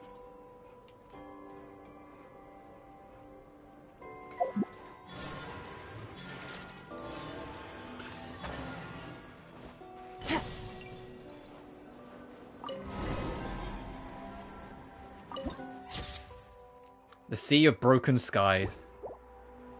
Why do I feel like I knew it? Whoa, and it zooms way the fuck out.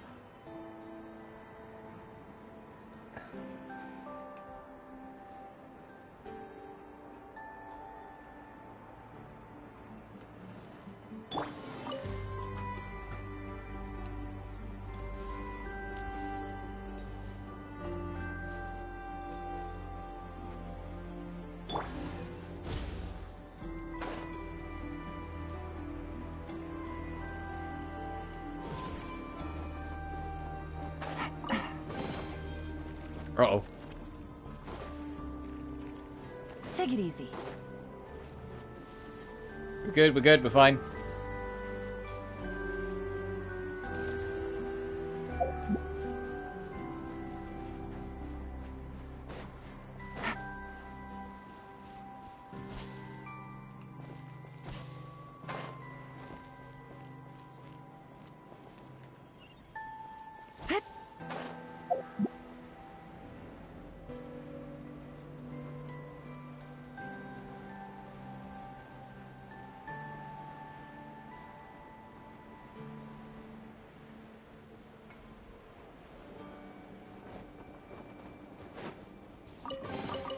A chest full of valuables, and a trove of potential clues.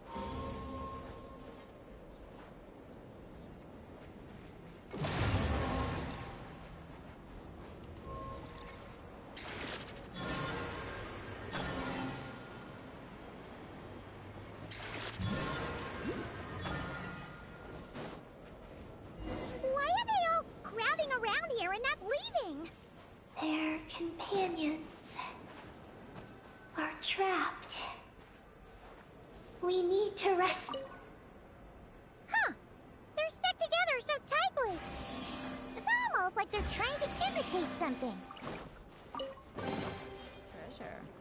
One way to draw your target out of hiding.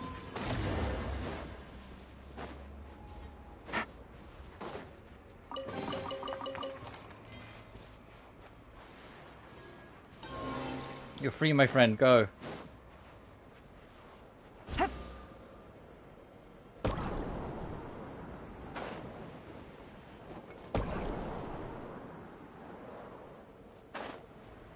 Oh, you're way up there.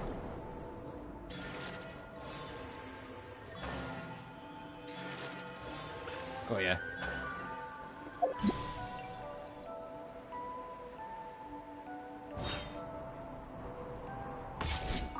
Do you think they could carry us across if they imitated those jellyfish? Wow! They pulled it off! They're awesome!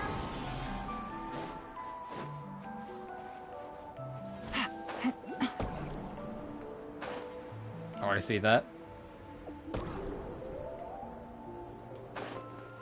I also see that big fish.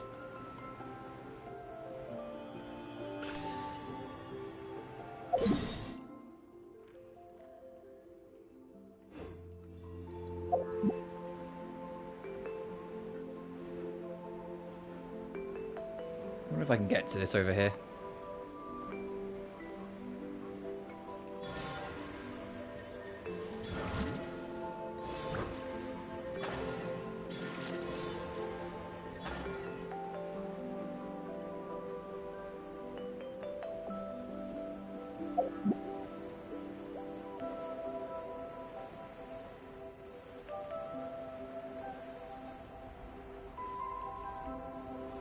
Who's jellyfish? Why are they crawling into that hole?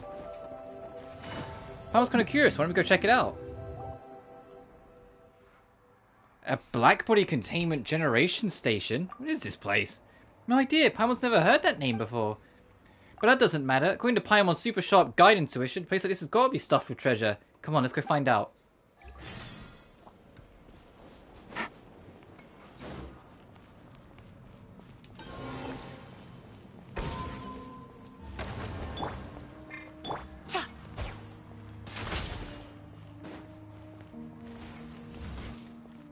Take it easy.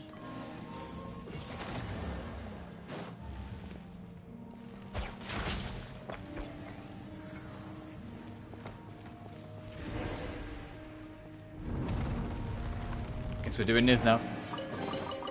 A chest full of valuables and a trove of potential clues.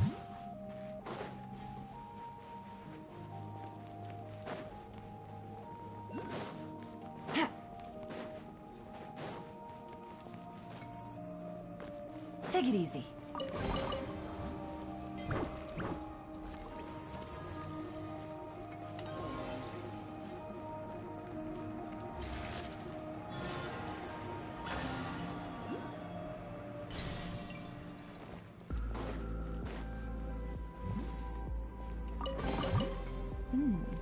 Easy money.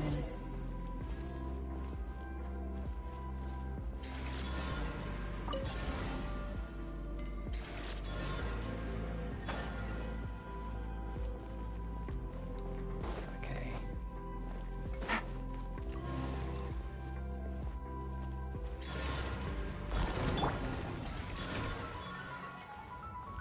Lush as the moonlight, by the frost mine of all. We move converge. Gotcha! Busted! Laid bare. There you go, Jelly Bros, you're free.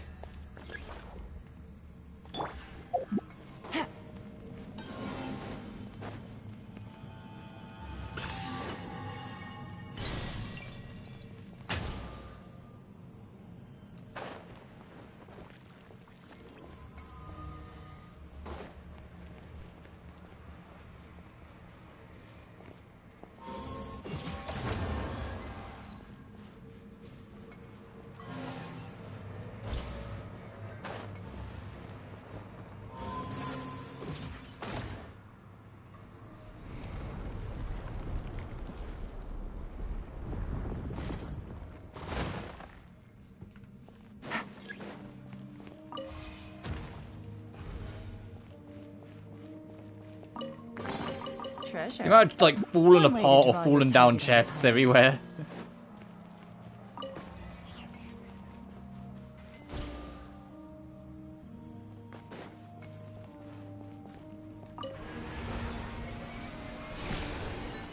Oh no, I get it. I get it.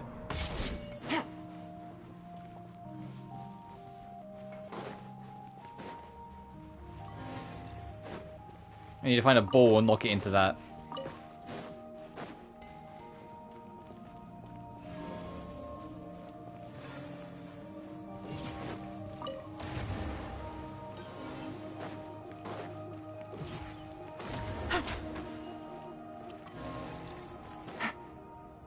Get out. There we go.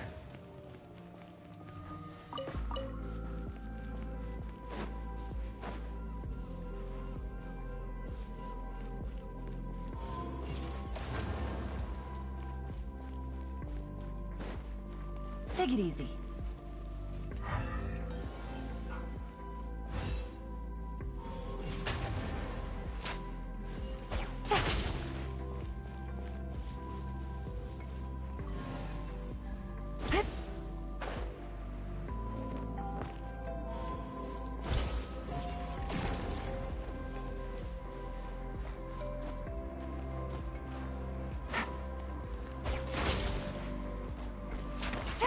Oh, no, no, no.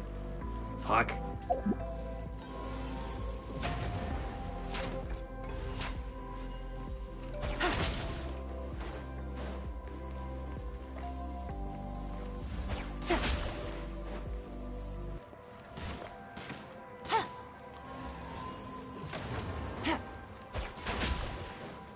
Take it easy. You're gonna be such a pain in the dick, aren't you?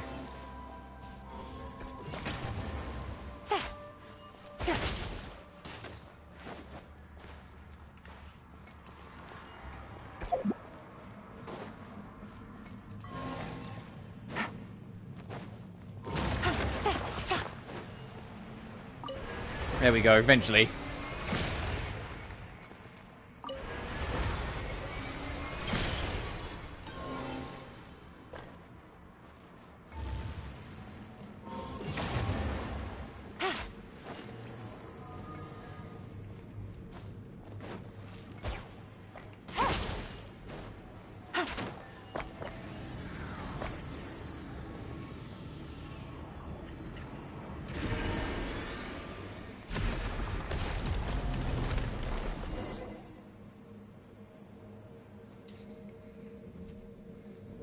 And this is going to be this area's like respective like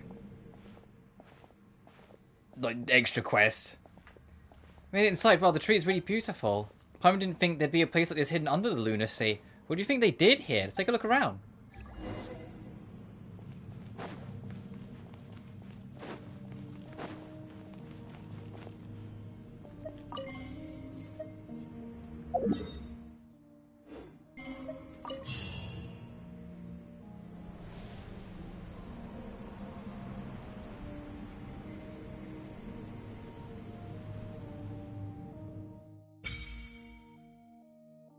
The ancient moon remnants unlocked. Offer up your lunar sigils and collect your spoils.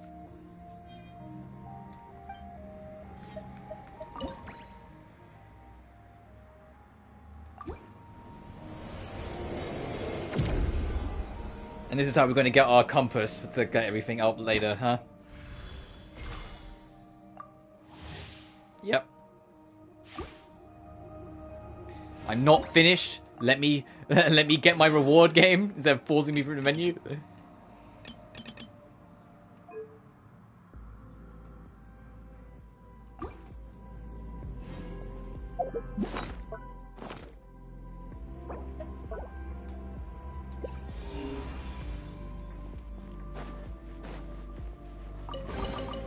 Treasure. One way to draw your target out of hiding. Cool, so that's that active.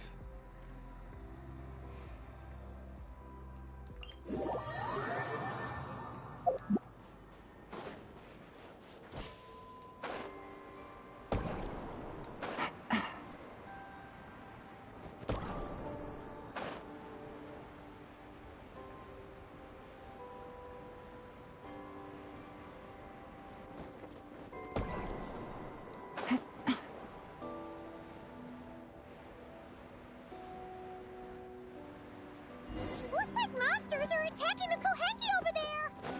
Huh? Did those little guys turn into a shield to protect the other Kohenki?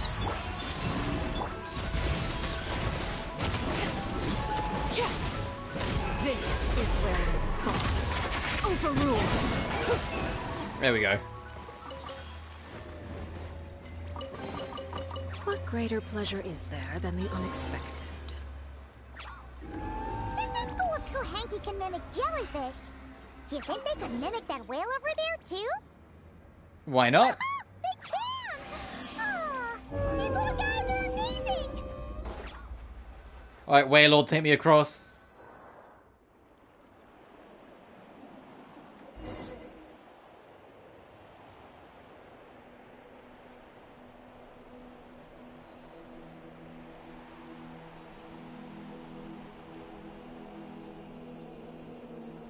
Watch out! Oh shit. Ah! Oki's seen us! Not sure how, we're probably like a speck in the wind as it is.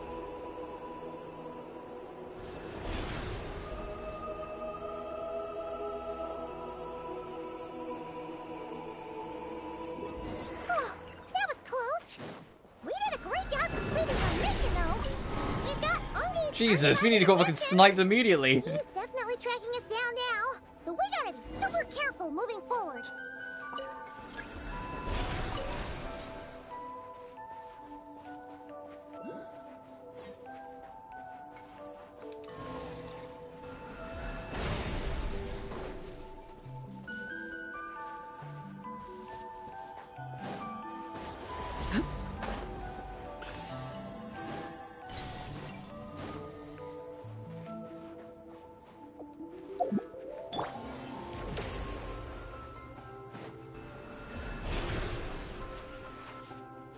Let's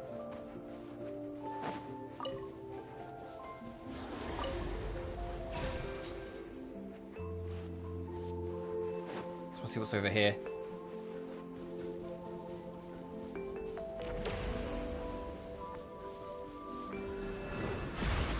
Ow. Oh, I guess I'm out of range for the defense.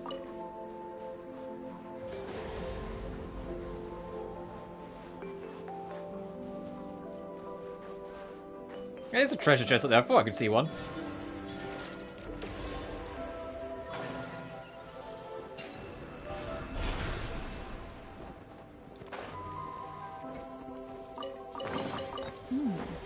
Easy money.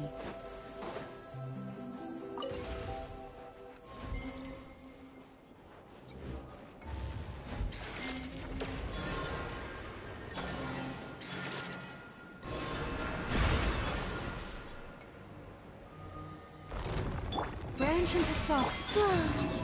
Busted. Transfixed.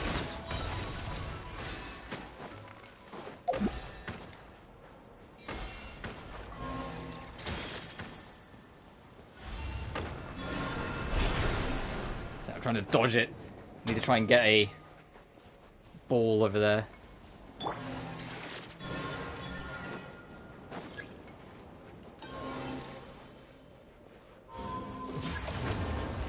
Take it easy.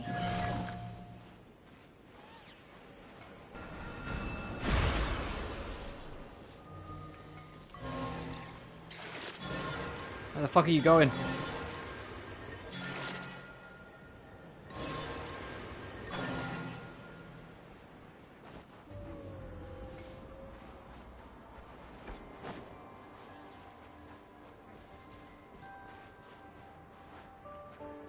It's cool and all. I needed that way the fuck over there, though.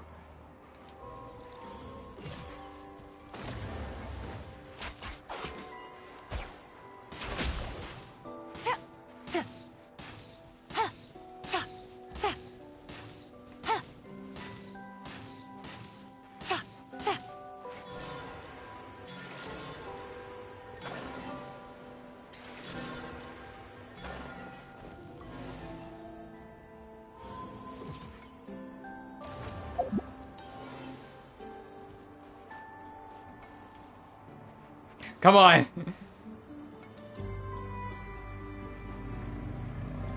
Yep, a little more, come on! It's absolutely not the intended way to do this, but, you know, who cares? Come on, come out of the evil sea.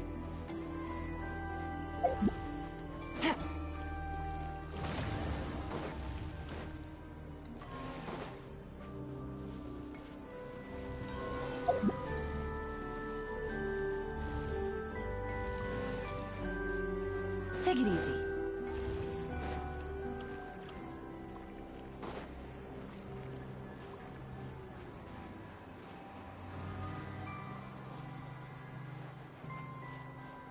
Carefully now. Take it easy.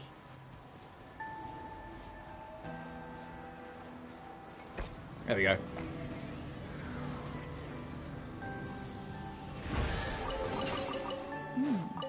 Easy money.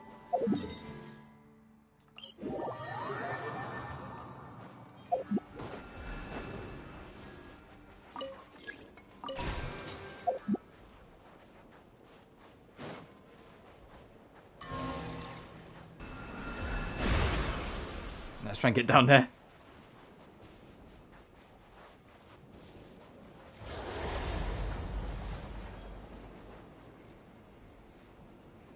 Wait till his next shot.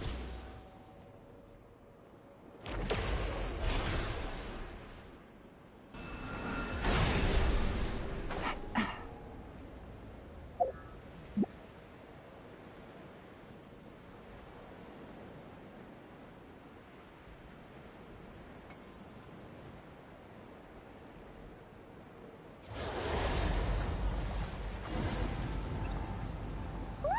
Columbina's back! She's covering us!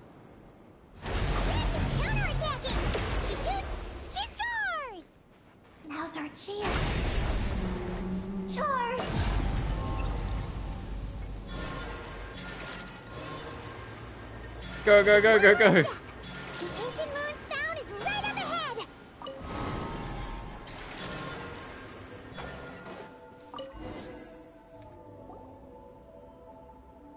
We finally got our hands on the fount. That's mission accomplished, right? I sense there's information I need in here. So, you don't just absorb data from terminals? Because this looks like it formed naturally. No, it's artificial. I can feel it. Oh. Be careful then.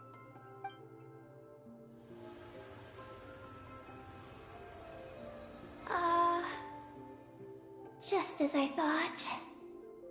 This is an energy entity created by a researcher named LGBTQ. Who's that? Ungian and Maggie's student. Likely also the one who left the message in the terminal. This lunar sea once used to be LGBTQ's Lunar Veil Laboratory. Lunar Veil Laboratory? What's that supposed to be? It's a grand project meant to hide the moon. Hide the moon? Whoa! All these guys, all these dragons sure had big dreams. How'd they plan to pull that off? The exact principles are unclear, but it seems to have something to do with his teacher, Ungian. LGBTQ successfully experimented with a miniature lunar veil by applying it to the Ungian circle. Oh, Paimon remembers now. The circle looked empty from the outside, but was completely different on the inside. So that was the lunar veil at work. That's right. The success of the miniature veil pushed the project on to the next phase. A massive veil generator was built here. One that could conceal the entire moon.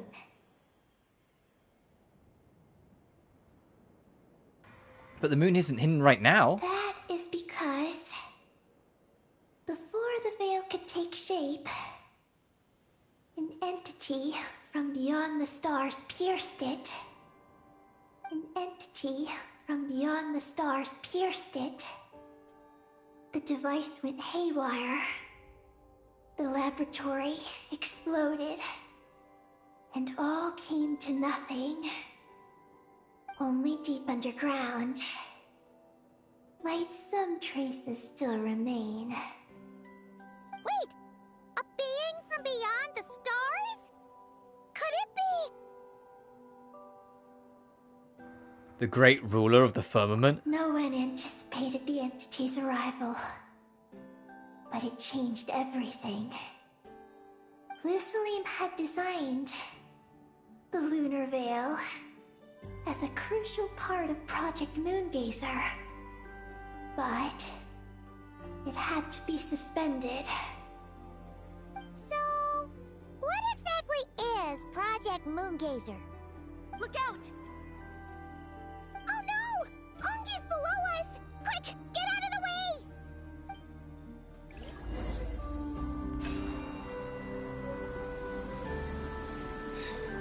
Ungi, the second Mega Kuhenki.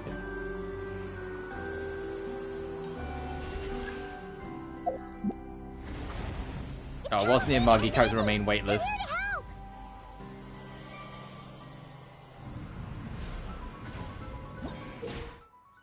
Giant moon spirit with dull colour. It seems to have lost its senses due to the moonlit vines. Clears nasty things out and it might go back to normal.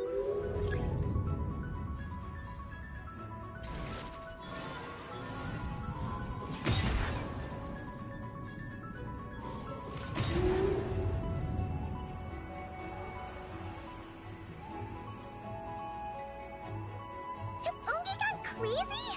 Isn't there any way we can calm him down? His body seems to be entangled in knotted moonlight vines. vines. Ah. Driving him nuts? Traveler, could you try removing the vines? Oh, I can get close enough.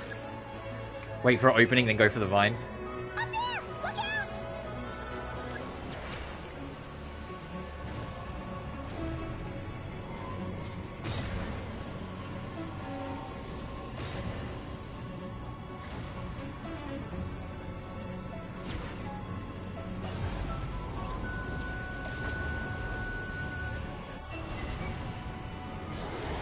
Looks like he's prepping a huge attack! We gotta stop him somehow!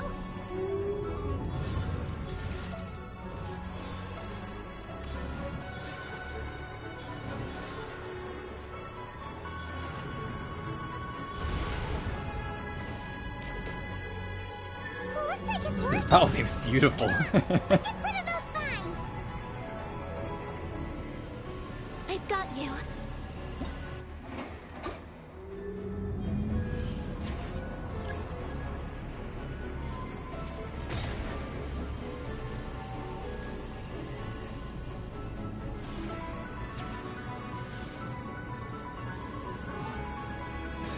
Hold on a little longer. Maggie's shaking him off.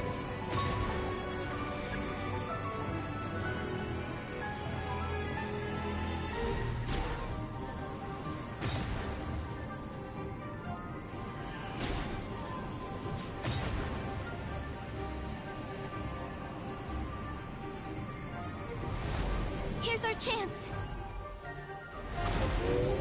Look! More vines! Quick! Clear them out!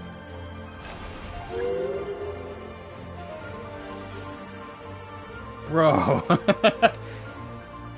It's like we're flying through a tapestry.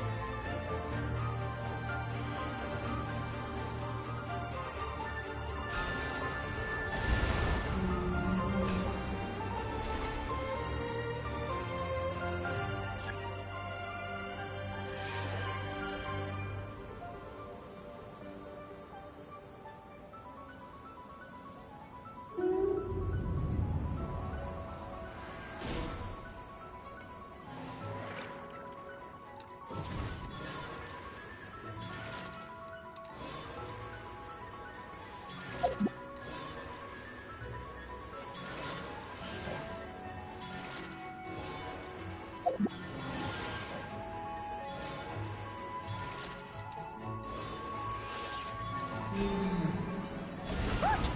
Vines are sprouting from Ungi's head! Quick! We gotta remove them! Huh? Is Ungi running away? Huh. Where'd he run off to?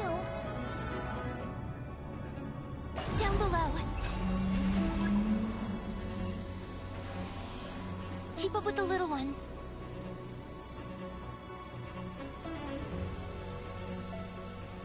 You got it.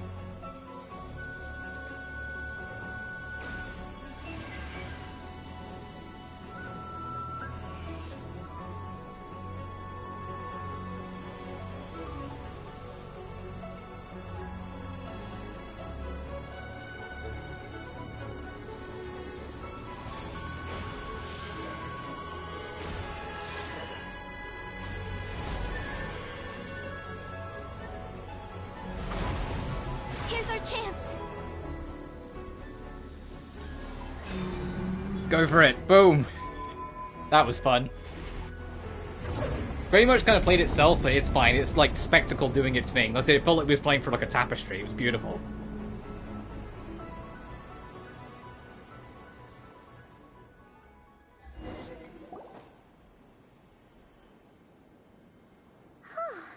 Ungi seems to have calmed down.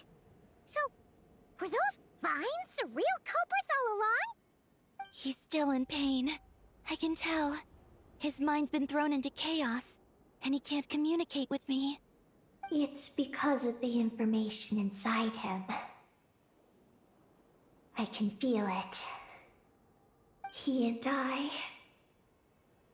are of the same kind, after all. What are you doing, Eggy? His body has information from Ungin circle circle within it. Do you remember how there were moonlight vines growing near that terminal? You mean he was the one who absorbed the information from there? Yes. That information may contain details regarding Project Moongazer. That must be why I'm here. But you'll be putting yourself in too much danger! Paimon, let Ninin go. She was born on the moon, and I was the one who, out of worry, sent her to a place thousands of miles away from home. She did everything possible to return here with your help, back to her homeland, all for the sake of her mission. That determination, it's remarkable. I don't think she wants to be protected, even if it's out of goodwill. But Columbina! Paimon's worried precisely because she's trying so hard. You know, even though she's hit her rebellious phase and hasn't shown Paimon any respect for a while now. And Yeah, Paimon, you say like you've shown her any respect. I'm not taking that for a second. Paimon, if you let me go, I'll respect you so much, even the moon will seem less important by comparison.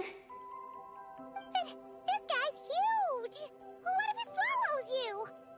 If that happens, then that must also be part of my mission. How stubborn can you get? Stubborn is one way to put it. But you could also say that this is a wish she holds most dear. That's right. Then go, Ninin. I have faith in you. Let this ray of moonlight bear witness to your choice, and bless you on your journey. This is... I believe in you too, Ninin. Thank you. I'm not calling her fucking Here I Eggy. go. If she's like was like okay with it, sure. But the fact that like she was dead against it and Paimon basically blackmailed her into it, I was like, come on. Come on, Eggy! You'll get through your rebellious phase! Paimon knows it! I can do this.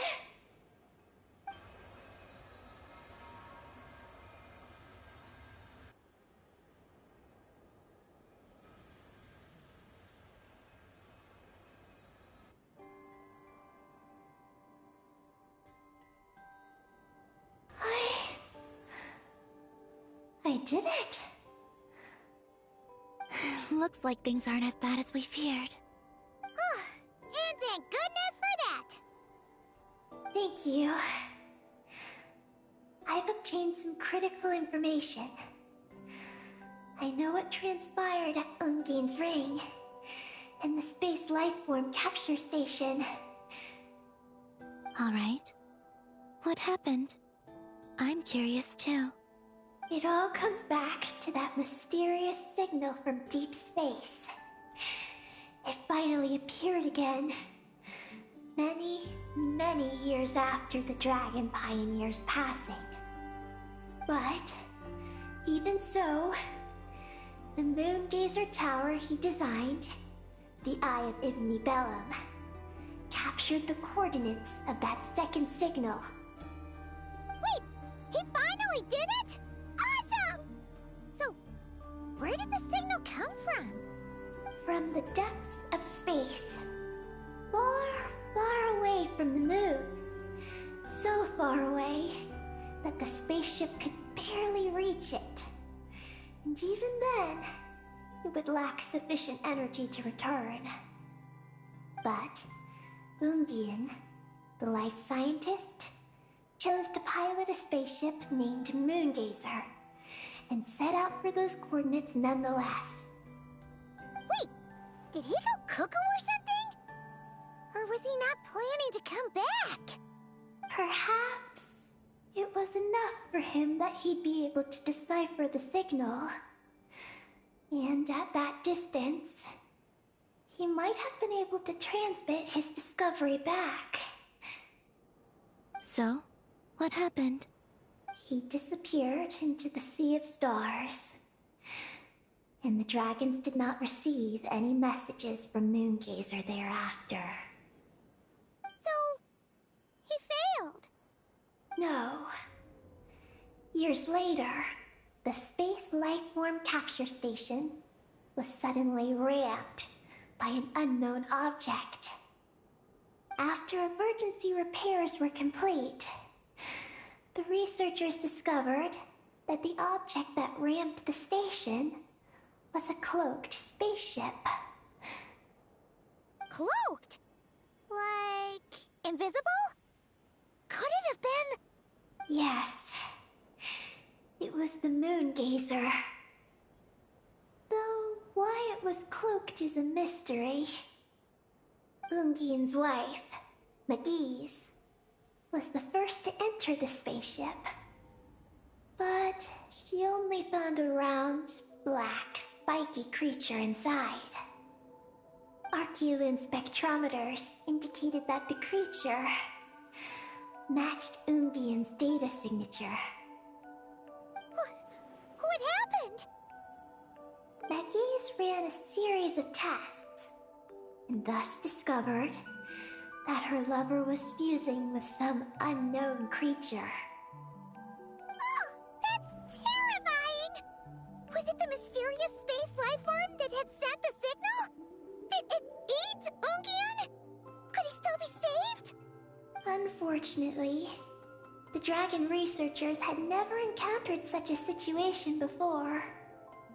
At a loss, they could only watch helplessly as Ungian transformed into an entirely new life form. Then, Ungian awoke, and he passed a message to them.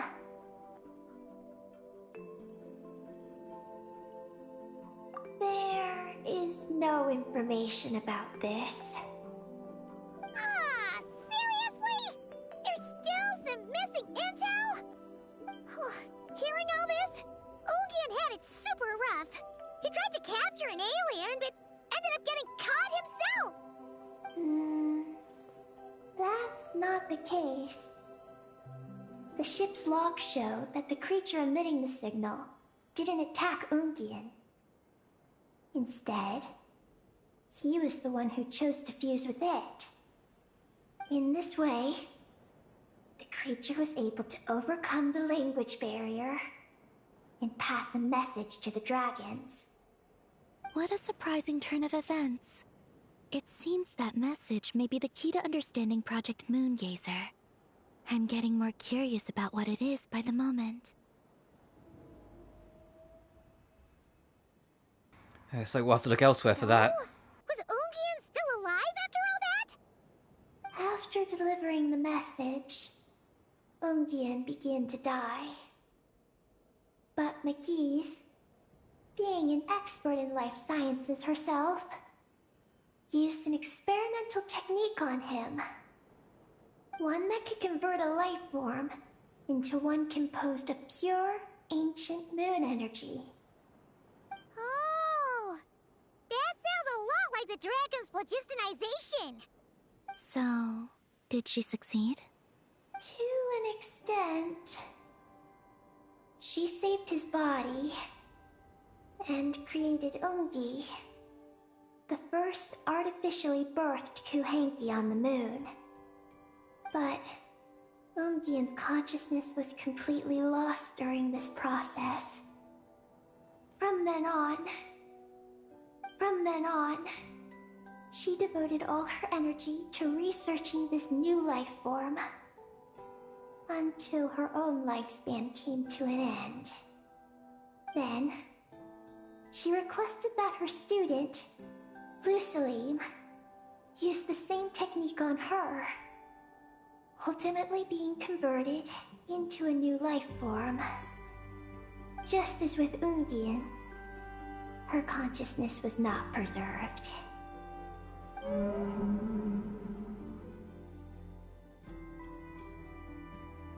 So this is your story. If that's the case, I think that LGBTQ may have been the one to inherit the message that the creature from space transmitted to the dragons. Did he also establish a research facility somewhere? That's most likely where we'll find the key to Project Moongazer. Oh? Did you discover something?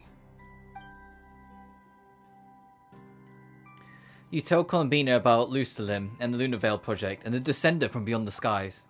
It was destroyed by a Descender from beyond the heavens? In that case, I fear the Great Ruler of the Firmament is the likely culprit.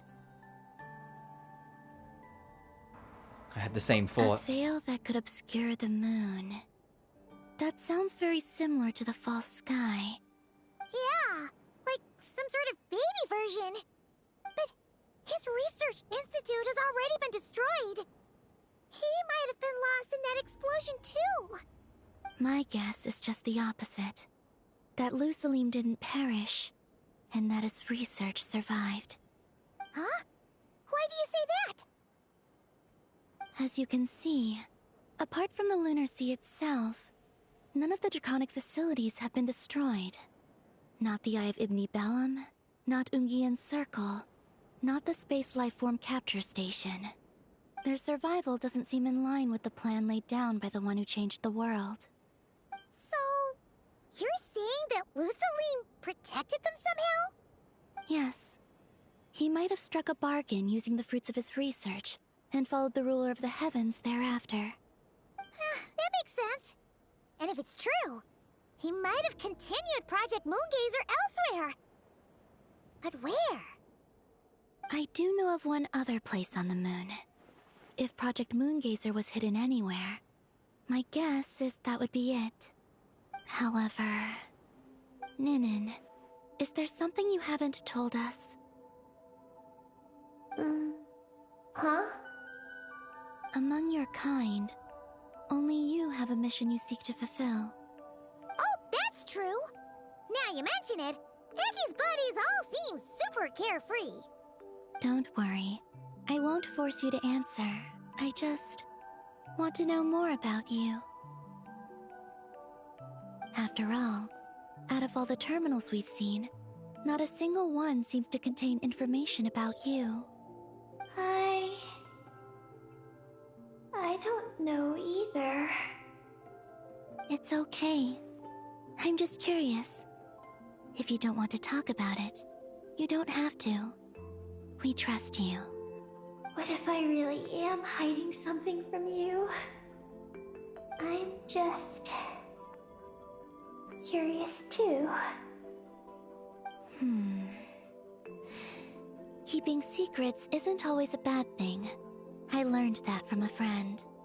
But if I do get angry, I might take the hat I gave you back. And Paimon will throw the snack she was saving for you into the Lunar Sea. Paimon, you weren't going to I spare her understand. fucking anything. I promise I won't hide anything from you. I don't like how I'll take mean your they word keep for it, being to this to Ninin. Now, Paimon especially. please follow me. There's a base on the far side I of get the it, moon. suspicious strange My child, but powers like tell it's me that borderline it's bullying massive. how Paimon's been treating I Ninin. originally planned to save it for last, because cleaning it up would probably be exhausting. But now, I suppose it has to be moved up the schedule. I have a feeling we'll find the answers to our remaining questions there. Thank you. How can I repay you for all this? Look, Paimon, don't you think Ninin's matured even more now? You're right. She's actually talking about paying us back. But we're friends, so there's no need for all that. Yes, she taught me that lesson actually. You could stand to learn it too, Ninin. It was and would be my honor. Well then, follow me when you're ready. Can only be one moon. A reward on the road.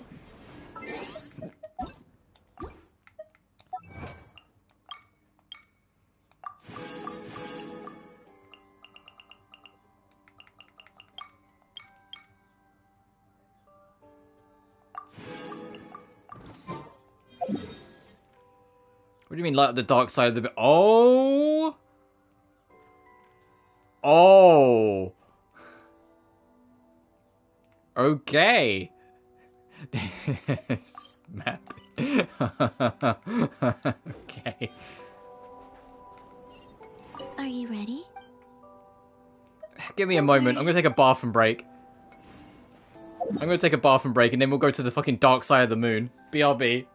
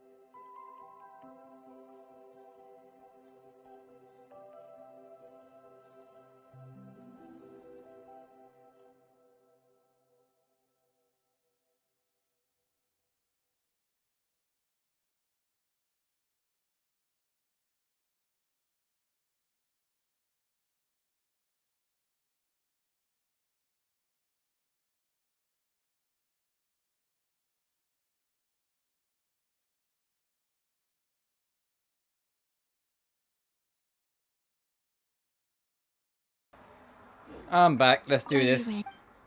I'm ready. Let's go then. Follow me closely. Take me to the just like dark before. side of the moon. Act 3, Project Moongazer. So, how does your friendship work?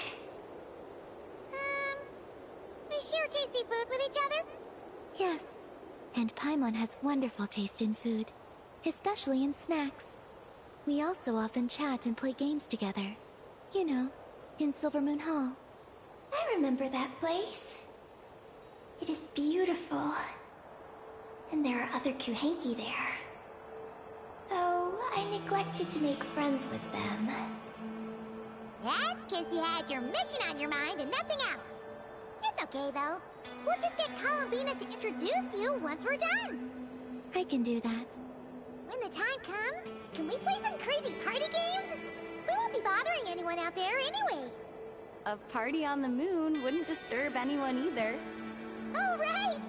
And a moon party sounds way more exciting. Sounds like fun.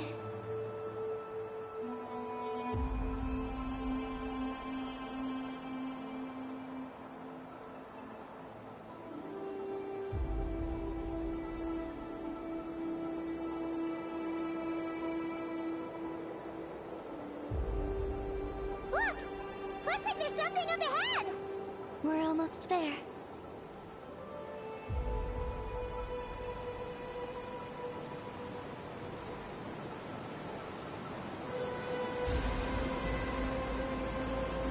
Fucking Death Moon?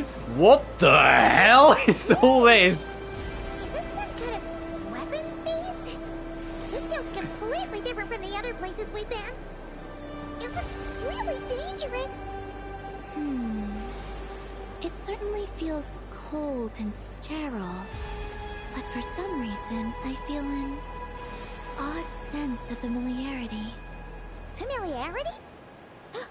Have you been here before? No.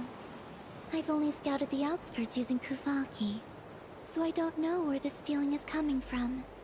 Let's explore deeper inside.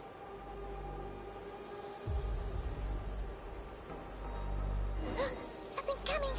We gotta scoot!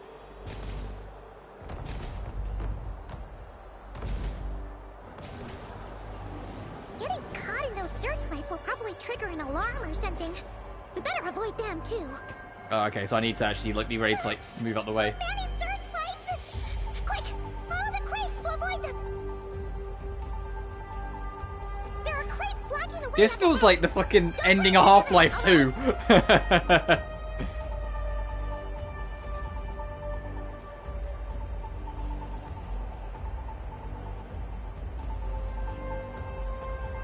This really feels like the last area of Half-Life 2. Let's find another way around.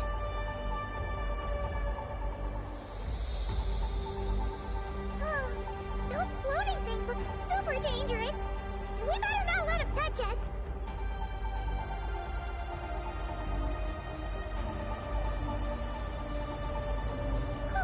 And another searchlight. Good thing there are more crates here too. Quick, let's follow them.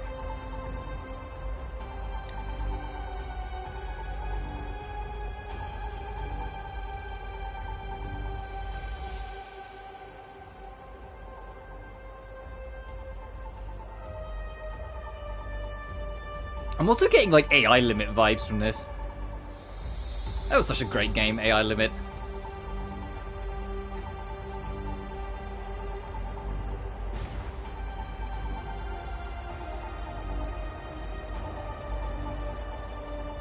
Oh no! The searchlights have us in their sights! Let's speed up and rush through. Look! Is that the entrance?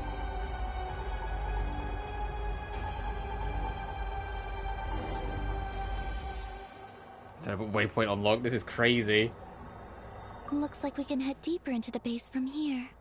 Who would have thought this base would still be operational? This is crazy. That's dragon tech for you. In that case, let's not disturb the fruits of their labor. What are you talking about? I thought we could turn this place upside down now that you're here. Aren't you afraid that things might turn out like when we came to the moon?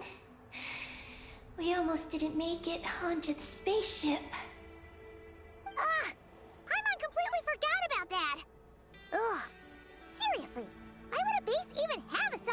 system anyway. Guess we'll have to keep a low profile, just like old times. Yes. To be honest, I'd like to know what's inside too. And sneaking into my own home is quite novel. Also, now we're here. That strange sense of familiarity is only growing stronger.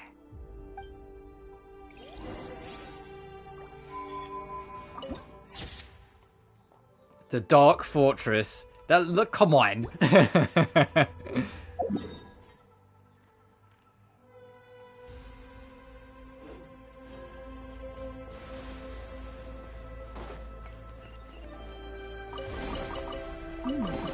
Easy money.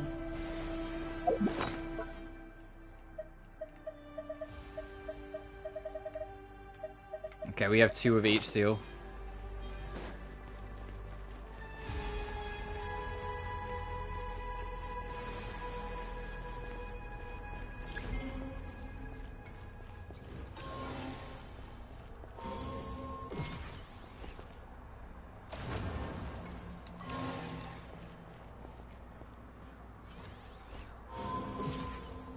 Oh, I see, I see.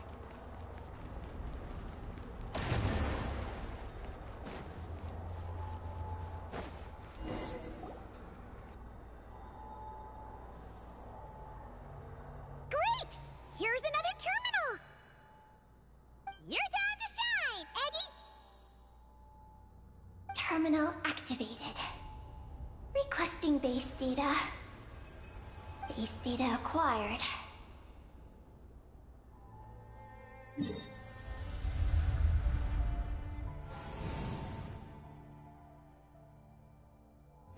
Searching for Project Moongazer. No data. Searching for Lucilim. There we go. I've located Lucilim's research lab. It's inside this base. Haha! Jackpot! Let's hurry over and check it out! Reading the base's engineering schematics and routes. We just need to keep going forward. And we'll get there. Is there any other intel? Retrieving other data. Huh? The Lord of Darkness, who returned from the Sea of Stars? Who's that? The data indicates that the existence of this base stems from the will of this Lord of Darkness. Its construction also dates to a much later time than any of the other facilities we visited. Its bottommost levels lead to the moon's core, into which a fissure has been carved. An endless stream of ancient moon energy surges from the fissure. It's what powers the space. Its purpose was to turn the moon into a space-based weapon. Space-based weapon? Wait, is this Lord of Darkness? It's probably the returning Dragon King, Nibelung. So the Dragon King returned? Wow, we must be pretty special to have stumbled into a place like this. First, the Heavenly Principles arrived, then the Dragon King, and now us! Ad Astra Abyssosque, as they say. In that case, we're gonna have to be really careful how we proceed. If something goes wrong, Columbina, you gotta protect us, okay? Huh? Hang on. Where's Columbina? She's gone! When did that happen? I didn't even notice you're leaving! Aggie, did you see where Columbina went? No. I was extracting the data from the terminal. Oh no! The one person keeping us safe just disappeared!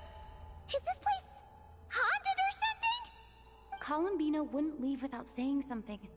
There must be some reason for this. Something related to Eggy, perhaps? No. She was reading the data on the terminal. Could it have been? Also, now we're here. That strange sense of familiarity is only growing stronger. Columbina's disappearance might have something to do with that sense of familiarity she mentioned. What exactly is hiding inside this base? What do we do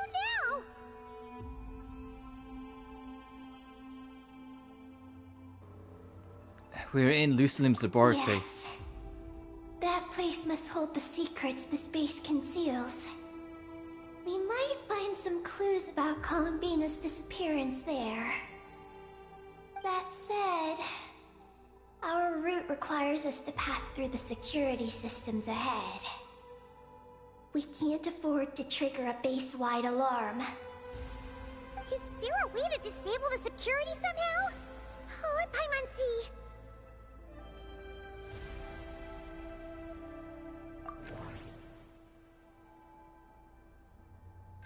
The blueprints show that the security control rooms are on the second floor of the left and right wings.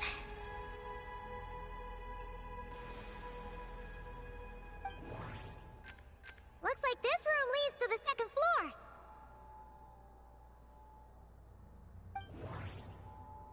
Looks like there's been a cave-in. There's no way through.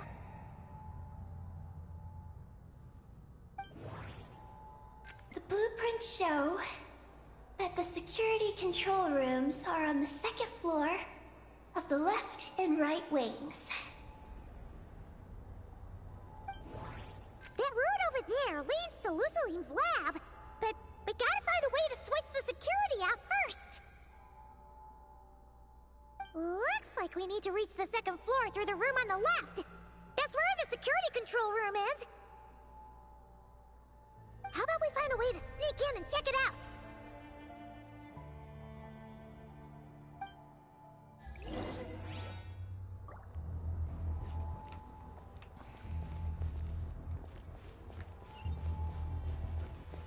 Oh Jesus, there's a lot here. The music though? Why does it feel like I'm back in the that prison in Fontaine? Careful to avoid the security searchlights.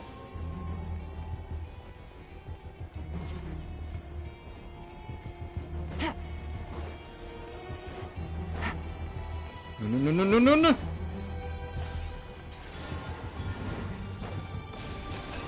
Yeah, I got.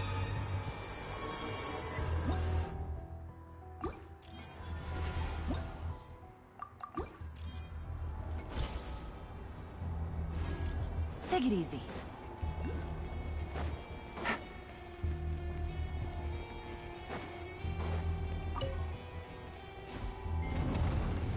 We better not get caught by those patrolling machines. Move your ass. Fuck it.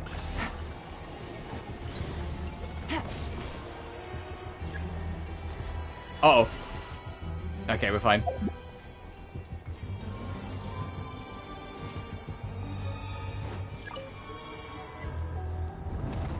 Take it easy. A chest full of valuables and a trove of potential clues.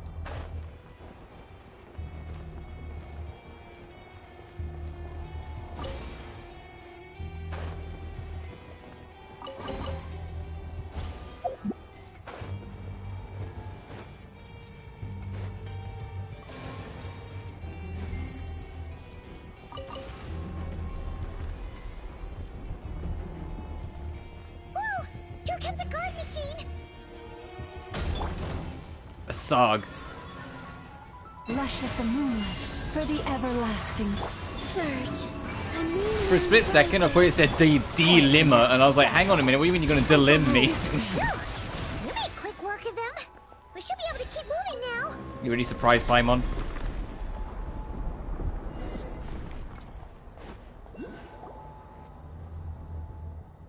Can we turn off the security system with this?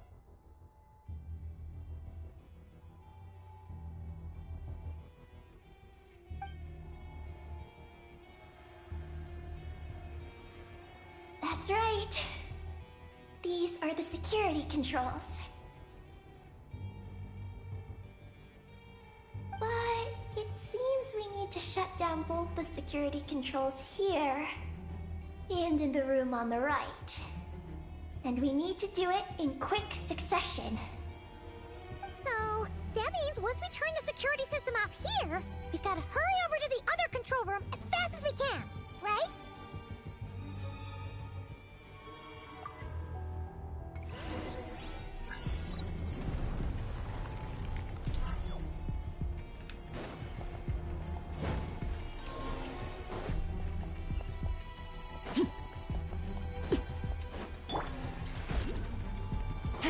Oh god. There are patrol machines up ahead. Be careful now. Looks like everything in this room's been buried.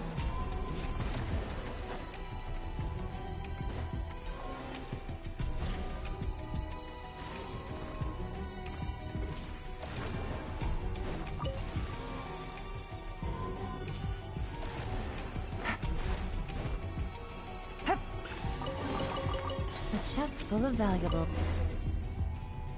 They've been putting a lot of little timers in front of us during this. Like when we're trying to power the engine and they've got to blow up on us, like they're messing with time limits a bit more. Right?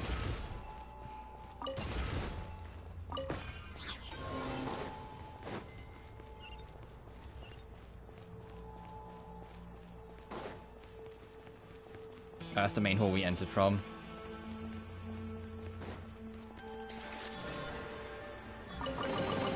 A chest full of valuables and a trove of potential clues. Bro! Alert level increased, okay. What is this place? The security feels even tighter than before. Hide in the space, oh.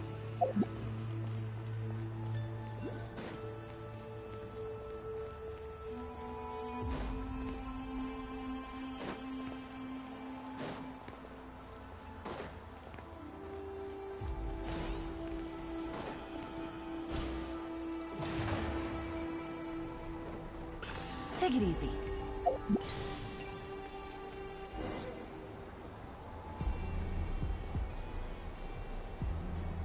Oh no!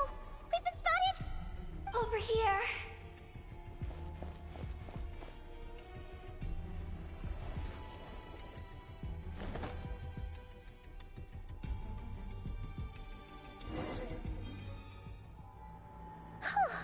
Another teleport waypoint. For now.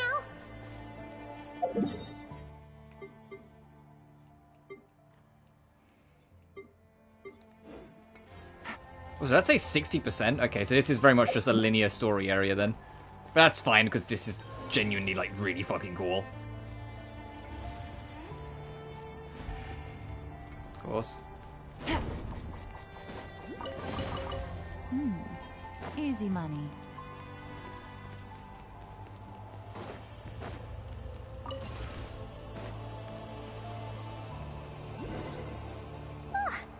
Searchlights again! How are we supposed to get past? Can we use something to create blind spots?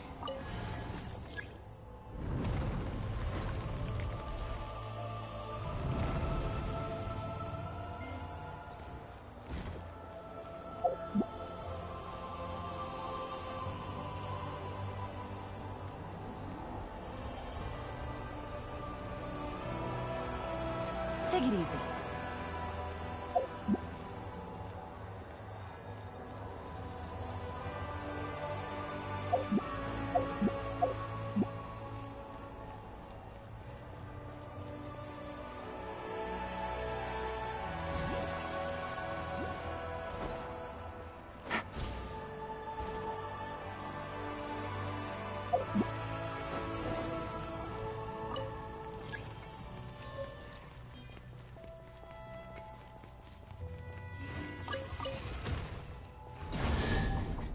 Oh, you fuck! A chest full of valuables and a trove of potential clues.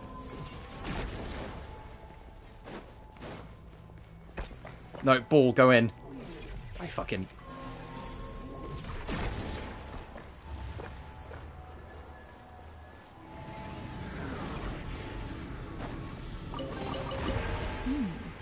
Easy money. And that's our shortcut.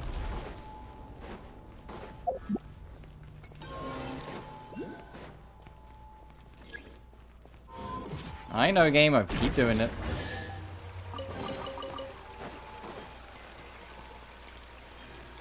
Oh, more of this. Okay.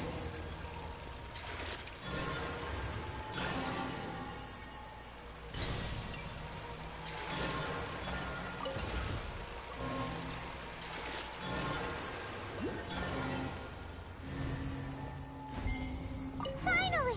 We're here! This has got to be Luciline's lab, right? Hurry! Let's search it and see what we can find. Easy money.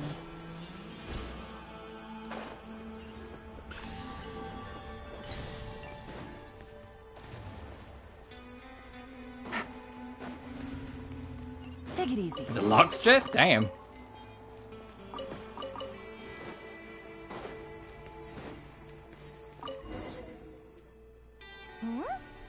This thing looks like it still works. Maybe there's some info inside. Let's open it up and take a look. The following records, the message conveyed by the stellar black body. This version is translated, digested the key information with all the extraneous content omitted.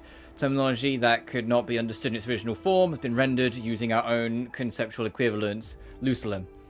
Dear friend from a distant world, I am glad this message has found you. Whether our voices may ever be heard, I cannot say. But if nothing else, they may at the very least drive away the little of this cold silence that hangs so heavily in this lonely universe. If by chance one among you hears us, it means we've been captured by some exceptional gravitational force. As such, it is my fervent hope that your civilization knows that you are not alone in this vast star-filled cosmos.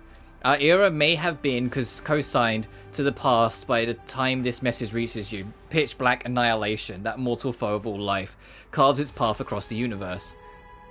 Please beware, we know not where you are, but we send this message in the hope that it reaches you before darkness assails. This message may be insignificant, but it is our light. May it embolden you, reminding you that you do not face the unknown and the darkness alone. Shine on, if you may. A single ray of light is feeble, easily swallowed by the darkness. But as long as another shines out before it can fade, then one day there will surely come a ray of light that pierces the night like the dawn. To my daughter, Ninin, the key form of assistance the moon goddess provided to our plans lies at the lunar core. You can reach this place via fissures, so do not forget to go there. Is this the message that the creature from space sent to the dragons? I see. So, that's how it was. So, Project Moongazer was meant to send this kind of message back out into the universe? If that's all there was to it, couldn't they just have used the Eye of Ibn Bellum? Did Paimon miss something? Hang on, just gonna check again. Huh, what do you know? There really is a footnote at the end. To my daughter, Ninin. Ninin? Wait, so you're Lucilim's daughter, Eggy? Wait, then how'd you end up like this? I don't know. We need to go take a look at the moon's core. Memories. Why don't I have them? But what about Columbina? We still haven't found any clues regarding her disappearance.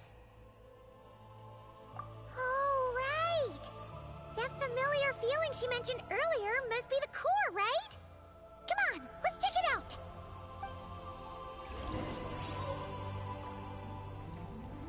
Gazer engravings.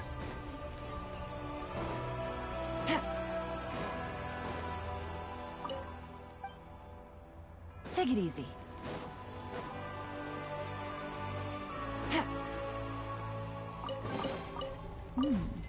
Easy money.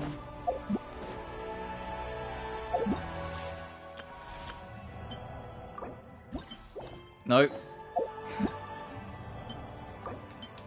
Give me that, thank you. How am I doing on gems? Have I got enough for another 10? I do.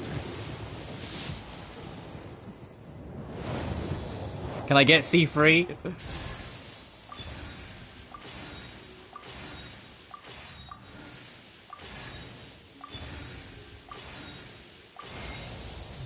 Fuck off, Tainari! Bro, why? I lose every fucking 50-50, it feels like nowadays.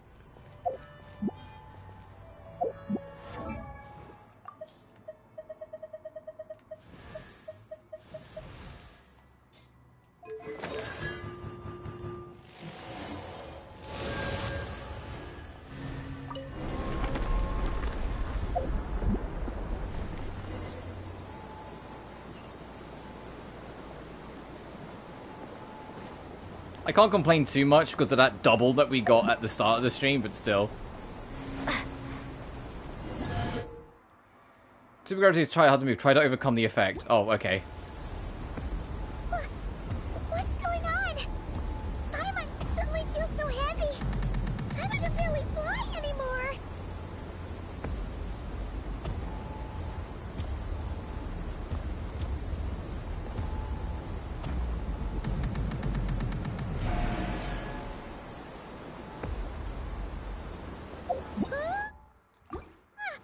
Why are we floating again?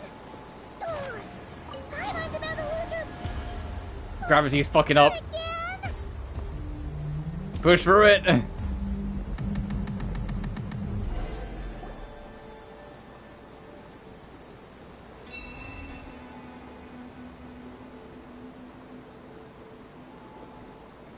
Huh? Gravity seems back to normal.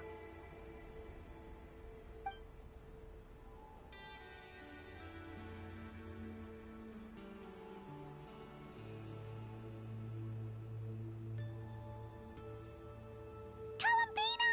You're back! Was it you who fixed the problem just now? Talk about perfect timing! Oh, we were so worried! Where'd you go? Are you alright? I'm sorry. I didn't expect the depths of the space to actually lead to the moon's core. It contains an extremely high concentration of ancient moon energy. When I suffused this base with Kuvaki, I accidentally came into contact with it and was swept into the moon's core. So, you really went there? Paimon was starting to think this base was haunted. Anyway, Paimon's glad you're okay. We just discovered some new info about Project Moongazer. It's... I already learned the truth at the moon's core. I discovered who you are as well, Ninin. It seems that is where my mission lies. Please, take me there. What's wrong, Columbina? You look like you don't want her to go there. Ninin cannot survive within the moon's core. But I must complete my mission. Yes, but it does not wait for you there. What? Your mission isn't to be accomplished at the moon's core. Rather, it is to be found in the place where everything began. You mean the Eye of Ibn Bellum? Yes. Your mission is to activate Project Moongazer within the Eye. That requires a data key made from the ancient moon's power. I can journey to the moon's core once again to retrieve it for you. But it will take some time. Are you asking me to return to the Eye and wait? Would that be alright with you? No. If I can't get the key myself, I'll wait for you here. If you don't come back, I won't leave. I want to stay here and wait for my friend to return. I understand. Thank you, Ninin. I'll be right back. I'll go with you, Bina. If you insist. Huh, hang on! What about Eggy? Are we really going to leave her here all alone? Don't worry. I sent a message to Moggy's, and she's on her way. As long as she stays here, there's nothing else in this base that can harm her.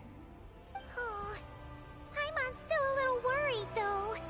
Maybe she should just stay here and keep Eggy company. Huh? Don't you want to see what the moon's core looks like? Yeah, but Eggy will get lonely here if we leave her all alone. She's also Lusalim's daughter, which is Well, something she only just found out.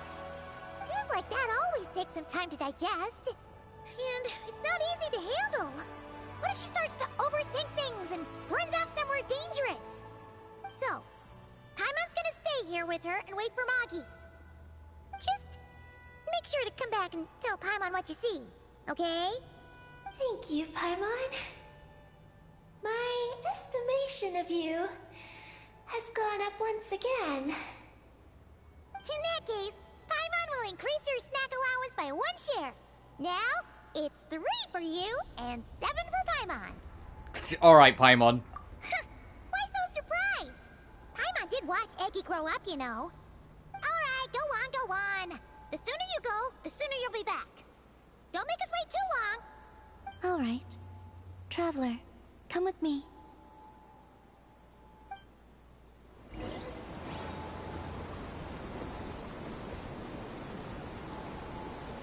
Go without worry. The ground beneath your feet is safe.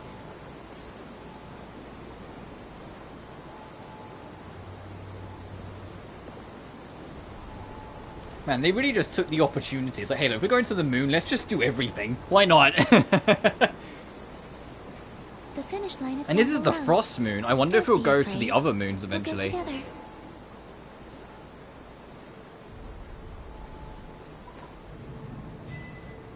The Flea is Cyrene? Oh, that is a very cute achievement name.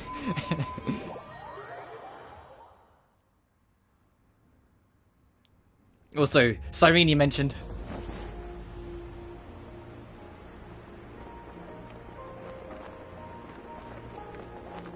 Whoa.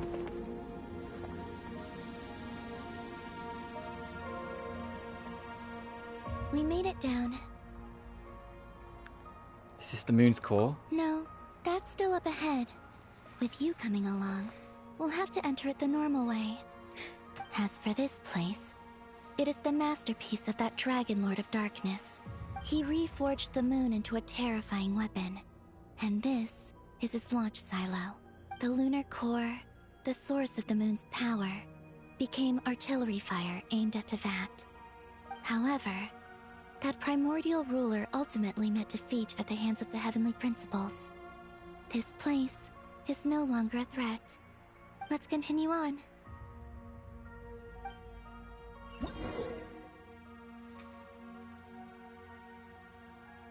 Oh, right, it's telling you it's got the Dead Space tube gravity thing going on.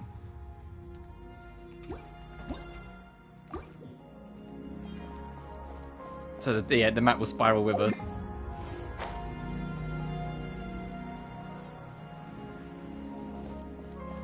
We are walking atop the wall of the launch silo. You've probably noticed that the gravity here is a bit off. Yeah, no kidding. It seems there are devices maintaining this facility. Bina moves quicker. Not my Bina, though. To traverse Mesclin. We'll need to choose the right path. Over there. I can see it.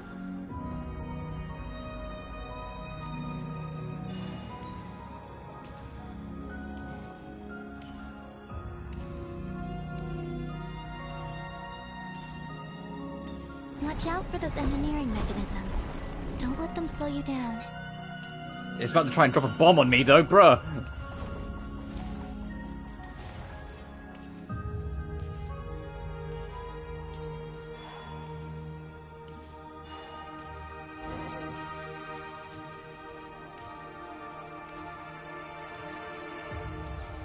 No, get spotted by security.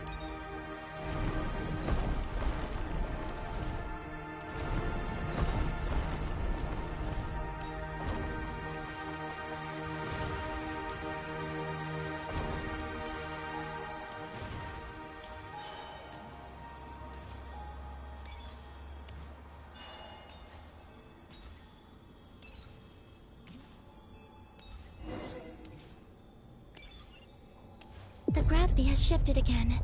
Are you all right? We're almost there.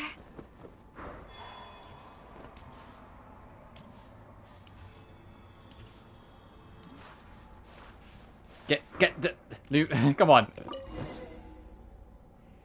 Beneath this door is where we need to go. Looks like we need a key. You already have it with you. This is Lusalim's final facility. The one before was the Lunar Veil Laboratory, which is now the Lunar Sea. You mean the Ancient Moons font? That's the one. Has the system detected us?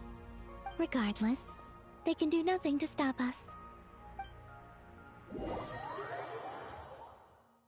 The last line of defense before the moon's core, it appears that the only thing that affects it is the energy. We must use the ripples to destroy it.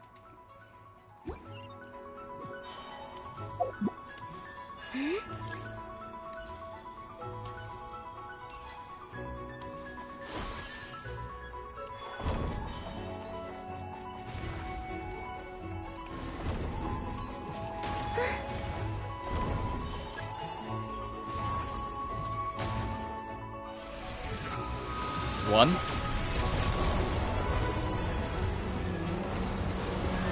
Oh, we floating.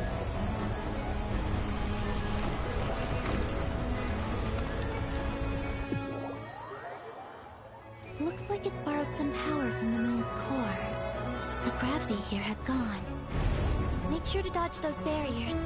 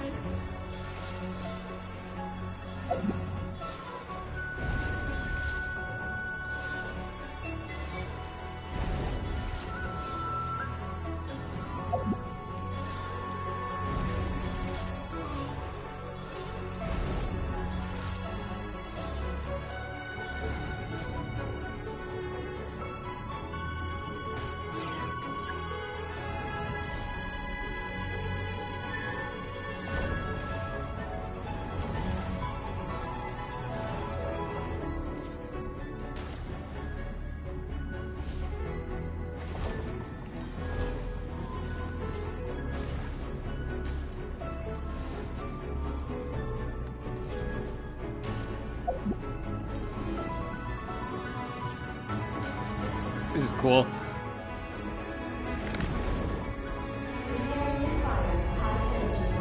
The fuck do you mean? Bro!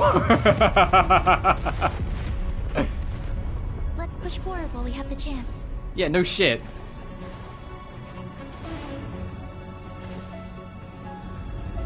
I was getting ready to beam again.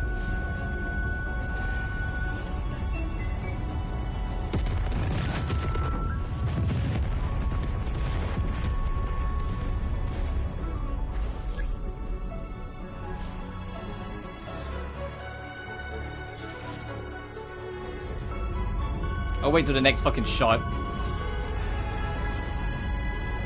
It's all the same.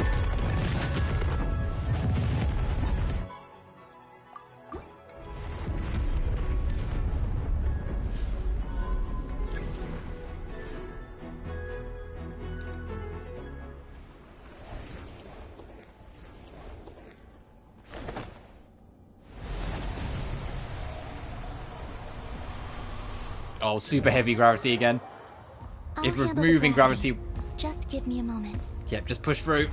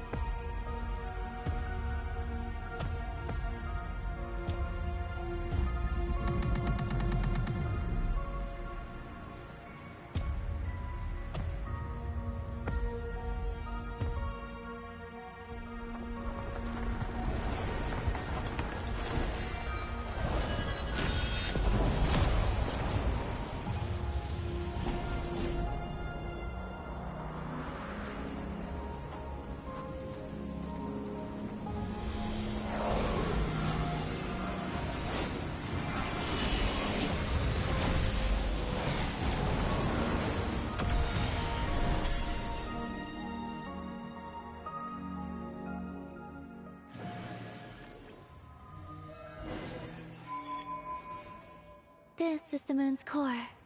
Beautiful, isn't it? The ancient moon energy concentration here is very high, so stay close to me. Let's keep going.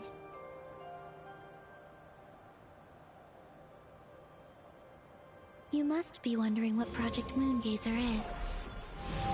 In truth, our whole journey so far has been a part of it. The Eye of Ibni Bellum, Ungian's Circle, the Space Lifeform Capture Station, Lusalim's Lunar Veil Laboratory. And now, we're here. The origin of the moon's life, and the seat of its will. Its core.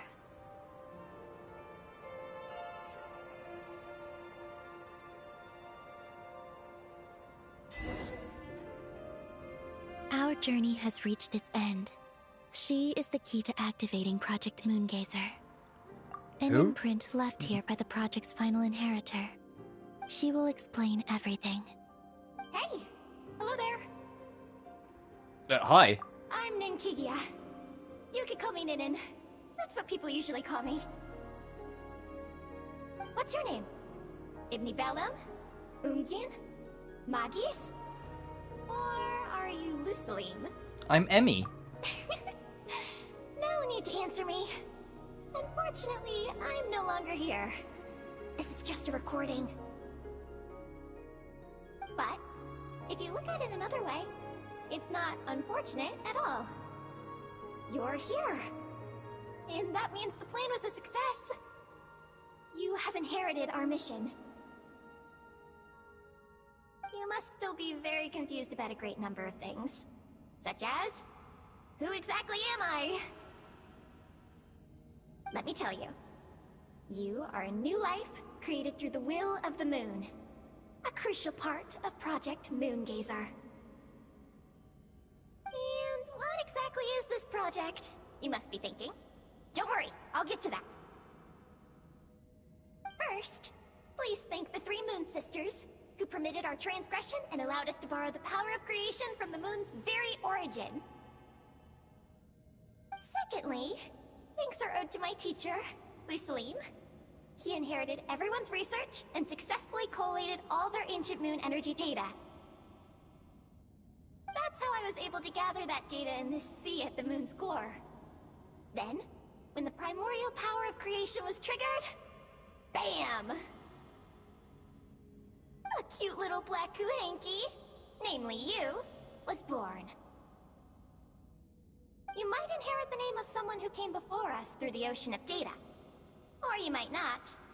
But, you will probably recall that you have a mission. So that's how little you was born. Next, we must say thank you to Madame Magis, who uncovered the nature of our astral visitor, a database life form. Her research was the foundation upon which you were born. And we have Ungian, who sacrificed his life to relay the final message that our guest civilization sent out into the stars. Then came the first Moongazer, Ibni Bellum, who led us to the moon, opened our eyes, and tirelessly gazed into the brilliant, starry skies. Finally, dear successor, thank you as well for your imminent sacrifice, which will activate the final step of our project. Your mission is to continue transmitting the message we once received out into the universe. A single ray of light is feeble, easily swallowed by the darkness. But as long as another light shines out before it can fade, then one day, there will surely come a ray of light that pierces the night like the dawn. I imagine you understand what I mean at this point, yes? As it happens, my time is almost up. But that's okay. I'll be joining them all soon. Come to think of it, you might actually have inherited my name. It's time to say goodbye. Go complete your mission. And lastly, I salute you, and all your fellow Moongazers.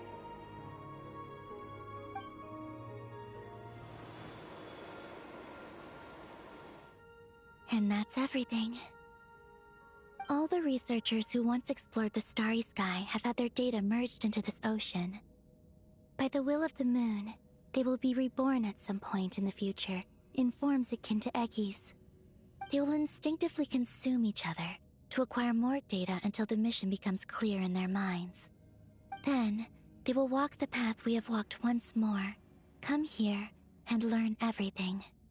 They will use themselves as keys to open the Moongazer module in the Eye of Ibn Bellum, and resend the message out into the universe. Then they will return to the cycle of life. Yes, and this cycle may have already happened more than once. That said, calling out into unknown space is not necessarily safe. The dragon researchers must have also realized this, which is why they began work on the lunar veil. And in Ninen's era, the world already teetered on the brink of destruction due to the conflict between two supreme beings. But peace has been restored into that, at least for now. At least for another 6 weeks before the Snezhnaya arc starts, you mean? Drawing the attention of the darkness that dwells amidst the stars to this place. As promised, I will hand the key and the message over to Ninen. But do you think we should stop her from completing her mission? Or should we support her? Let me think on it. I understand. Then let us return to the first Moongazer's tower. What about Painon and Ninin? Don't worry. Magis will pick them up. It'll be a fairly long journey. We'll have plenty of time to give this some more thought. Let's go. It's time to leave.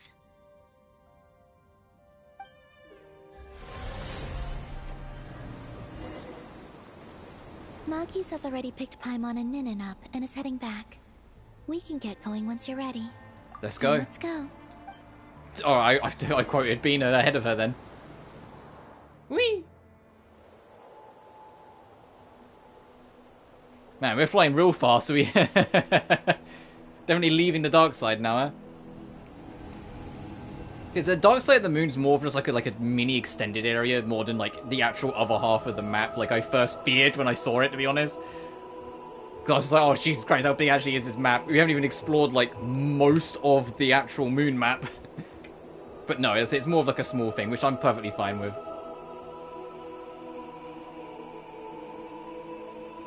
I can sense you're troubled. I am too. So it might be best if we spend our journey back in silence. Gaze upon the moon, at Tefat, then look up at the starry sky. You will find the answer, I'm sure.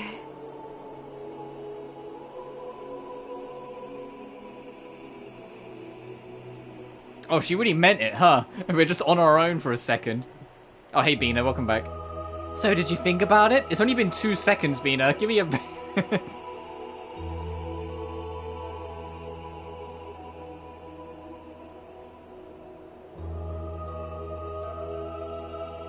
This is sick, though. I will say that this is sick. Like, circling the moon, having the planet come into view and the sun.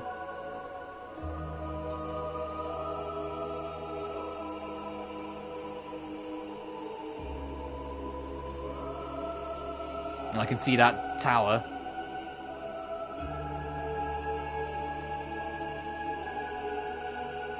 And the music. God. Nod Cry really has been built different, huh? Nod Cry, like, I've mentioned it before, like, the only real gripe I've had with Nod Cry is the real lack of exploration. Like, it feels like when they expanded the map, it was always kind of small. But I feel like the Temple of Space did a lot to kind of rectify that, and the moon has been a damn treat. Also, I can see, like, parts of the moon, like, slowly rendering in. But Nod Cry's story and, like, this whole, like, sense of scale has been next to none. It's beautiful. And we came up from the other side, so we have circled the moon.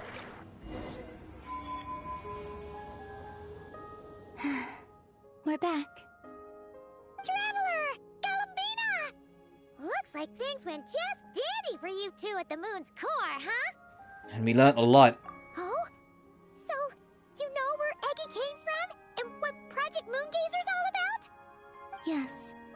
and the key to unlock the Moongazer module. It's all right here. I'll hand it over to you now, Ninin. Once you've read the information here, you'll know what your mission is. Thank you. I have been waiting for this moment.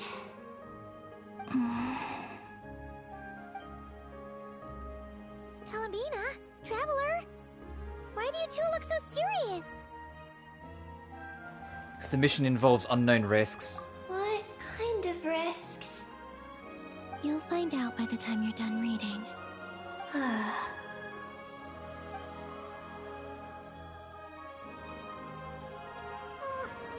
a little confused. What exactly is Eggy's mission? Reads the information and we tell Paimon. Sending a message into the starry sky? So, that's what Project Moongazer's all about? So the risk is, we could expose Tevat? Ooh, yeah! This is a tough call. Eggy, are you alright? Hey, don't be sad. We can still talk this over, right? Remember those snacks? We can split them 50-50, no problem. No. I'm not sad. But you're crying. I'm not sad. And I'm not crying. This is just a toast to those who came before. Columbina, Traveler, Paimon. Thank you. You're my friends.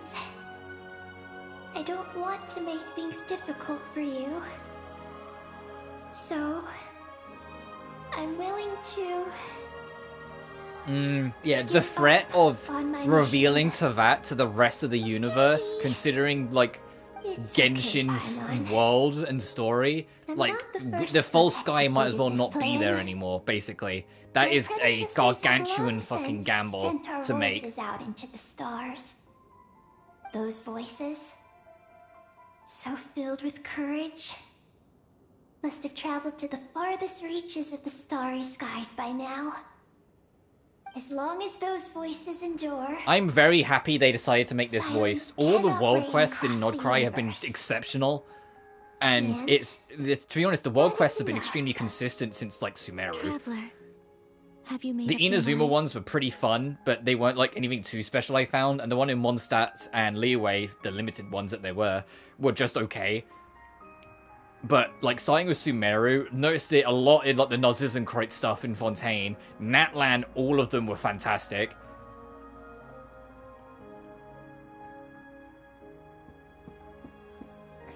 But now I have to make that choice.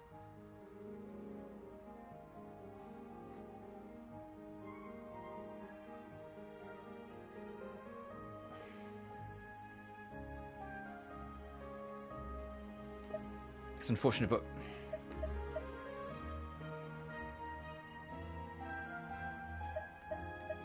Oh, this is hard! We shouldn't. But you always kind of have that hope. It's like, it could be a good thing, you could do it, but...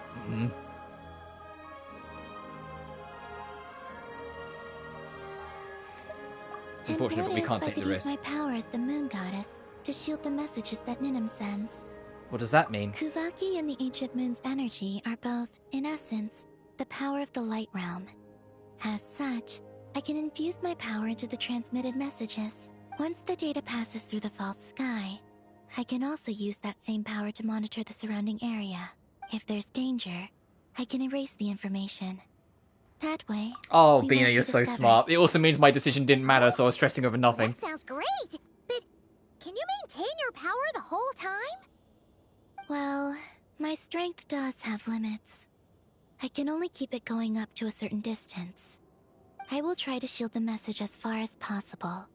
At that point, its source will not be so easily traced. That sounds more feasible. But... will this hurt you? Don't worry. We have the support of an entire moon here, you know. So, are you ready, Eggy? Once you've made up your mind, there'll be no turning back. Can I ask one more question? Yes? Why would you do all this for me? Because we're friends. That's it? Yes. Yeah, and because That's all the reason I need. the Fontaine event, I think, canonically happens after this, Columbina's not going to punch you like that she did, like, 6 hours ago. Me and Gazes, I send you all my regards. Paimon does too. I understand. Then, I am ready. I was born for this moment. All right. Now sing out toward the stars. Javat's moonlight shall send you off on your voyage.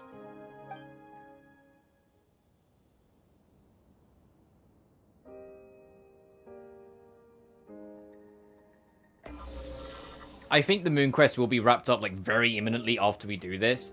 I'm not going to do the Fontaine event because we just won't have time to do all of it. But we haven't explored all the areas, so we can poke around for, like, another 20 minutes afterwards, maybe. Maybe, we'll see. It depends how long this last bit is. But I can keep going until 3 PM our time, and it's currently 2:34. But, if nothing else, let it at least dispel And I don't know if we'll get the whole silence. Fontaine thingamabob done tomorrow, because I am working tomorrow afternoon, so the stream can't be as long, which is why I gave Friday as a gap as well. But I think it shouldn't take us any longer than Friday. I was expecting the Moon Expedition to take us longer, but I kind of got enraptured in the World Quest, and that kind of did a lot of the heavy lifting. Like the moon, has captured us both. So, I'd like you and your civilization to know that you're not alone beneath this boundless starry sky. Our era is trying I do to want to, at close. very least, activate the other, like, reputation thing Courage, faith, before we wrap up, just so I, like, because intellect there'll be, like, a little scene thing to across do the there. sea of stars. That does mean I need to figure out how to get over there, but one thing at a time. It is insignificant, but it is our light. I hope it emboldens you. You do not face the unknown in the darkness alone. Please, keep sending your voices out into the stars, and let them become your light too. A single ray of light is feeble, easily swallowed by the darkness. But as long as another light shines out before it can fade, then one day, there will surely come a ray of light that pierces the night like the dawn. Last but not least, we are moon gazers in an unremarkable corner of the universe. Our names are Ibni Bellum,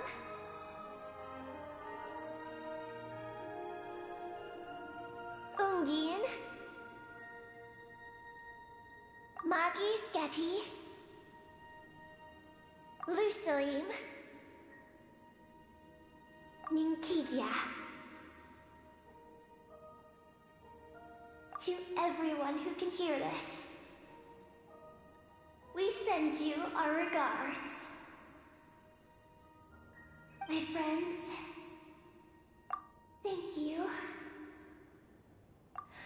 Let us meet again beneath the starry skies.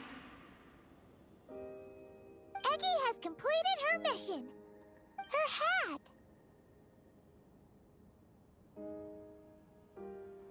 Are you okay, Columbina?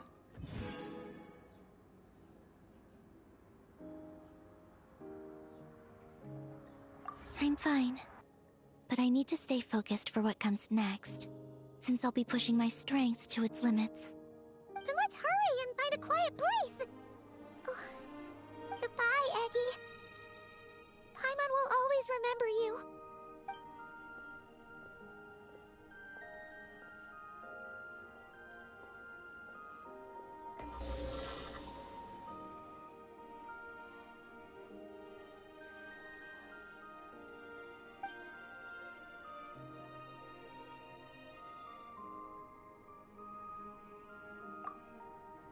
The activation of Moongazer modules activate a sealed data segment.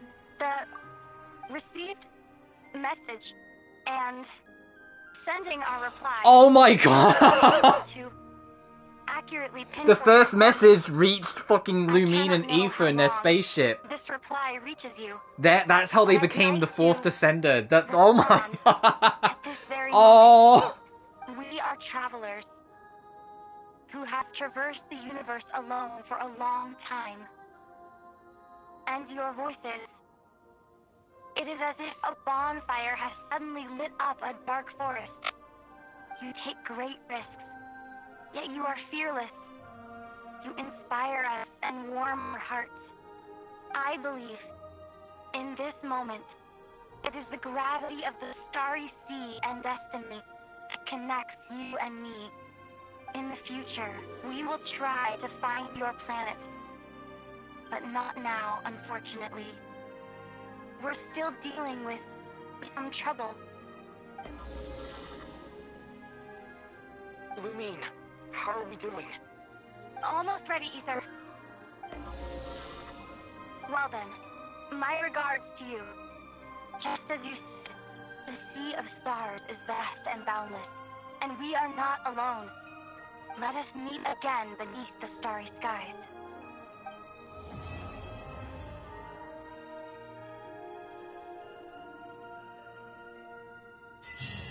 That was beautiful! Oh, trophy 6EQUJ5. Witness the Project Moongazer. That was beautiful.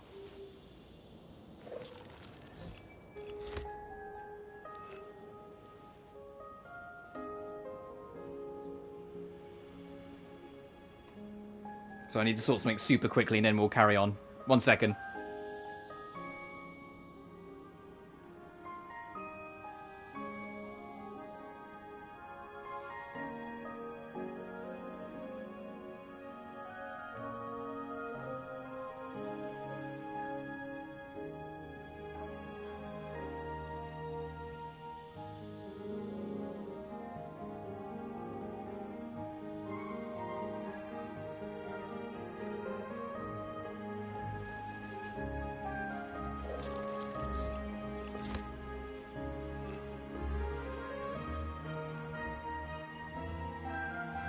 Alright, sorry about that. I had a notification I needed to check and sort out quickly. Oh, all the Frostmoon seals obtained. Nice. And a trove of potential clues. That was a beautiful end as well. That revealing that the first Project Moongazer operation did actually reach its target. Lumine caught it originally, all those hundreds of years ago. Like, that's so beautiful. I love that. That made me really happy. This whole fucking game, dude.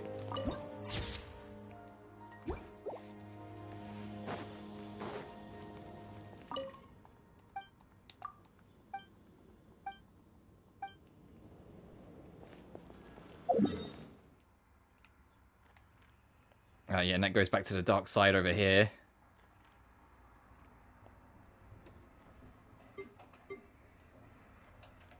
Is dark side 100%? It is. I had a feeling, but... So it's still technically 4 areas. It's 2 real ones and 2 not like short ones, short linear ones. Let's go get that, and then I want to go through here to try and unlock this. If I can help it, I'd like to go to the Traveler's Crater as well, but I don't know if I'll get the opportunity. Like with enough time, I mean. That is genuinely a really, really, really fucking good world quest. Like, hell yeah. What a way to send off Nodcry. I mean, technically we're not done. We got the event, but you know what I mean. That event's more for shits and giggles. And for Sandrone. And I very much look forward to doing that tomorrow to see how the whole reunion plays out. Because Columbina, she's going to be upset. She's going to be upset when she finds out her girlie's been hiding from her.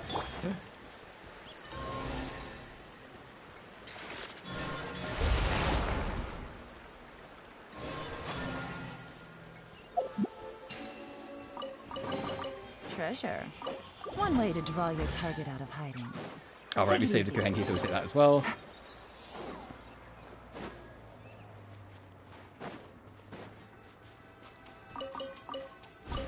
Oh shit! Right. Still have like super gravity.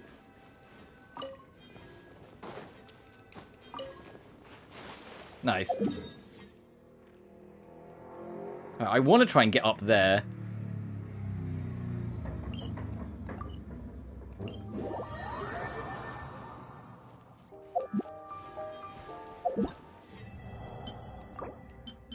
Oh, that's for doing the world quest. That makes sense.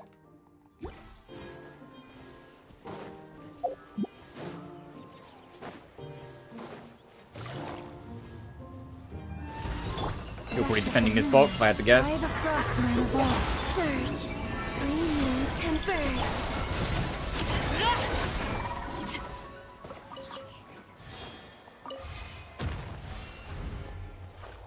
Oh, fuck. Alright, it still adds to the map completion, alright. How am I actually doing on completion for like the main 2 areas? This is 60%, and that is 44. I mean, to be fair, we didn't explore any of this, really, and we didn't explore any of this up here, so that makes sense.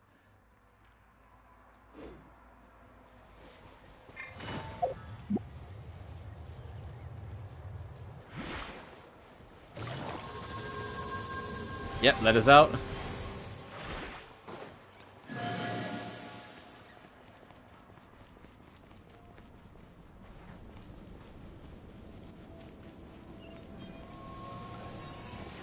Oh, there we are.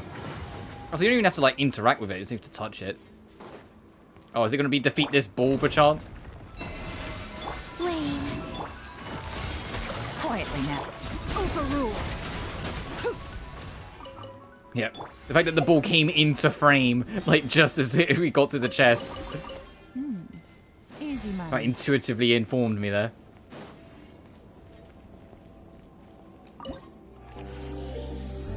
What the fuck? What was repair tool by the ancient dragons restore they might come into contact with obstacles. Oh, is it just Snake? It is!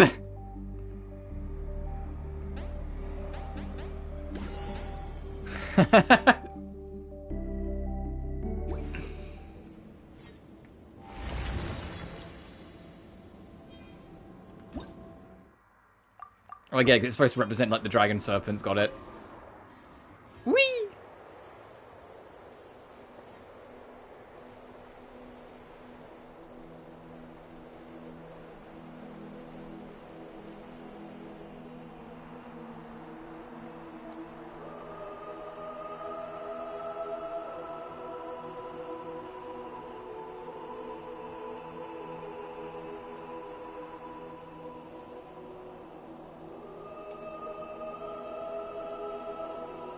I like that you can hold X to cut out of it. If you do that, though, we'll just land in the abyss, so, like, no. I say that, it'll probably just warp us back, if I'm honest, but no, I'm not doing that.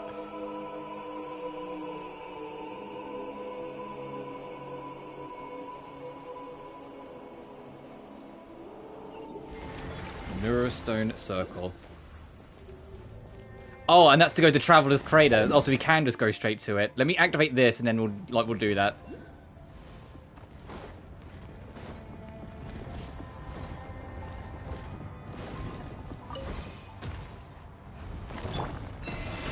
Surge. Gotcha. I'm also genuinely, like, bewildered. Even though, like, they've locked it off in the zones, just how goddamn big the moon actually is to explore. Like, they didn't fuck around. Sounds familiar. Wait, isn't that one of the Frost Moon Scions' sanctums? Even before, Pam was kind of curious. Let's take a closer look.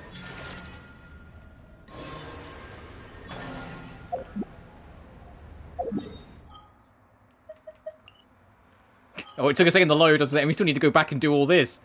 Yeah, there's the party bus. I mean, the special ship that we're going to be doing the event on.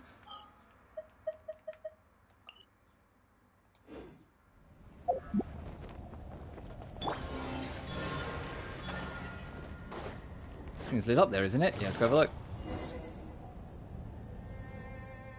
Vital signs detected. Invoking identification sequence error. Commencing kernel security check. Kernel security check failed. Central module damaged or missing. Please contact Nin Kigia for maintenance. Initiating backup safety mode. My apologies. My identification sequence is currently unable to verify the visitor. Consequently, I cannot address you by your proper title. Commencing universal greeting playback. Welcome to the I-Illume storage array. This array is primarily used to regulate the operation of the engraving and to store various research resources. Error. Critical component failed. Failure has resulted in service dependency anomalies. Main functions are currently unavailable. Please execute a self-diagnostic command to restore critical data nodes. Oh, Paimon didn't really get what it was saying, but it sounds like we need to follow the instructions on the screen to fix this thing, right? And if we place it in the storage resources, that just means a storehouse. Paimon bets there's all sorts of super amazing treasures nearby. Come on, let's give it a shot.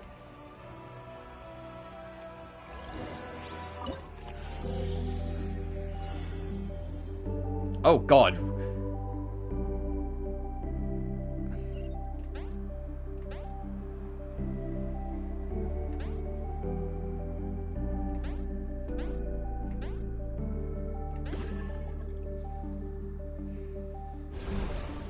Yep, okay.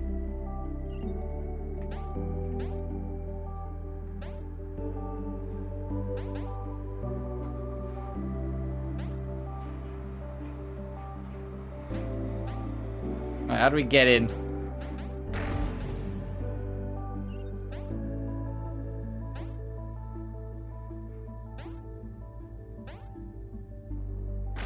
Okay.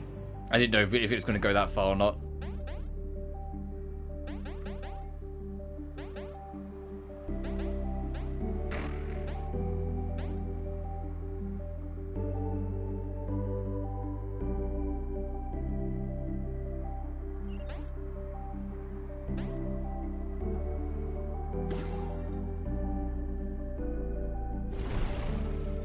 Oh, Jesus.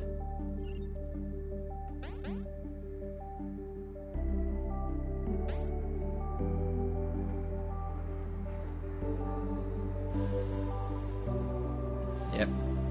Get the other data fragments.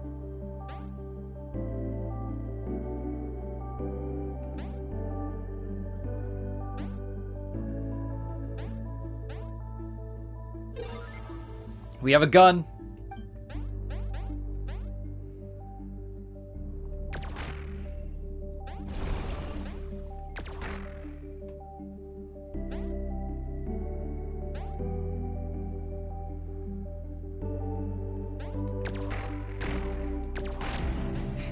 Okay, that thing does not shoot as fast as you hoped.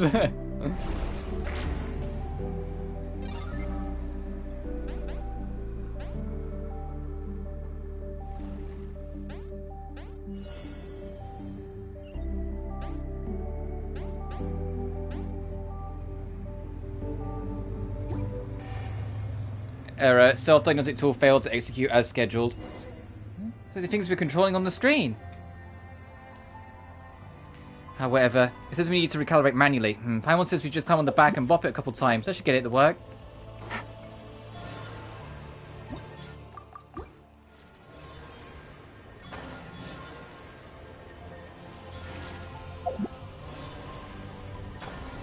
Take it easy.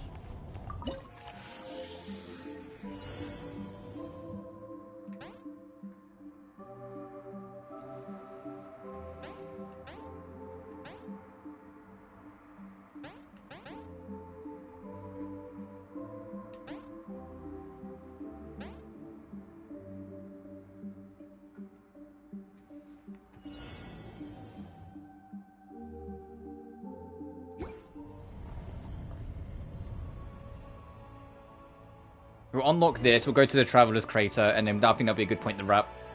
Self-diagnostic. Repair complete. Thank you for your help. Deactivating lockdown. We've been going for nearly 6.5 hours now. And God knows the Snezhnaya livestream might be a big one. I mean, it might be, it might not. It depends on what happens when we get to it. Primary energy system not connected. Please contact Nin Kaguya for assistance or provide an auxiliary power source.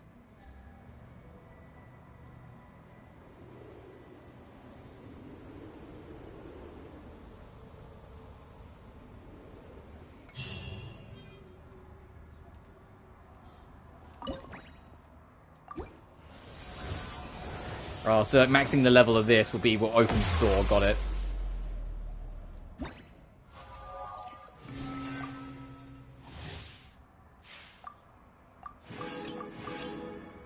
Oh, hey!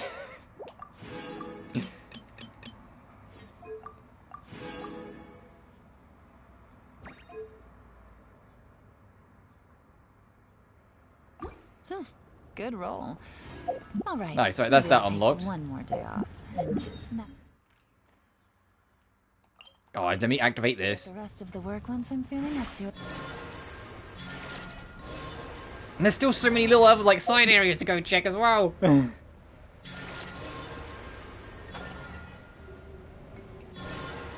It's genuinely really impressive, and I'm really happy that, like, this is, like, this big. A new moon rises. Busted. Quietly. Laid bare. Oh, okay, no, you're already dead.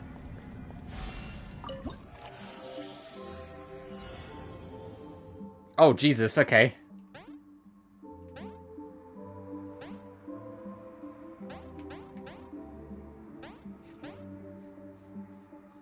I didn't see what was the correct path to go, so I'm gonna just wing it.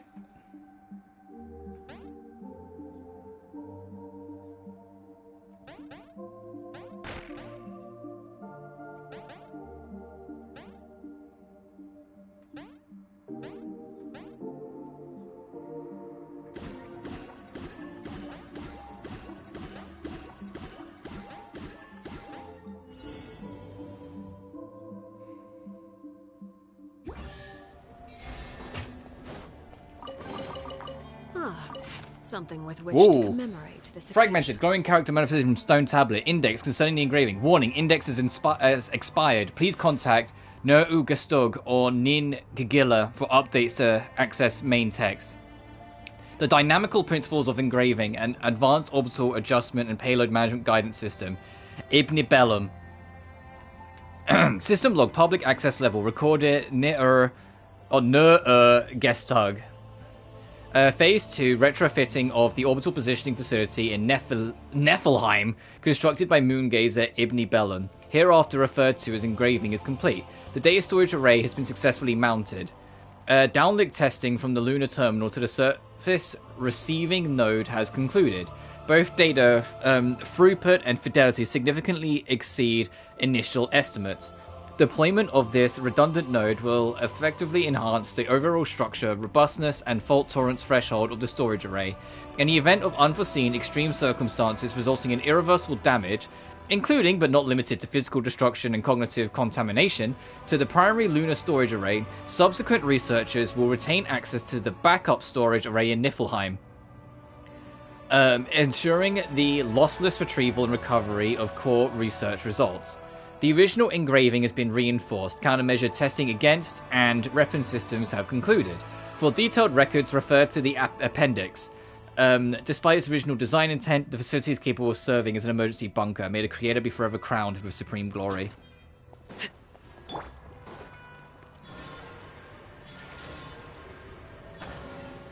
Alright, let's go back. Let's go to our rock.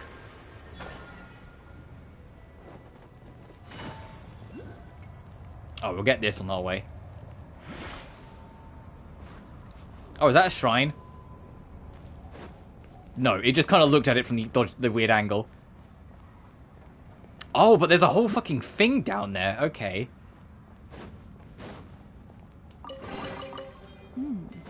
Easy money.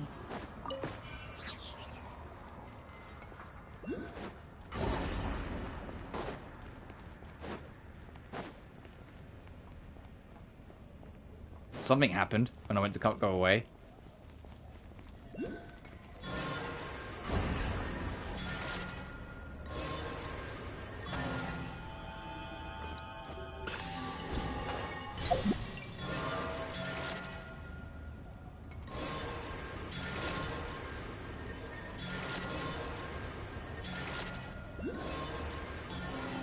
I had to try. Oh, yeah, I can see that, but that's something for later then.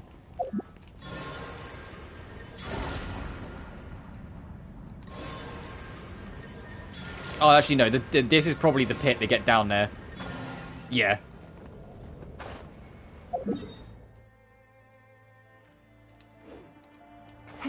Fine, we'll check this out as well while I got a second. Take it easy. Ow! With one heart, we... I felt that whip from here. Witness my rise. Overruled. Stuck on something.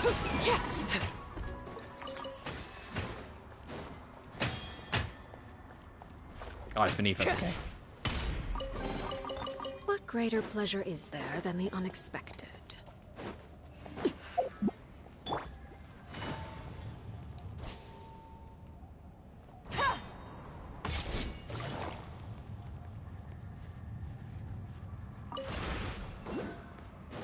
Okay, yeah, this leads exactly where we thought it was going to. Alright, let's...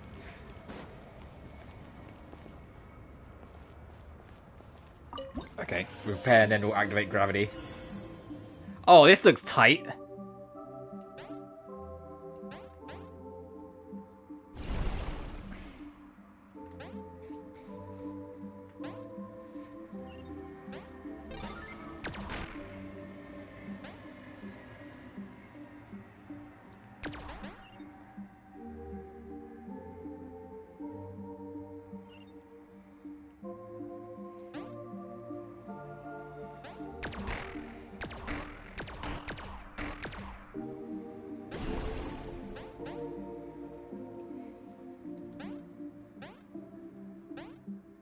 How do I get in?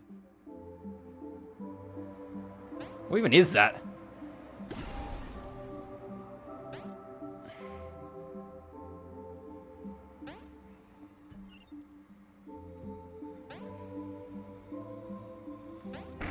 Too soon, fuck. Don't take me too far back.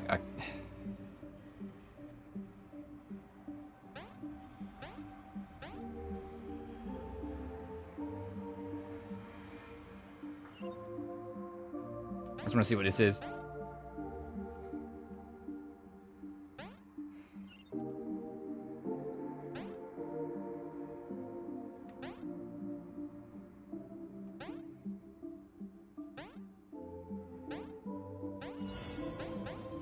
Hidden data. Okay. Is it going to be the first data we like cleaning this up got the first chest, but the hidden data is what unlocks the other chest? I suppose we'll find out, but let's go get that last one.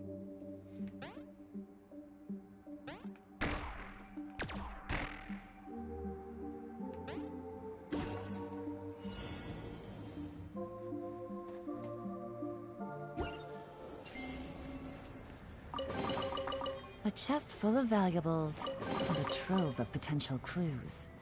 Oh, is it this? It might be this. I will read all... Yeah, no, I'm running out of time. I won't read all this now. I will read it in my spare time.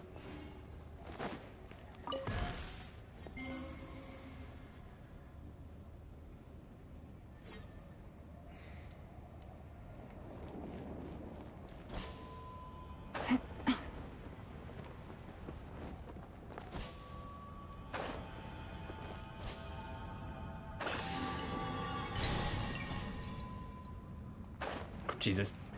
Hey, very low gravity means you gotta, like, aim a little more. Yeah. A chest full of valuables and a trove Oh, and this will take us out. Got it.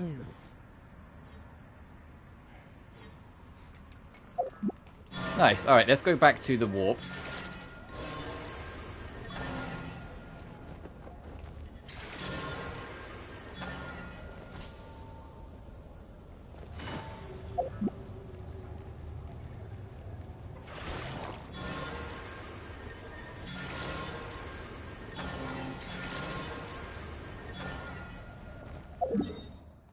Oh, too far north. Whoops.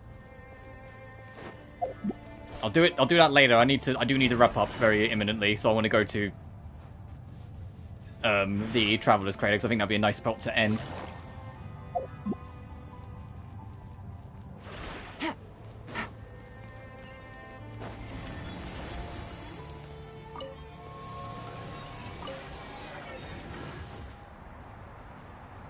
So why did that other one activate on its own then, if that one required me to click on it?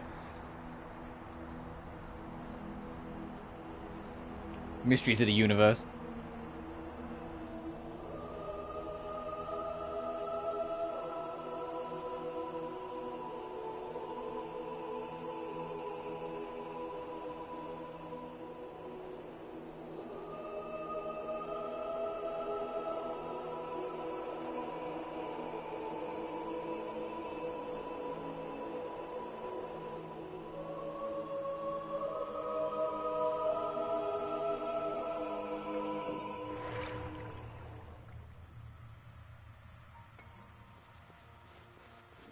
Ah, we're back. Take it easy. Been a minute. The next journey. That's what they call it? Oh, that's very cute. Oh, and like some grass and like flora scenery has grown out since last time we were here. You're here. Kalabina, you're here. And now you're here too. I suppose we're here together. You say that as if you knew I'd come. I didn't know when, but I knew you'd come eventually. Just as there is always a pull between the moon and Teyvat, you always find your way to me, don't you? Come, sit with me for a while. I saved you a seat. Last time we sat on your ship, we were looking at Teyvat. Let's look at the stars this time. Ninin and those who came before her were drawn to those stars. There must be a different kind of gravity there. I can feel it. Ninin and the message she sent. Don't worry. She's not in danger. She travelled very, very far in safety. So far that I can no longer sense the power I used to guide her on her way. But I'm curious. About what? All kinds of things. For instance, would a message from a moon gazer ever be received by someone else? Whoever receives it, or whatever else may receive it, who might they be? What would they think? Would they love? Would they know love and hatred just like us? Would they still be drawn to the beautiful yet mysterious sky above, even with the abyss closing in around them just like us? Would they, like us, also want to find others, wave at them and say, "Hello, friend, I'm happy to meet you"?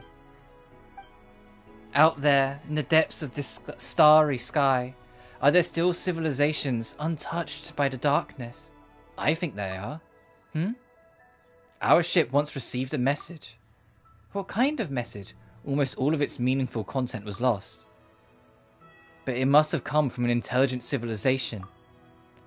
Lost? Was it because it had travelled too far? Still, even this much is encouraging enough. By the way, Emmy, your birthplace, it's out there too, isn't it? If one day you decide to return to where your journey began to clean it up, I'd be glad to lend a hand, just like how you helped me clean the moon. Then I won't forget to invite you. And another party, and another party. Then, what do you think of calling it our home returning night? What if it's during the day? Then we'll celebrate all day until night falls. We can invite all our good friends. It sounds like it's going to be fun. May that night arrive beneath clear skies with friends reunited. That was very sweet. I am going to wrap it here, though. Thank you all so much for watching. Remember to like and subscribe if you haven't already. It genuinely really helps the channel grow. Additionally, you can find my Patreon and BlueSky in the description of every single video. Until then, though, you guys take care now.